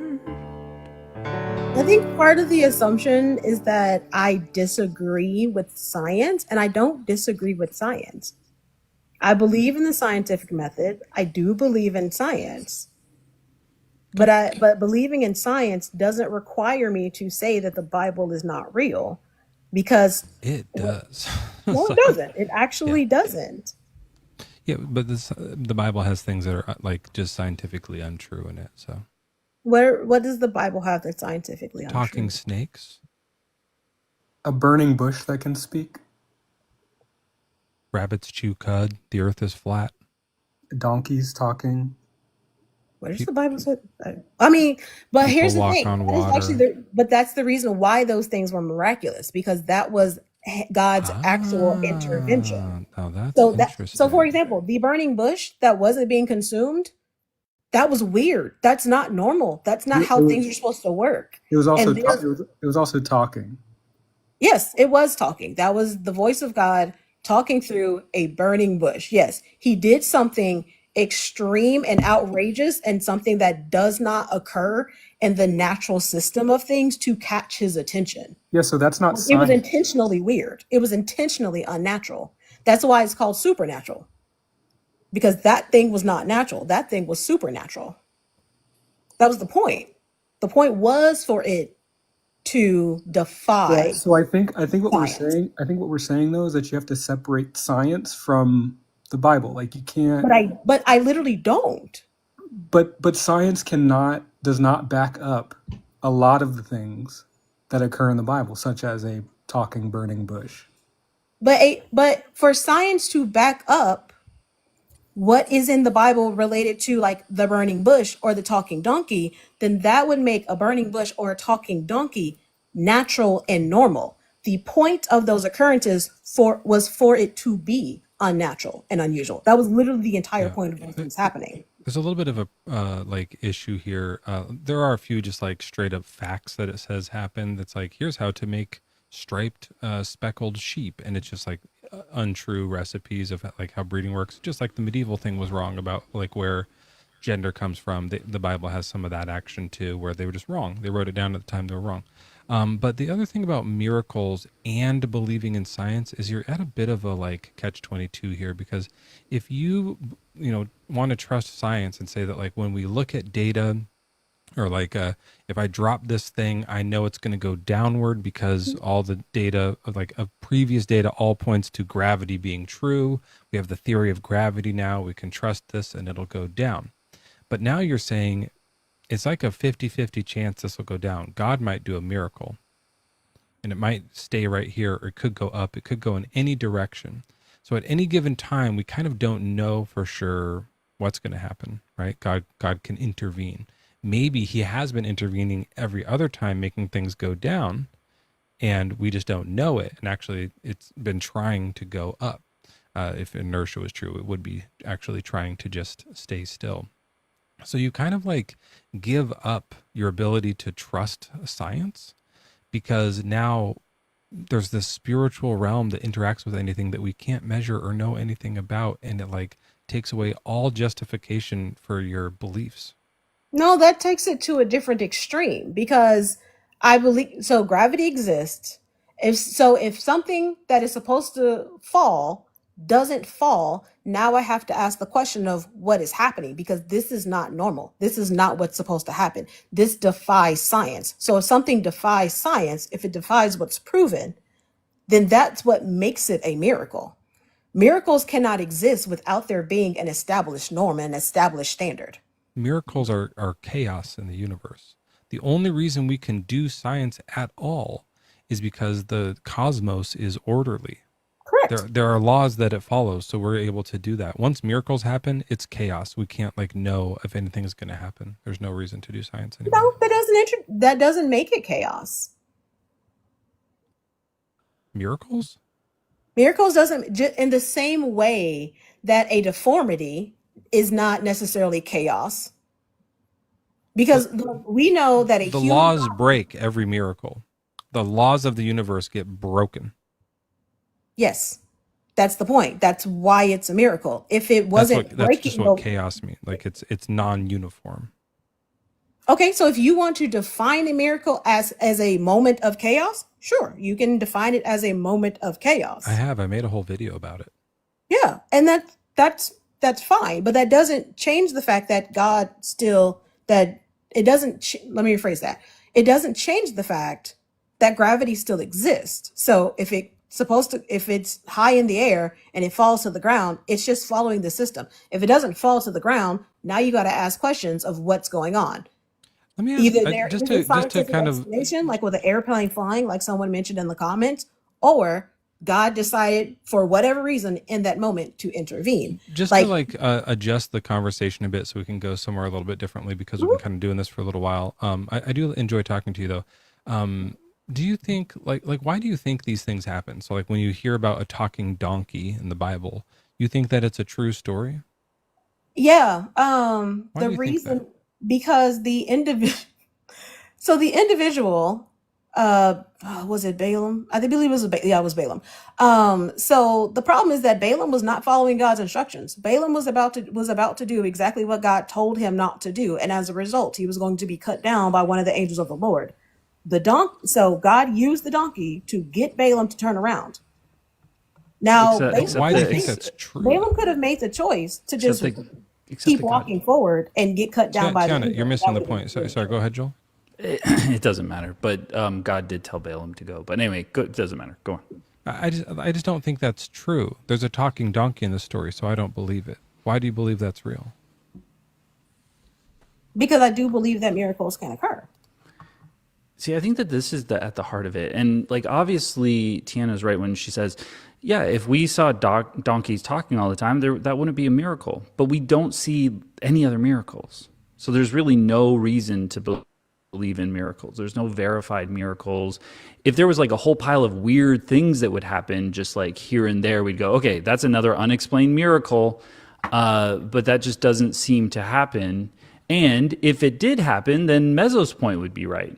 Don't you think? That like, well, now everything's unpredictable. So now we can't really do science because we don't know if this is just another miracle, except that it's, I guess, a consistent, repeated miracle. Well, no, Yeah, because but I it'd be don't. different every time, right? So Yeah, Well, so we just don't see any reason to believe in all the supernatural nonsense. well, there are other reports of them in other religions. So like when we hear reports of the Delphi oracle from like a Greek religion, right? Mhm. There's this like place where someone can tell the future. Do you think that's true that they really did? I do believe that there are people who have a gift to be able to tell the future. Yes, I do. They got the gift from Apollo, the Greek sun god. I don't necessarily believe that they got the gift from Apollo. I believe that that gift came from God. That is also mentioned in the Bible. The prophetic gift is mentioned in the Bible. You So think that your God would give a supernatural gift to someone who would credit a different God for it and yeah, had never heard? Yeah. Why would he do that? to be honest, I don't know. There's another I don't know. That's another But, riddle but to that's the kind of, thing. Like, yeah. I'm okay with the I don't know. Let's see if our answer solves that though. Apollo and God are both made up. Yep. That solves it for But both of them. and Tiana, you're not okay with I don't know though, because you're filling in that I don't know with it's a miracle, it's God. You know, I don't know where all this creation came from, so I'm placing God there without any evidence except for your faith. So like, you aren't okay with I don't know. You don't say I don't know ever. Your But answer is but filling that's it up, what right? faith is. Faith is having a belief in something that maybe you yourself can't prove, can't verify, can't know for sure. Faith Like is being an so irrational belief. when you're uncomfortable with the I don't know, you give it a placeholder answer of God. That's what faith is. No, because sometimes it's based on something scientific and I just don't know the answer. So sometimes I just leave it at I don't know. Sometimes I Google it to see if I can figure out the scientific answer. Because Okay, well then most things in the here's the universe have a problem though. scientific answer to them. Here's the problem though. If we go back to the very beginning where it's like, why does God allow hurricanes to hit? And you're saying I don't know. The reason might be is because he's evil, and there's evidence for that biblically. Evidence that God is evil? Yeah. Yeah, or at least like maybe not pure evil, but a little bit like good and evil. Like sometimes he's nice, but a lot of the time he's really, really bad. So he's kind of like the worst version of a human. So if we're made in God's image, he's the worst version of us, right? Because You find yourself stuck like wondering if like when does he do the thing where he says he's evil? I form the light and create darkness. I make weal and create woe. I, the Lord, do these things. Mm-hmm. Yeah, this is him saying, I'm the one who makes the bad stuff. He claims to make blind people, by the way. He gives people that don't follow his rules diseases and takes them away from people that do follow his rules. Just the Hebrews that he really, really likes. Yeah. These are all tendencies of an evil king. Not a good guy. Bad guy, yeah. So there is evidence for him being evil. If real, then there's that evidence, and so that's something. Since you don't know the answer to why God wouldn't do all these things, you have to like take that into account. That maybe you're worshiping the bad guy. Well, so there is a scripture that specifically talks about that uses an example of clay, and it says, what is the what did he say? He didn't say the I was potter. just on it like a second ago. All Yeah, scriptures, so- but Tiana, all scriptures God breathed by the bad guy. So like you can't really. But that is really you trust it. defining him as the bad guy. And if you want to choose, and I'm just going by like what Bible says he's bad. according to Lucifer, yeah, but God would be the bad guy. So bad guy is always about Yeah, perspective. but Lucifer's not bragging about what God did. God is, and so that's how we can tell that he's the bad guy. All right, so in my translation, it's hold on, let me do. I can't hold it and do it, so I'm going to put it up on here. So we're in Isaiah. This is the clay one. We'll start at 45. And God, I was trying to do KJV. What version do you read? A couple. This one is a KJV. Oh, Jesus Christ. Okay, we'll try it. I have a KJV. No, my NIV is on the other side of the house. Okay, I'd rather do NIV. I'll read it though. That's fine. I can't. KJV is too hard to read. Just the thous and those and shit. Okay, I will strengthen you, though you have not acknowledged me, so that from the rising of the sun to the place of the setting people may know there is none beside me. I am the Lord, and there is no other. I form the light and create darkness. I bring prosperity and create disaster. That's the tornadoes we're talking about. He creates those. Most translations will say things like calamity there. Yes, I think that's what the King James calls word. Yeah. Yeah, it's just a big disastrous storm that kills people. I, the Lord, do all these things. You, heavens above, rain down my righteousness. Let the clouds shower it down. Let the earth wide open. Let salvation spring up. Let righteousness flourish with it. I, the Lord, have created it. Woe to those who quarrel with their maker. Now, what does a woe mean? Basically, great sorrow or distress. Yes.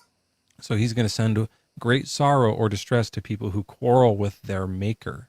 Those who are nothing but potsherds among the potsherds of the ground. Does the clay say to the potter, what are you making? Does your work say, the potter has no hands? Woe to the one who says to a father, what have you begotten? Or to a mother, what have you brought to birth?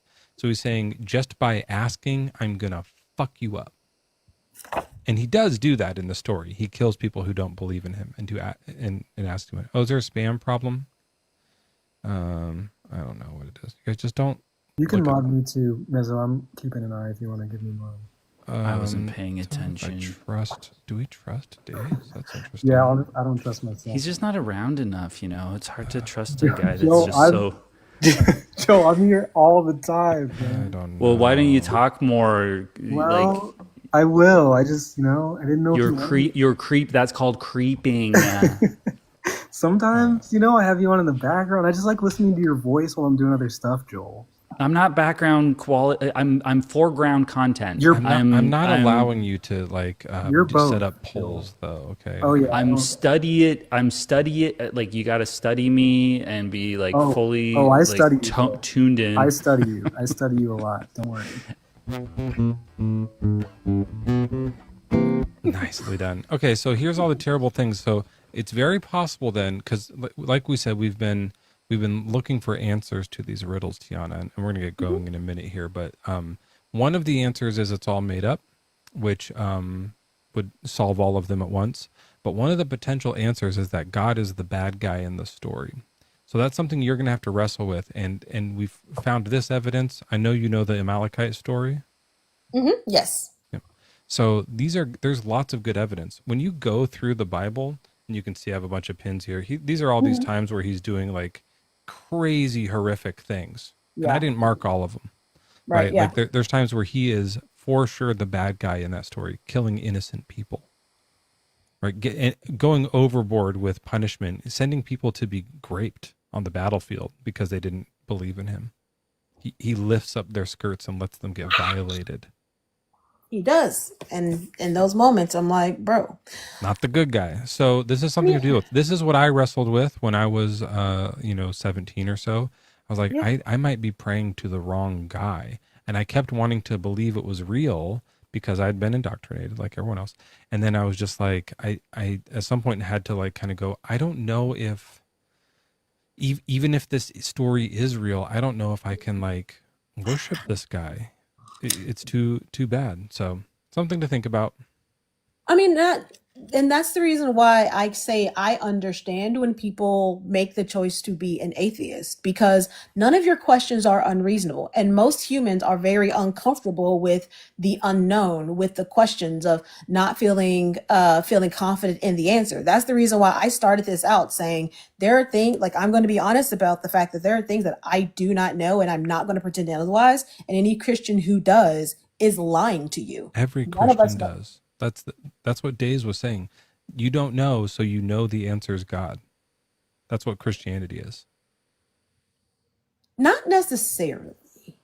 I think that's But that only assumes that you're a Christian who doesn't believe in science.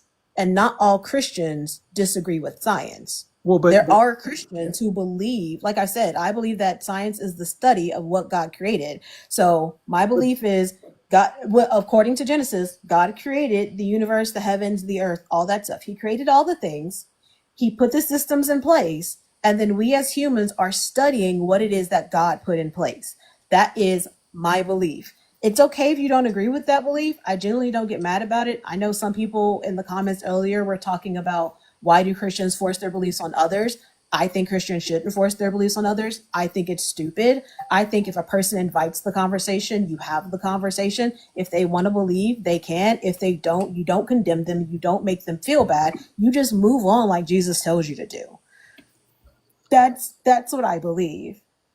Yeah, so I think the point is that you believe science up to a certain point, and then where it can't explain the things that are, scary or important to you, then you fill in with God. So it's not, you don't rely entirely on science. You are, for major parts of your worldview, relying on just placing God where things don't make sense to you, or where, you wish there was an answer. Like what happens after you die? That you place God there. What happened before everything was created? God. I mean, so you rely on science, you believe in science up until a certain point. Whereas we will trust the science, and where science doesn't have an answer yet, we say, okay, we don't know. Like science hasn't explained that yet. We don't fill in a God there or miracles or whatever it is. And so I think that was our point.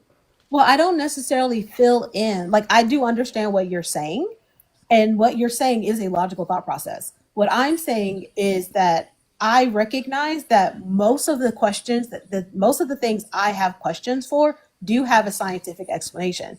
There are some things where there isn't necessarily a scientific explanation. And those are typically for me the things like, why did God choose the curses that he chose, where you end up in situations where, yes, God is literally allowing people to be raped or saying that's part of the punishment. I mean, he gave his reasoning behind it.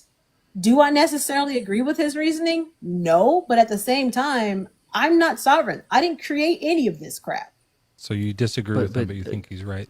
I want to we're going to end this conversation here, but I want to thank Macluster sent me a DM or in the Discord here, and I actually have this as one of my tabs. I didn't even think about this because I normally don't read this part. But this is more of God talking about the pottery and the clay and stuff, and he does this whole in Jeremiah. It's the potter's house, and there's like this whole thing about the potter and the clay. The potter's hands reworked into another vessel seemed good to him, and then God is saying what to do with the pottery and the clay. So he's using this metaphor, and he says, "Go buy a potter's earthenware jug," says the Lord. And so they have this like jug that is resembling of humanity and stuff. And he's saying what he's going to do to the people of Hinnom. Okay. Hear the word of the Lord. I'm going to bring such disaster upon this place that the ears of everyone who hears it will tingle. You get sometimes like that ear tingle. Scroll down a bit. Oh, in this place I will make void of the plans of Judah and Jerusalem, make them fall by the sword by their enemies, by the hand of those who seek their life. I will give their dead bodies for food to the birds and of the air and to the wild animals of the earth, and I will make this city a horror, a thing to be hissed at. Everyone who passes by will be horrified because of all its disasters that he made, remember? And I will make them eat the flesh of their sons and the flesh of their daughters, and shall eat the flesh of their neighbors in the siege and distress that comes with those who seek to afflict their life. Then you shall break the jug. So then you break the jug in the sight of those who's left, and shall say to them, thus says the Lord, so I will break this people and this city as one breaks a potter's vessel, so that it can never be mended. So here's God saying, I'm going to fuck humanity up so bad that it can't be repaired. That's the potter and the clay. So this is the good guy that you like. He was talking about Israelites. this is the good guy that you like, and I think it's a little scary. I'm not a big fan of it, but Tiana, we're gonna move on. Okay. Cool beans. Come back another time. Thanks for chatting. Yeah, Days, thanks for that was a really good point the way you said that. I really stuck on to that. Like, you are uncomfortable with the I don't know. That's Yeah. why, yeah, that's our thing to say. Yeah, we don't know. They say I don't know, therefore we know. Exactly. Yeah. I think I used to get that a lot when I would talk to people where they would be like, how are you so comfortable just, not knowing this thing? Like they were saying the opposite of what she was just saying, where they were like admitting their discomfort with it. And so I find it interesting that she was going the opposite route with it, because I feel like the entirety of Christianity is kind of based on being uncomfortable with, I don't know. Like, I think if you look at the history of any religions, especially with an afterlife, I mean, there's a fear of the I don't know, of like this death and what comes after. And so I think when you really boil it down, it is that. So. But no, thank you so much for having me up, man. Yeah, absolutely. Good to see you. Come back another time. Everyone, if you don't follow Days, do. You're incorrect for doing it. You're morally, objectively wrong for not following Days. Oh, fuck. What have I done? You're objectively morally wrong. I agree with that. Yeah, I agree. That's a fact. Yeah. All right, But thank you for the gifts, guys. And Joel, I will be watching your stream if you're live, so I'll be there and I will talk. Thank you, Days. Thank you. Thank you. Later, guys.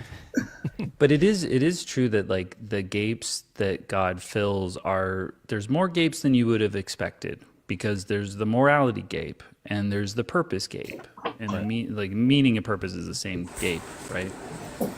Shit. Hold on. All right, this is becoming bedlam. I'm gonna leave and start my own live. I'm sick of this shit. Okay, Joel, I was just trying to bring one person up.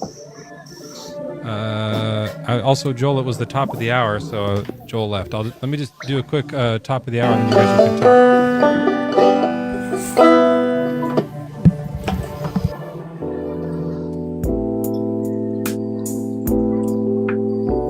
All right, everybody, it's the top of the hour here, 12:56 p.m. Pacific time. Too many people in here. Let me try and get some of these people gone. Okay, if you don't mean to be on the live, leave the live right now. There's a lot of people up here, and I don't have control because Joel left. Just check your phone, make sure you're not up on the live. There's some people who don't seem to be here. But it's now it's 12:57, and we're doing Atheist Sunday School. A little bit confused right now. All right, we'll figure this out in a second.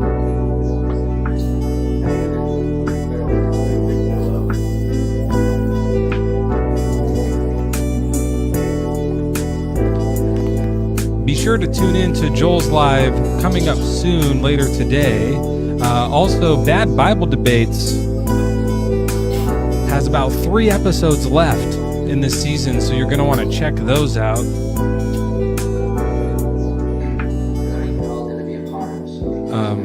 Okay, Michael's talking. All right.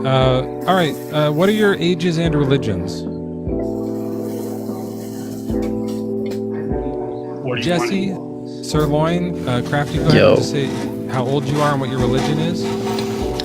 39, ex-Christian. Okay. And then Crafty? 45 and an atheist. Okay. I'm getting some background noise here. All right, if everyone can just do their Bible impression. Michael, you have a lot of background noise. Let me turn this down.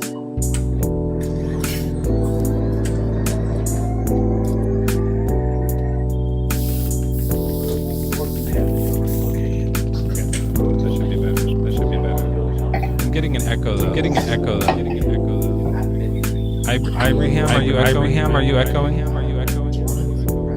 let me set this up. And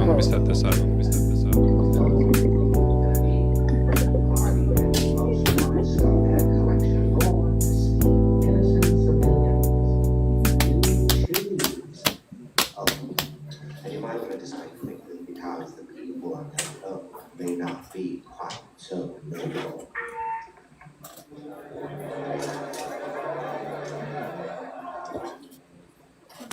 Stay back. Well, now, who are you to decide? We ought to talk this over at least. We all have to die. Those men had their chance. Those men had their chance. Why aren't we talking about it?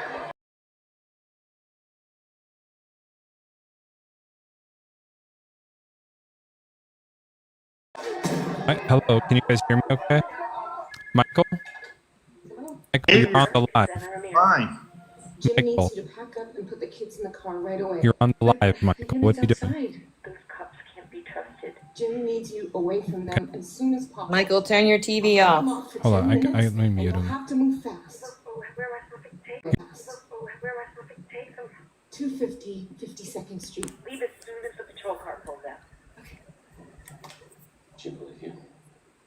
It's because she trusts you. Just like you did. I didn't You didn't know what they were gonna do. Or put him on center stage. Come to say that to me. I don't know how to do this part. I'm trying to figure out the They buttons. got me early on. My mother's Are you a hospital. Christian? Don't. Are you a Christian? Don't. No, you should know me. I changed my name. You should still know who I am. You talked to me 2 weeks ago. Get everyone in the... And she left. Make sure I get everyone in the... And she left. And we have a hostage situation. Okay. Why would he choose a spot with such good windows? We have clear shots on 5 clouds. Snipers take them out, smash the windows, a team repels in. Team moves in by the stairwells. 2, 3 casualties max. Let's do it. It's not that simple. With the Joker, it never is. What's simple is that every second we don't take him, those people on the ferries get closer to blowing each other up. Won't happen. Then he'll blow both of them up. I want everybody to put their phone. Put their phones on this piece of paper.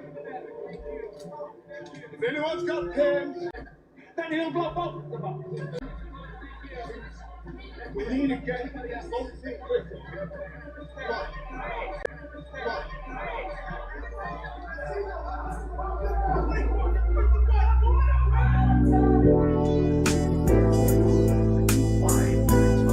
No, there's no time.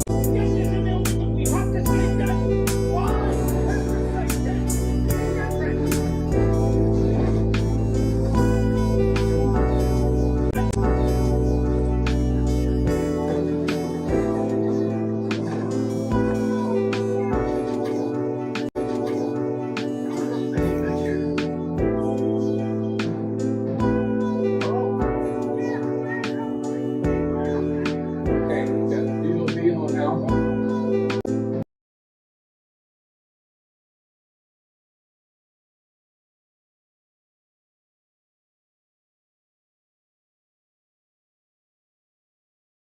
They're not acknowledging the God. They are acknowledging a symbolization of a thing. And CERN was very clear what they were acknowledging.